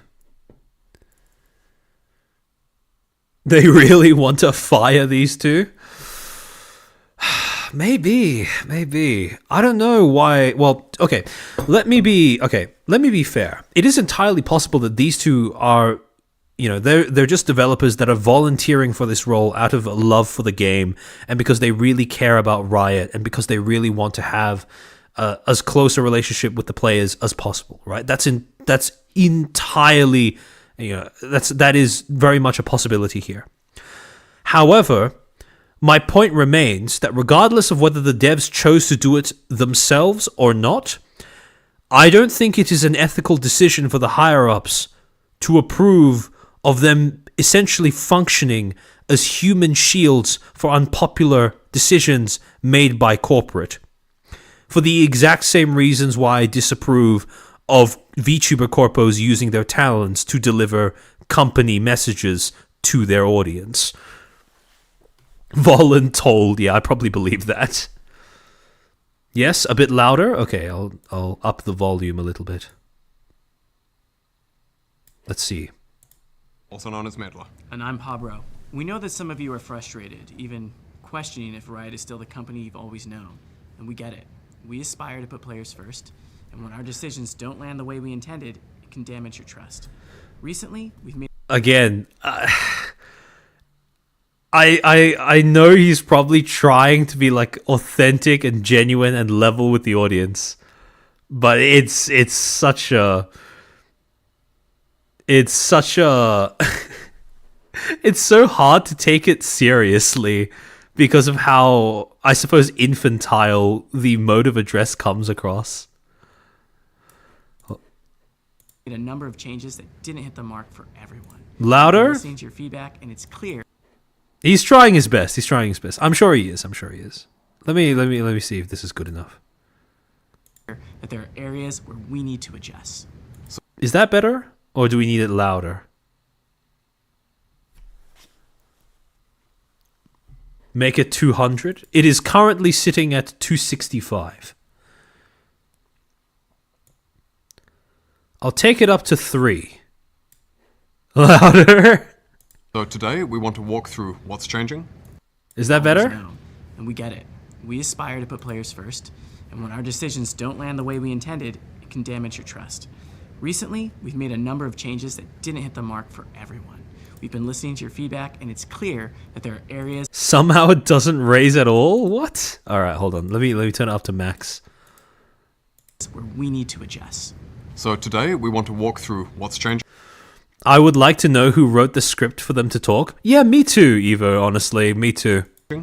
Why we're making these updates, and how we're working to ensure League is a game that feels rewarding and worth your time. We're covering these changes at a high level in this video, but if you're looking for more details, check out the dev blog that's out now. First up, chests. It's clear that for many of you, hex deck chests weren't just a way to get stuff. They were an important part of making your time in League feel rewarding. We didn't fully grasp how much this mattered to you. And Now, while I will applaud them for having the balls to say this out loud to a camera for a video that will be sent out to and viewed by angry League of Legends players, this is very obviously Riot hoping that the player base is either stupid or going to be unwilling to complain because there are devs in the firing line. There is no way in hell that you are a company that is worth billions of dollars, that has been operating since 2009, introduced this feature in 2016, which is, again, just under a decade from current year, and you have no idea that this mechanic that you offered your players as a way for them to gain cosmetics for free, something that would usually require the acquisition, purchase of premium currency in order to obtain, there is no way you don't think that over the course of those 9 years that that feature has been in place, that your players don't become just a little bit attached to it. That is some severe stupidity. That's just, again, pardon my French, that's just retarded. There is no way in hell that any of the company's higher-ups genuinely didn't know. And this, unfortunately, as a result of that, comes across as inherently disingenuous. And it's not disingenuous per se because of the person who is saying the words to camera. I am sure that the devs have no say in this, which means that when, in this case, right, Pabro has to talk to camera and explain that this is a justification that Riot wants the audience to think that they are using, it's not really his fault that it comes across as a bold-faced lie. But when you actually process what the claims are, that is exactly what it is. No shit your player base is going to become attached to free stuff in return, free stuff that they can earn via getting good at the game over the course of 9 years of playing it. What idiot would think otherwise? And again, this is a choice between thinking that Riot is disingenuous or Riot is retarded. But the thing is, you are not, when you view this video, right? It's not Riot speaking to you. It's not Dylan Jadeja speaking to you. It's not an executive talking to camera. It is a developer, someone in charge of actually making the game, who doesn't have a final say in how the monetization works. He's just somebody who makes the game. And yet again, most popular unethical PR strategy in entertainment: just get somebody who has nothing to do with the decision, who your target demographic would probably have some degree of respect for. Because at the end of the day, as much as League of Legends players love to rag on developers for, failing to balance the game well, there is still some degree of respect for the fact that these are the people actually making the game work. And using that as a shield to deflect from how idiotic this excuse is one of the reasons why I find this particular statement to be so reprehensible. That led us to make changes that missed the mark. As a result, chests are coming back. Starting in Act 2, which is the patch next week, you'll be able to earn up to 10 chests and keys per act. 8 will be spread throughout the free pass instead of the seasonal skin and the 1350 or lower skin, because you've told us you prefer chests. Now, we're bringing chests back through the pass instead of through Champion Mastery, because we want to ensure they're accessible regardless of different playstyles. Whether you play modes with random champion selection or free choice, whether you play a wide variety of champions or just a few, we want to support that. And the other 2 chests per act will be earnable through Honor. We're doing it that way because we believe League is better when you're surrounded by players who make your experience better. Every match is shaped by the... So, can anyone spot a little bit of an inconsistency between what they just said and the very first announcement video, where the script dictated that they couldn't, they had to take away the chests because the chests were bankrupting Riot Games, right? Not sustainable.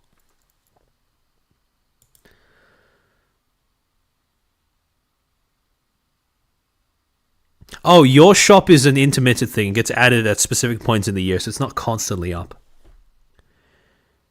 Yeah, Sumanai, exactly. They can't, but now suddenly they can. If it's unsustainable, if it was so unsustainable that you had no choice but to remove it, how the fuck are you suddenly able to add it back simply because people got angry at you via social media? That doesn't exactly hold up as a consistent position.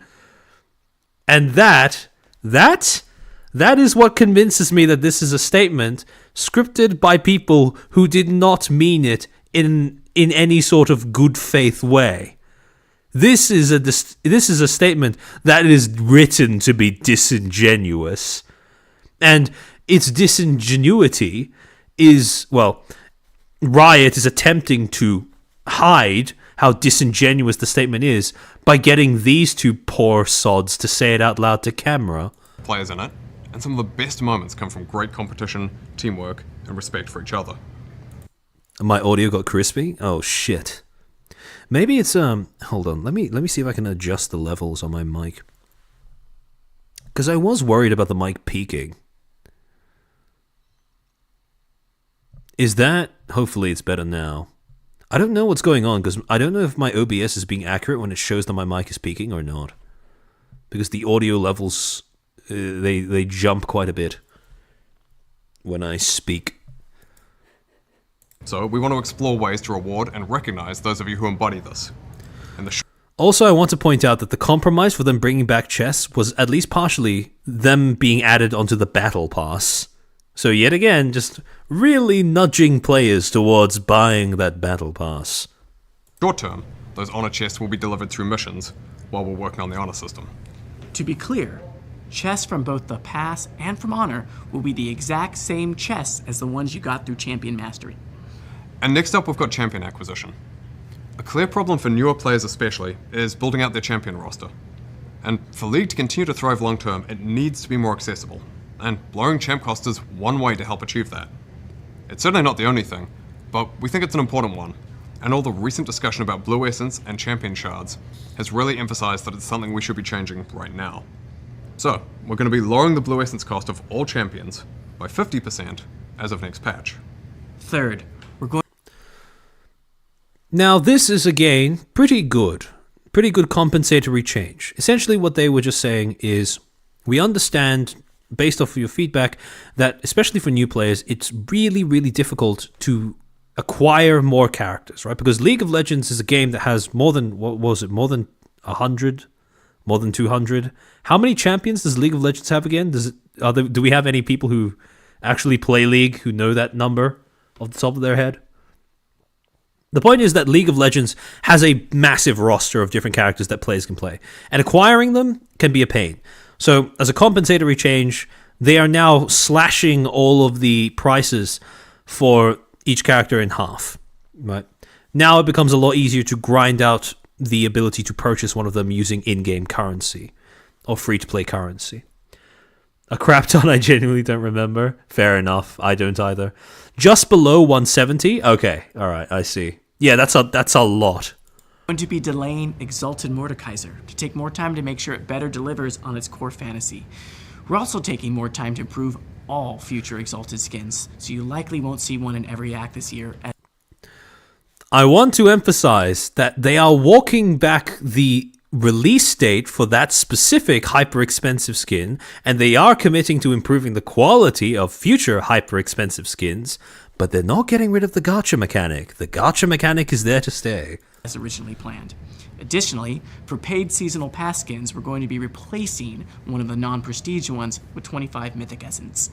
We've seen clear feedback that there's both a lack of Mythic Essence on the paid pass and that we've been doing more champions for each seasonal theme than makes sense.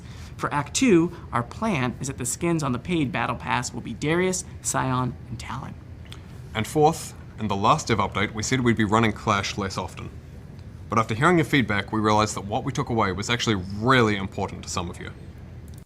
To give an explanation, Clash was basically an in-game game, basically like a pseudo tournament that League would host is it once every week or once every now and again, where players could sign up to play on a team and then play in brackets and then achieve a prize at the end, which is a bunch of, free in-game resources, etc., etc. But the thing about Clash that made it popular among players was that it was a social thing. You could get together with your friends, actually make a pre-made team to compete in a tournament, a little mini tournament against other teams that were made of people who knew each other as well, made their own teams, etc., etc., etc., and you could actually just battle it out that way. And for that reason, Clash was not only popular because of the fact that, I could win some in-game rewards, but it was a game mode that appealed to the core aspect of League of Legends, which was the multiplayer aspect, right? Getting together with your friends and playing that game. Group cock and ball torture and all of that stuff. It's sad you can't get them with free currency. Yeah. They could have just added the gacha without removing anything and their players would have been like 50% less angry. Yeah. For those who love Clash... Clash was once every quarter? Oh, okay. Once every quarter or once every fortnight. I see. It can feel like League at its purest. Teams coming together, strategizing, and... For that, you need friends first. That's true. But also, I would make the argument that if you are playing League by yourself, you may need an intervention. Competing in a tournament-like setting. So, we'll be returning Clash to a monthly schedule. March's Clash event will be all random Earth. Then we'll run a regular Summoner's Rift Clash in April. Let us know what sort of mixture of regular Summoner's Rift, ARAM, and rotating game modes you'd like to see throughout the rest of the year for Clash. Okay, that's the core of this update.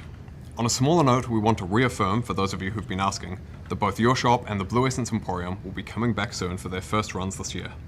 We're targeting your shop in patch 25.6 and the Emporium in patch 25.7. Now, as we wrap up, we want to acknowledge that we know getting League to the right place isn't about just one set of changes. It's about continually refining and improving the game. We think today's updates are an important step, and we'll keep tracking how these changes feel, talking with all of you about how things are landing, and making adjustments. We've always built League along with you all, the community. So thank you for sticking with us and hearing us out. And we look forward to continuing to work with you to make sure League is the best game it can be. So once again, thank you so much, and we'll see you on the Rift. Thank you all. Now, to properly evaluate this attempt at messaging by Riot Games, it is very important to recognize what they're doing for what it is. separating the message from the messenger is crucial in this particular case. Because, as always, the medium is the message, right? There is a reason why Riot decided that the best way to do these talks was to have two devs talking to camera and then uploading that onto their social media. Here, very obviously, it's very difficult to separate the words they are saying from them as people, because they're the ones saying it. However, it is crucial to understand that, and I'm not saying that this is something that Meddler thinks or something that Pabro thinks, they're entirely separate from the point I'm about to make. What we were just told, as an audience, the things that were written down in that script, it is very, very clear that Riot thinks that their players are stupid. Now, to be fair, some people did react quite positively to this announcement, right? It felt like a win. Thanks for listening, Riot Chest. Now we just need to end gacha altogether, raise skin quality levels substantially, bring back the Legends of Runeterra PvP and Riot Forge and Winter Map, and remove GA Atakan, and we are cool. I think... Did I forget something? This is, tacitly giving them a little bit of a pat on the shoulder while also kind of lightly jabbing at all of the other things that players have been complaining about. And then you have some of the more unambiguous acceptance of the message, right? We did it! They listened. Holy shit! We won chests? Coming back? But these positive reactions aside, that doesn't change the fact that, at the end of the day, what Riot was doing with this particular video was this. Using those devs as shields against people rightfully giving them shit for awful business decisions. Because here's the thing. What were players mad about? Players were mad about the excessive monetization. Players were mad about poor quality product. Players were mad not just at the fact that Hex Tech chests were being taken away, not just we were losing a way of earning cosmetics that we would otherwise need to pay money for to obtain. Players were mad because they saw straight through what was, quite frankly, an incredibly transparent attempt at coercing them into paying money.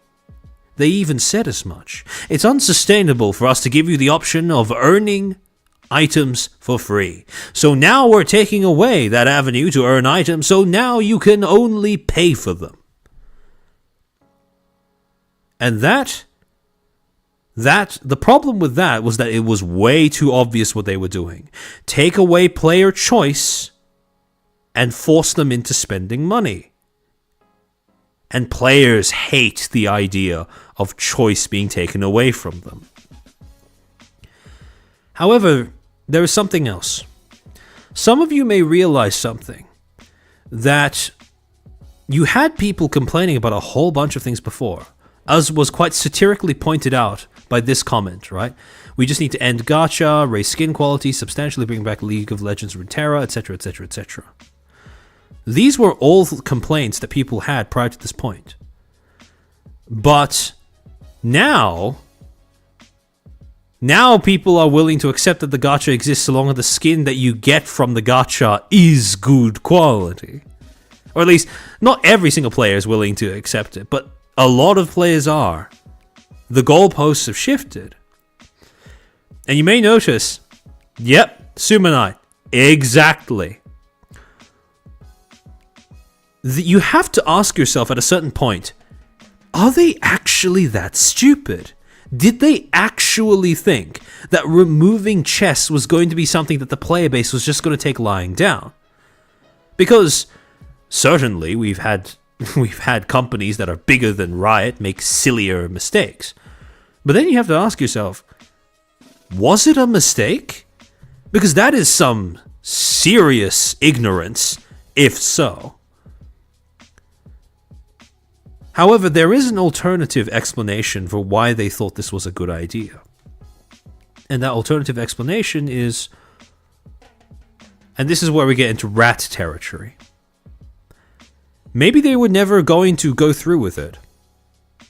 Maybe they were simply testing the waters to see how much players were willing to put up with before they actually started quitting the game, before they actually started criticizing not just the deals, the offers, the purchases that were, what drew ire, but everything else as well.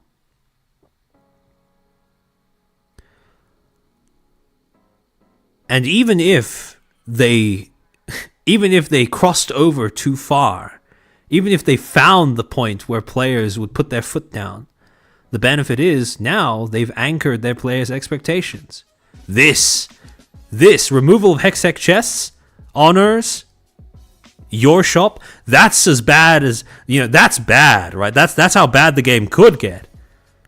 I have changed the terms of the deal. Be grateful if I don't change it further. So now, anything you give them, any concession looks like more than it actually did. More than it actually was, sorry. Before, people were complaining about gacha and bad skin quality and too many skins being pumped out. Now people are just complaining about bad skin quality. People have accepted the gacha because now they have their free shit back. And I'm not the only one to have made that observation, because other people did as well. Dantes, one of the people who initially gave Riot shit for that decision. The craziest thing about this video was the announcement of your shop returning. You never even announced that it was gone in the first place. The people's problem with your company and upper management has to do not. Okay, I need to autocorrect this so I can actually read it without getting a stroke. The people's problem with your company and upper management has nothing to do with just the changes, but the underhanded way you lie about things to gaslight players into thinking you're doing things for any other reason than just wanting to exploit them for as much as they can give. The second Riot actually decides to prioritize its community and do things for them consistently, that shows good faith towards them in the second my tune will change. Let's check back in on this post in a year and see which route your management decides to travel down. Along with a follow-up quote tweet saying, "This isn't the win you think it is," and this is addressed at other players. "Yes, a lot of the changes are great. Chests coming back? Great. Champion blue essence costs being reduced? Amazing. Skins having higher quality? Kudos. But what about all the lies? Chests were supposed to be unsustainable. How can you afford to bring them back? Clash was client breaking. How can we have double the planned amount of clashes the next year now? There was never even an announcement for the removal of your shop and the Essence Emporium." Now, for context, the Essence Emporium was basically a way of using free-to-pay currency in order to get recolors of the skins you already have, the cosmetics you already have, whereas those would usually only be able to be purchased for premium currency. You just silently got rid of them and brought them back. The problem here is that the upper management of Riot consistently lies to its player base and misleads them over the course of years now, and has shown time and time again that it wants nothing more than to maximize profits at the cost of player experience. That line where they said we had to make a choice between sustainability and player experience, when they said that that was a choice that they were facing, that's not something that you can just sweep under the rug and pretend you never said anymore. Once you say that out loud, the genie's out of the bottle. Players aren't going to forget that you said that shit. And even if there was this implicit underlying subconscious understanding that yes, obviously every business has to face that choice, being willing to announce that out loud is a degree of brazenness and or stupidity that very few companies are allowed to survive. This is merely a band-aid solution to a wounded mentality towards its player base. We expect more. And then Hancock, one of the other people who were very critical of Riot's initial message. Like clockwork, well play, Riot. And the funny thing is, they actually predicted this exact pattern of events. Make drastic controversial change. People get pissed. Riot try to explain themselves. People still pissed. Riot backtracks and gives you something worse in return. Riot apologizes and normies eat it up thinking they listened. The Riot Games fuck you strategy. And the worst part? Hancock is absolutely right. And this is why I spent that little bit of time early on in the stream explaining the whole process of enshittification. Because when you look at what Riot Games just did, you can't deny it is enshittifying itself. It is enshittifying League. It has gone from being a, your normal mobile game into integrating elements of gacha slop, as well as a whole bunch of different underhanded psychological tricks commonly found in mobile games in order to encourage players to purchase cosmetics. To the point where the first thing you see when you log in isn't some new cinematic, isn't some new announcement of an expansion of an existing game mode. It's just, buy this cosmetic. Purchase this thing. And coming back to enshittification, remember that enshittification is not an instant process. It happens over time, through a constant cycle of companies pushing the envelope with their players and seeing just how much they're willing to tolerate. If we're talking the enshittification of League, I'd say that League of Legends is around stage 3. Around the point where they feel safe enough to start testing the waters, seeing how much they can get away with, how much they can exploit their player base, see how much that player base is willing to shill out money for.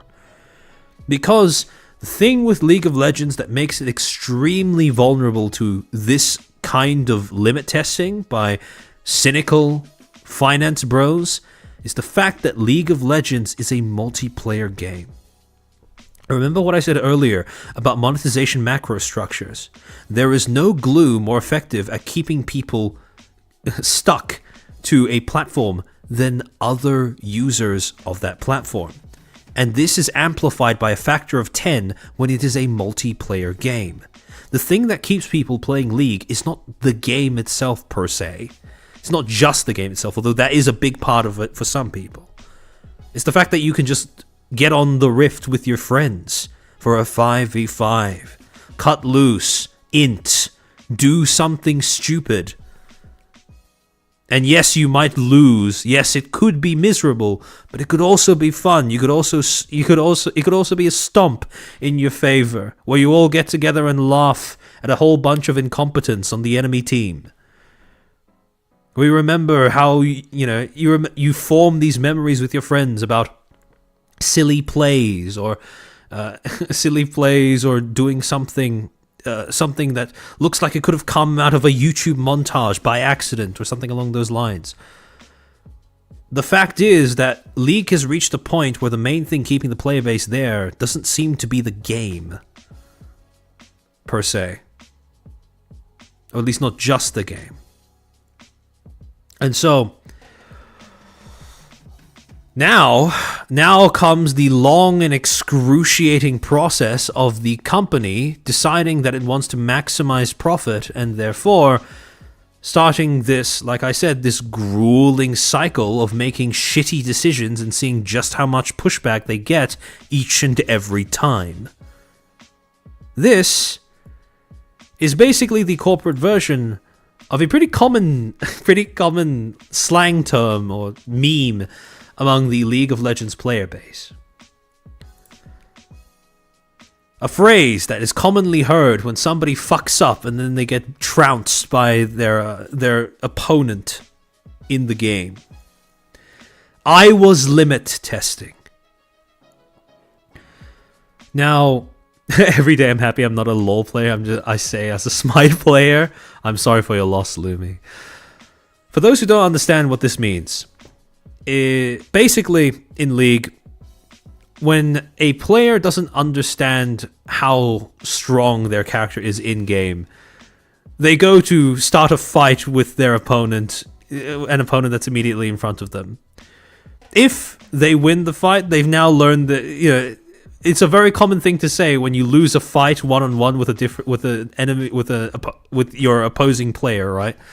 That with your opponent, that you say to your team that you were limit testing, that it was totally intentional, that you meant to get into a hopeless fight, right? That you are okay with losing that because you just wanted to see if you could win, right?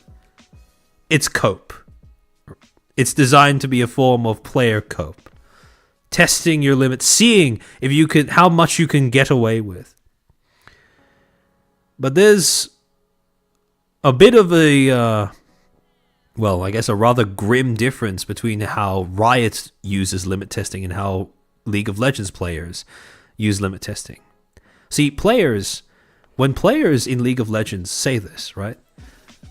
When players use this cope in-game, they're usually trying to imply that what they did was intentional, that it wasn't an accident, that they totally calculated the risk, and this is just an outcome that they were anticipating entirely. But when Riot does this, when Riot tries to test the boundaries that its players have, when Riot tries to limit test the patience of its players, see how exploitative they are capable of being while getting away with it, it's the opposite. If a company attempts to screw you over, regardless of whether you're an employee or whether you are a consumer, every single time they are going to be crossing their fingers that you make the mistake of assuming that that was an accident. There is nothing more appealing to a company like Riot Games than the possibility of their audience, their demographics, their consumers, their player base, making the misstep of thinking that what they did was just an oopsie-poopsie accident. It's not.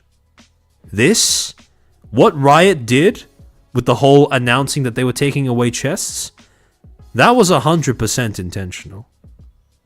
They will do it again. Because even if this particular instance of testing their audience's patience didn't pay off, that's not to say that it won't in the future. And when they do try again in the future, if you don't understand that that's what they're doing, if you hand wave it away as just them being silly or stupid or them doing this unintentionally, I think that as a consumer you are doing yourself a disservice. Companies do not deserve the benefit of the doubt. People deserve the benefit of the doubt, occasionally, but not companies. Because, yes, accidents can happen. But if a company is trying to test to see how much they can get away with, how much money you're still willing to shell out for a subpar product, make no mistake, every single disappointment is intentional. And you forget that at your peril as a consumer. And that's about it. I really hope that League players wake the fuck up and realize that this is... When Riot did that, that was like... Again, that was 100% intentional. More likely than not planned. There is no... I refuse to believe that they failed to anticipate. They completely failed to anticipate that the backlash would be this severe, right?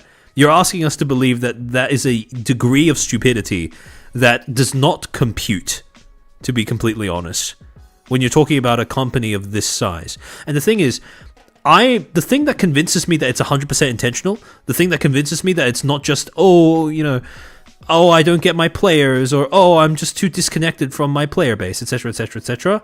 The thing that convinces me that there is no way that the people in charge of Riot are not conniving fucks is this.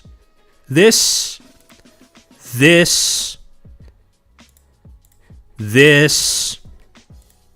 and this.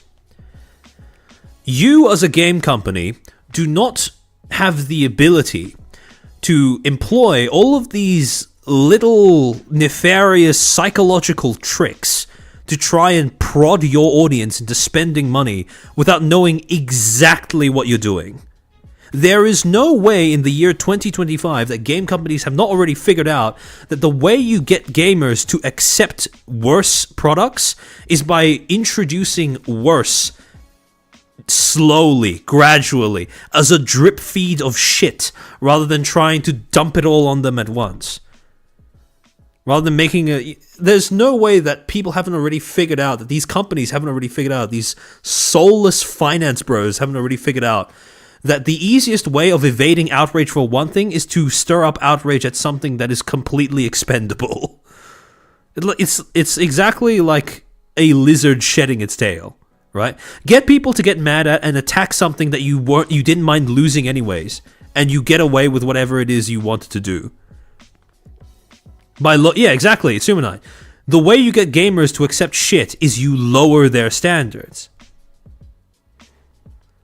And then, you propose a significantly, obviously worse product. They get mad. You appear contrite.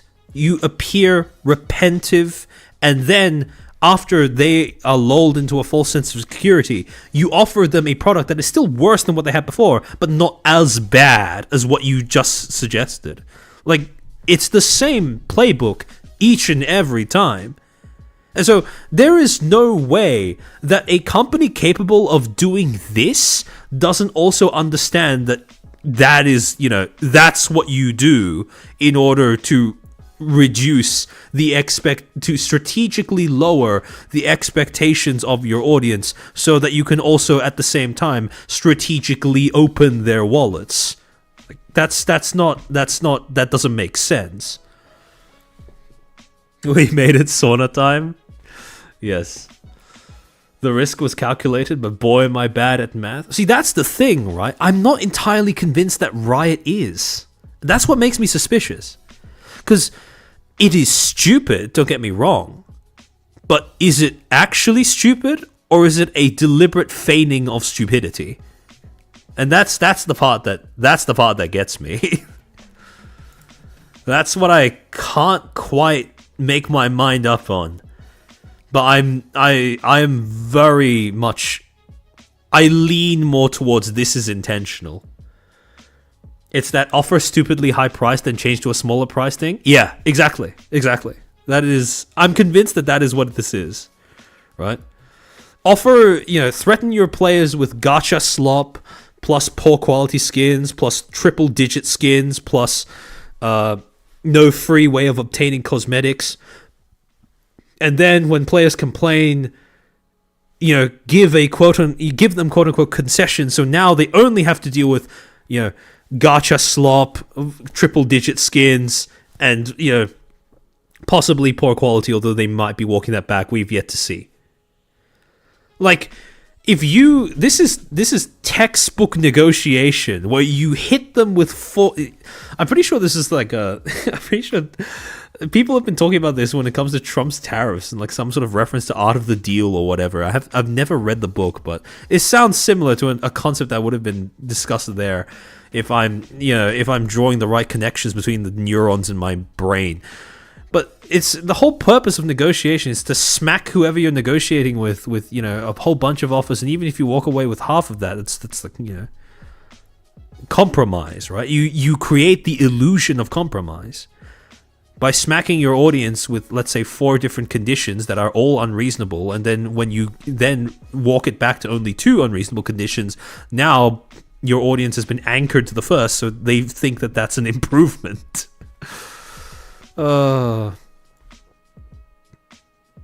It's kind of sad that psychological research on video games aren't being used to further the horror genre, instead of being used to manipulate their player base. Oh yeah, no, absolutely, I agree. That is a tragedy. But I mean, unfortunately, scaring people is not as financially lucrative as scamming people. You put a high demand first and lower until they accept? Yeah, basically. I mean, it's classic bartering as well, right? Yes, this is one of his strategies he talks about. It's literally called the big ask. Ah, okay, I see. So that is it. All right.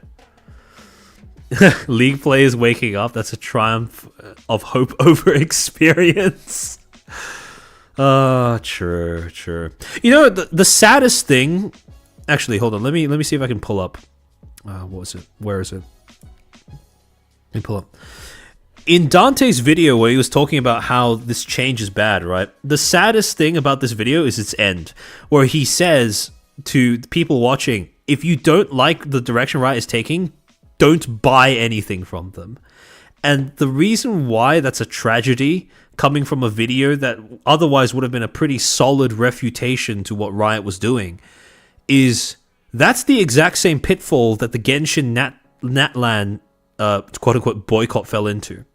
If you genuinely want a game to change, if you want to express disapproval with the direction that management is taking that thing, you can't just support it without paying money. You can't just play it as a free-to-play member. You have to quit. That's the only way a boycott works. Because the problem with these games is exactly like what we said before, what we discussed before. The thing keeping players glued to that product, glued to that platform, whatever it is not the value of the things that are offered. It's the presence of other users. And League is very much at that point where if you quit, the thing that will keep you coming back probably isn't, well, this is anecdotal, right? This is just from my experience.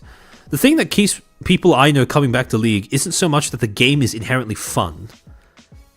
It can be, but more often than not, it's, ugh. It's the fact that you still have other friends who may or may not play it. Playing League by yourself is, if I'm being honest, it is a miserable experience. Playing it with friends, though, now that's like tolerable half of the time, at least. So, if you really want to boycott a game like League of Legends, you have to quit. You can't just play for free. Because at the end of the day, if you play for free, you're going to be adding to someone else's experience who is still paying and supporting the game in that way. Supporting the game and its current direction. That you just can't do that. That is a pitfall that if you intend on any sort of consumer action, consumer advocacy action, you can't fall into that. Don't forget to like the stream, chat. I appreciate that, Siamese. Yeah, if you found this to be an interesting topic, or if you just enjoyed hearing me yap for like 5 or so hours, please leave a like on the video, subscribe if you're not already subscribed. If you're watching the VOD, leave a comment or something. But yeah, thanks for watching. People play games because of friends instead of your own ones. That's an alien concept to me. Well, multiplayer games, right? Single-player games is quite different, right? Because, for example, like I play single-player games because I find them to be they tickle a specific part of my autism in a way that I don't expect all of my other friends to share. But if it's a multiplayer game, like for example Smash Bros or League of Legends or what's another one? Among Us, like it doesn't hit the same if you're either playing with complete strangers or just by yourself.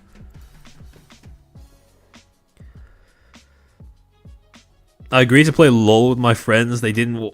They then didn't want me to when I said I wouldn't do more than one evening because that wasn't long enough to get it.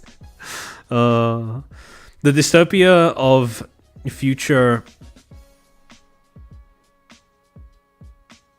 The dystopia of future live service games is the gacha. Yeah, no, that is.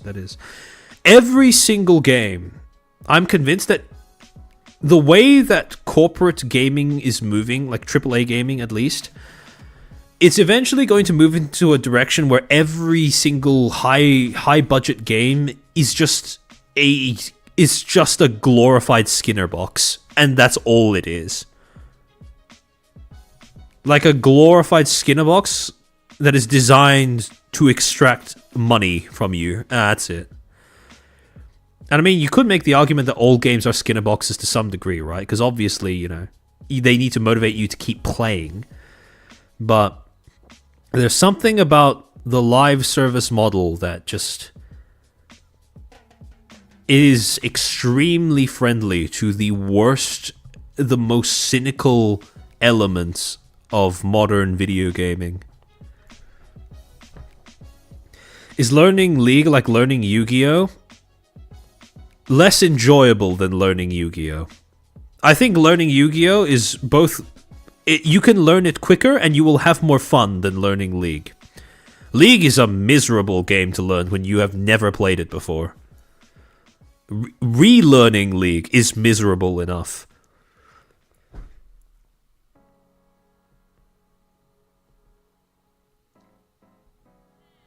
Unless governments regulate against it? Yeah. Although, the problem is, how do governments regulate against that, right? Because, for example, we have governments like... we have governments like China, for example, that... well, they're basically able to threaten any company with getting their assets yoinked by the government at a moment's notice. The thing is, you need a government that has the ability to do that in the first place in order to create that level of threat. And I don't know if that's a government that I want to exist in my country. So, actually, I have a question: Is gacha bypassing the loot box rule where EA shenanigans got caught by EU? I don't know. I wouldn't be able to answer that question. Although I suspect that it might. I don't think we have a precedent for that being set yet, though, which is why I'm a bit on the fence as to whether that's true or not. And then we find out next stream that Armchair's fallen back into League addiction. Don't joke about that. I need to uninstall. The return of Shenga.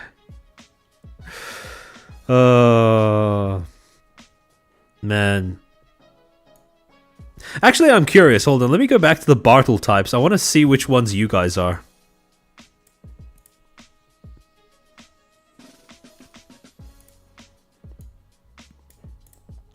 Which Bartle types do you guys reckon you are? Between these four. I think playing League made me realize that I was the fourth. Because I didn't care if I won or not. I just wanted to make my lane opponent miserable. Once that happened, I was content. Oh, EU recently targeted the gacha with regulations. Oh, okay, interesting. I'm all of them, kinda. Fair enough, fair enough. EU is regulating the multiple currencies glitch at least. Oh, good. Okay, thank fuck. I think it depends on the game. Ah, okay, I see, I see.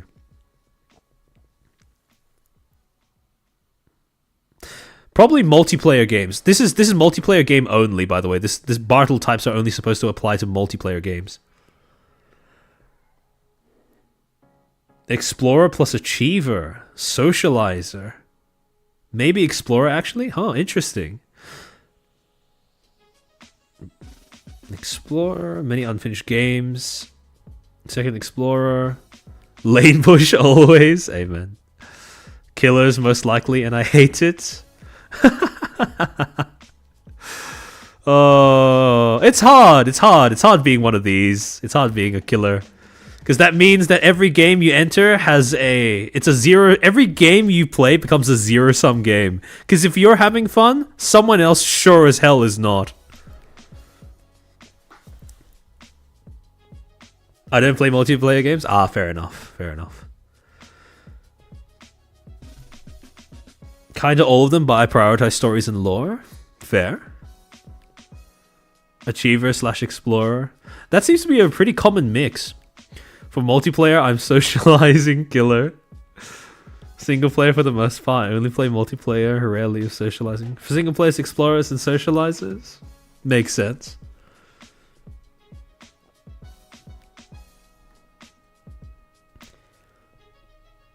Had to uninstall Marvel Rivals because of it. I see, I see. Hey Chairman, any plans to Streaming League is like the how do I say? I feel like Streaming League would be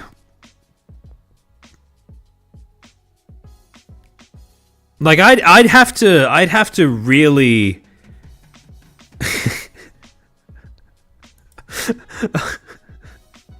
I don't know about that one. I'm not going to lie. Like streaming something like, for example, Plaguing, that's fine, right? But streaming something like Dustborn, that's also fine. Streaming something like League, though, ugh. The thing is with League is that I don't know, streaming while playing League, I don't even find it to be fun.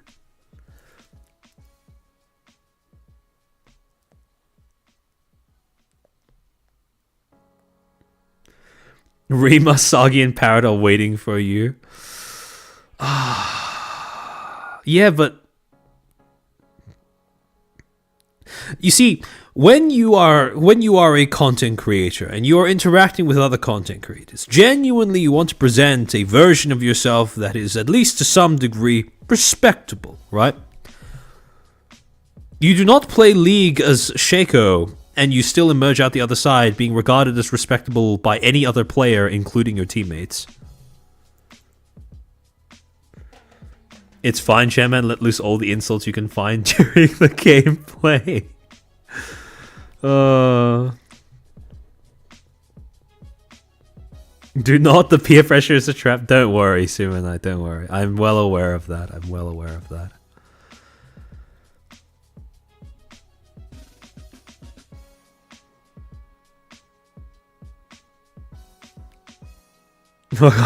Shake it. Play VOD. You're just too toxic. No. I don't flame people.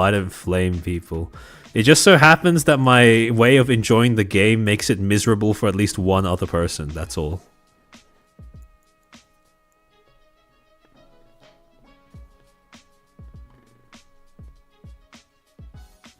Lamau bro really said League is worse than Dustborn. Because with Dustborn, it's like, you know, if you stream Dustborn with an audience, you are going to have fun, right? Or sorry, I'm not gonna. Okay, that's probably a little bit too much credit. You can have fun, right? But if you stream League to an audience, it's very much like a person-to-person thing. Like some people, it's just not going to be fun, right? I don't think I'd have fun streaming League, to be perfectly honest. League players I know: Armchair, Nasagi, Parrot, Rima, Nimi, Sunny Explosion. Is Nimi really a League player? Or was she just pressured into it by a friend? I think Nimi is like a social League player, you know what I'm saying? Where the game itself doesn't really have much of a draw outside of the other people that she can play it with. Although that is me judging from a very small sample size, so it would make for funny content, just like I saw clips of Tenma experiencing Scene Tac and Maxor. Wait, I think I was this on Twitch or was this on YouTube? Nimi was a Dota player. She's a oh yeah, fair enough. Okay. To be fair, Dota is a better game than League. I mean, you can piss in the river to turn it yellow. Aren't all League players pressured by friends to play? Yeah. That is sadly true. 1 in 4 people will have a friend or family member be diagnosed with cancer during their time. 1 in 3 people will have a friend or family be lost to League of Legends at some point, probably. Temma couldn't keep up with the ADHD editing. I don't blame her. It is a trip. It is certainly something that it's definitely a content niche. But I'm assuming you're referring to Maxor, because with Seth, it's his editing is it's still a little schizophrenic, but it's not overstimulating. Mechanically, Dota is superior, but it's hard to learn. Yes, I agree. I cry every time. I have 2 out of 4 of my friends being League regulars. I'm sorry for your loss, Ardentop. So League is the equivalent of smoking. Not too far off. Some people do it because they think it makes them more attractive. Where do you think all of the e-girls and e-kittens come from? Or the people chasing them, for that matter. The e-boys, so to speak.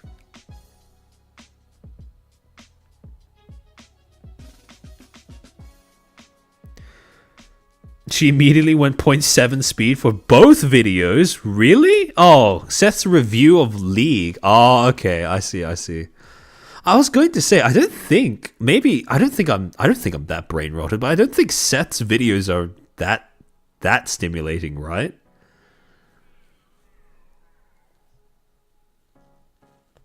Oh, right. Phases staff hired off of League. Yeah, they did.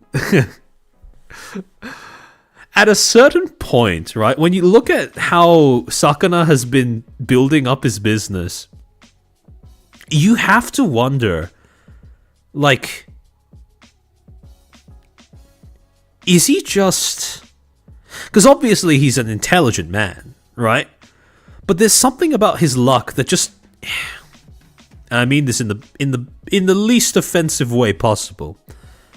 Sakana has like village idiot luck. It's insane. Like the kind of things that he's managed to pull off as a CEO of a small business. They are not reasonable. They are not logical. They defy rationality. It's strange.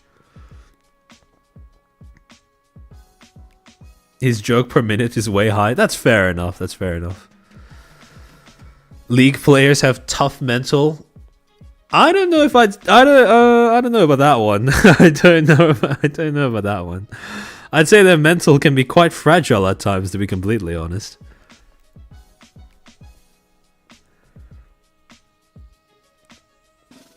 I just hope he knows to stay humble. I hope so too. Is it like harem protag luck? Not really. But yeah, no, I'd refer to it as village idiot luck. Because harem protag luck is about running into things that don't hurt you. Whereas village idiot luck is like surviving things that could hurt you. And I think there are multiple things that Sakana has done over the course of his career that have had the potential to backfire spectacularly.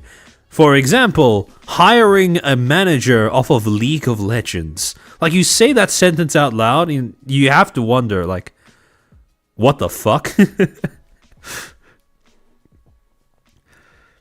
He's got mines in this treasure chest, true. Sakana and SSRs with every gacha roll luck. Yeah. I hope that the talents are able to keep him humble. And I hope that he remains open-minded enough to hear them out when they have a critique or a complaint. Who would have guessed going all in on Sad Girl was a good strategy? The brilliance of Sakana's strategy is that he didn't set out to actually implement it. I think if someone nowadays like wanted to try and start up a VTuber company and they went out of their way to look for people who were nervous wrecks or people with unresolved emotional trauma or whatever, with the intention of actually accumulating quote-unquote sad girls, I think that would be a horrific disaster. I'm convinced that one of the things that made FaZe Connect work is that what it became is not the result of a conscious attempt for this to be the brand. That begs the question, how did he find Iker in League of all places? Yeah.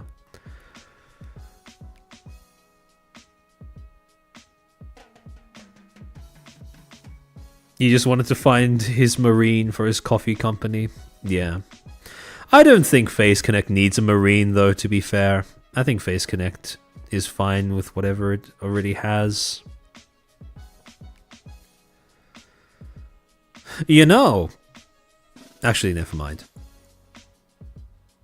True, because Proto Dizzy called his group that as a joke. Yeah, exactly. Sad Girl Company was a meme. It wasn't an intentional branding decision.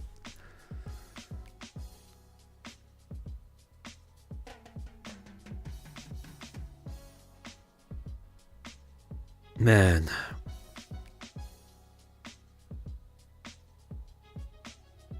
It's kind of wild how much VTubing is able to preserve like that somebody's youthful energy.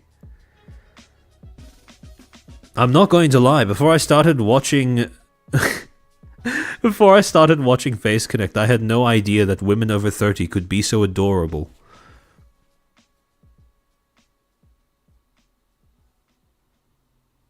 It feels like Face Connect was meant to be a side hustle for Sakuna to promote his Tails coffee store before it just exploded. Yeah. Yeah, it does kind of give that vibe off. Alan, have you seen the vague tweets by Takahata? Oh no, I have. I'm just waiting to see if he actually says anything of substance. Because that's yet again another example of a tweet that does not work while vague. Like, if he is alleging that somebody went out of their way to spread malicious rumors about him that were so severe in their nature that they tangibly impacted his business. As in, there were business partners he had, collaborators creators that he was associating with before, that were no longer willing to associate with him as a result of those rumors. Like, if somebody's running around doing that, I'm sorry. They've lost their right to go unnamed. Because that is not behavior that you should allow to remain in the shadows. If you want the industry to be a healthy place for people to operate and do business.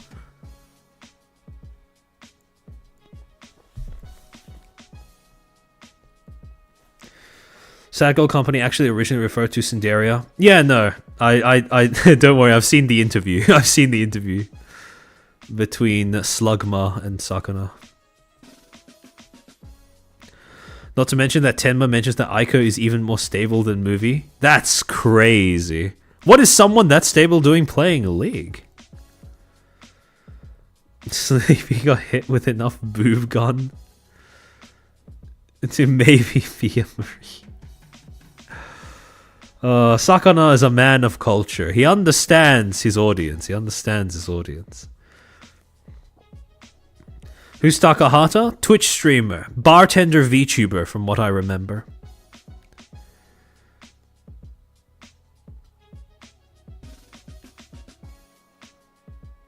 If we're talking drama, Kyusha got... Yeah, no, I saw that.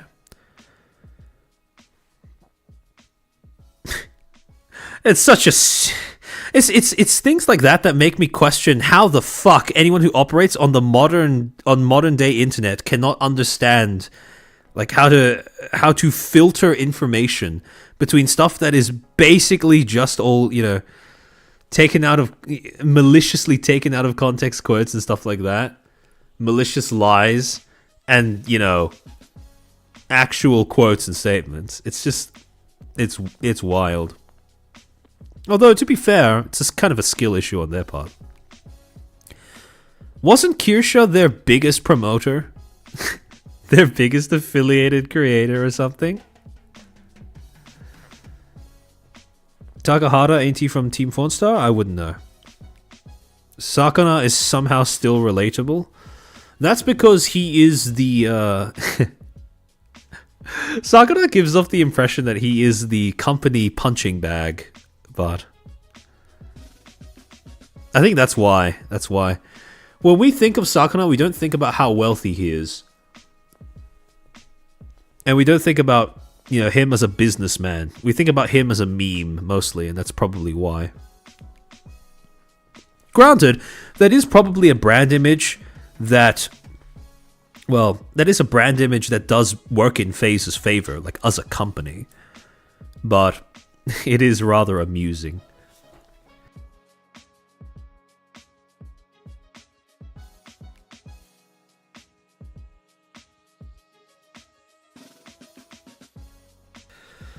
Kyusha was basically the entire marketing team for Crime Boss, yeah. What a shame. For Crime Boss, more so than for Kyusha, though.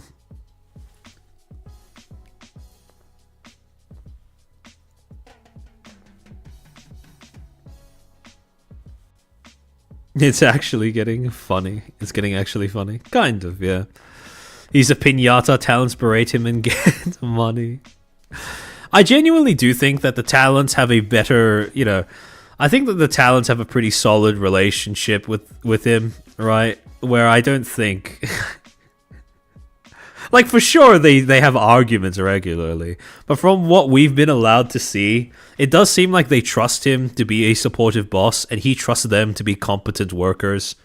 And that's all you can really ask for, to be honest. I think they know the stuff about Kirsha's not true and just desperately want it to be true, so they just act like it. Yeah, yeah, you're right. You're right. That is a possibility, Agorist. We think about Sakana as the deadbeat stepdad. Nah, he's the stepdad that stepped up. If he was a deadbeat, the company'd be dead.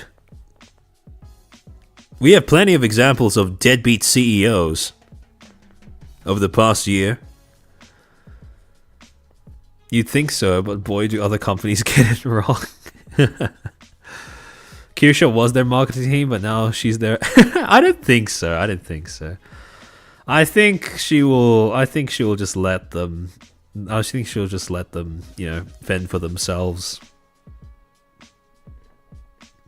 It's always a shame when you see something or someone that you like getting the wool pulled over their eyes or acting maliciously because they want to push a certain misrepresentation of another person they dislike for personal reasons. But it's the internet. It's inevitable that's going to happen. To this day, I've never understood how people can look at Kirsha and unironically try to say that she's some sort of neo-Nazi or some shit like that. Although, to be fair, a lot of the people saying that are people who've never watched a single stream of her, so that's, I suppose, maybe through some sort of mental gymnastics that is possible, but... Man.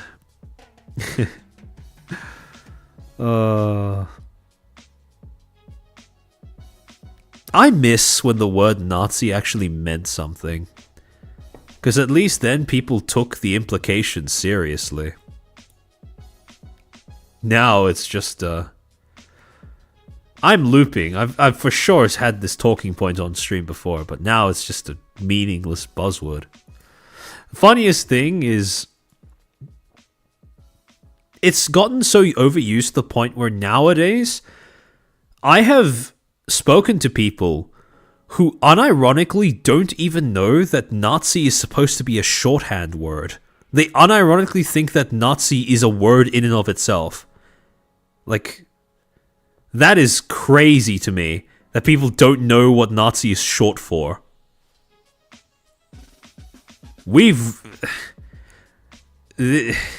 It's insane. Yeah, it gets thrown around too casually. I agree. How far are we in the slides? Oh, we're in the post-yapping portion. I just pulled up a specific slide to make a point about something.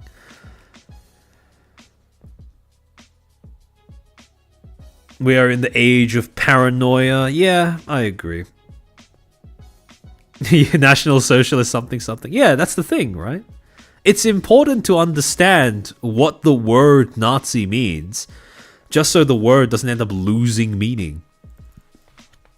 If you don't know that Nazi means National Socialist, then you have no business using the word.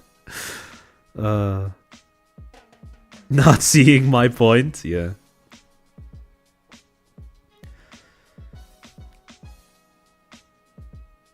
Might as well mean I don't like you. That is how a lot of people use it nowadays, yeah. Which is a bit of a shame. Bit of a shame. Head hort screen? True. Alright, let me... I think I got all the super chats and memberships as they came in, but... let me see if I can find somebody to raid real quick. Hold on.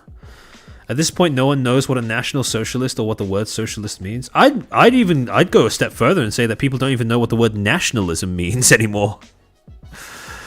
Jane, thank you for being a Footstool for 8 months. Happy streaming anniversary, Chair. Sorry I'm late. No problem at all. No problem at all. I'm just glad to have all of you guys here with me. Next week's stream is going to be exciting. We're finally going to be talking about the that topic that you guys voted on like 2-3 weeks ago, as well as the Cinder drama, the Cinder clusterfuck, I should say. Oh, Sayu's talking about trip stories? Alright, we'll raid Sayu then. I can't wait to hear about what they got up to in Japan.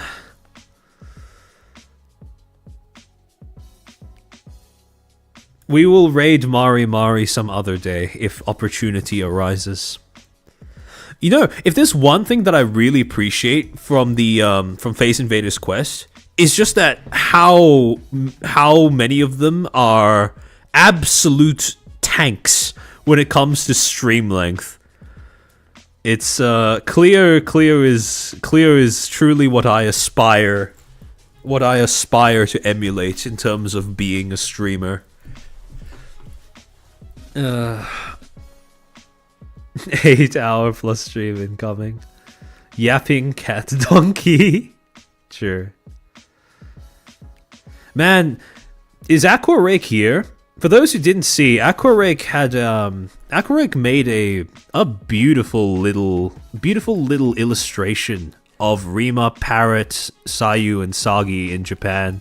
Let me see if I can pull it up because it's really cute. I have it saved in my art folder on Twitter. Hold on, let me see if I can whip it out. Hey Chairman, will you audition for Face Connect? No, because if males ever enter Face Connect, then Jelly will graduate, and if Jelly graduates, I will be sad. Well, when, but I'd prefer that to be later than sooner. So.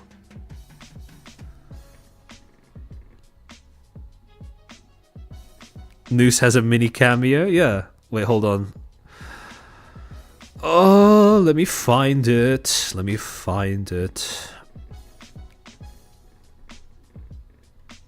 Man, my art folder is huge.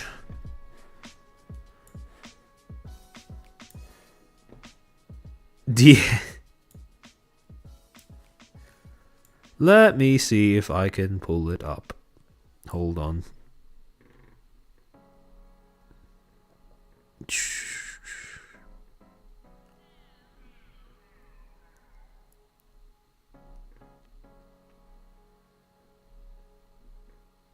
I swear, Twitter saves your bookmarks out of order. It's so annoying when you want to find a specific thing in a folder. It's so supremely aggravating.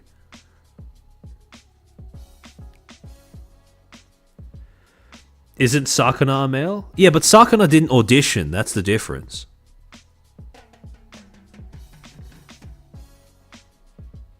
He also didn't join. He made. A pretty big difference.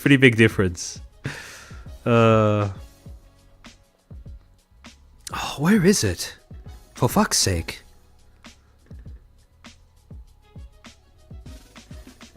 Let me see if I can search it up manually.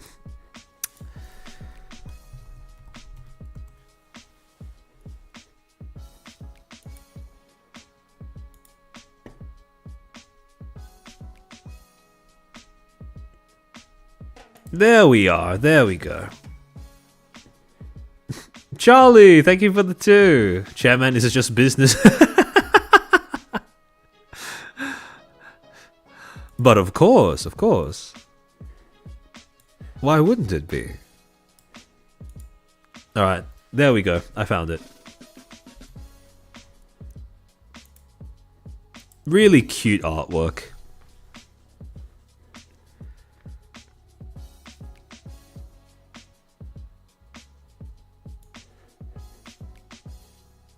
Man, I've had to put so much work into curating my feed on Twitter, but once you actually know how to do it, it's so much less, so much less of a pain to use once you get that down.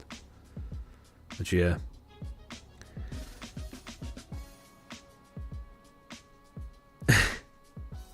But in any case, I'll probably end stream here.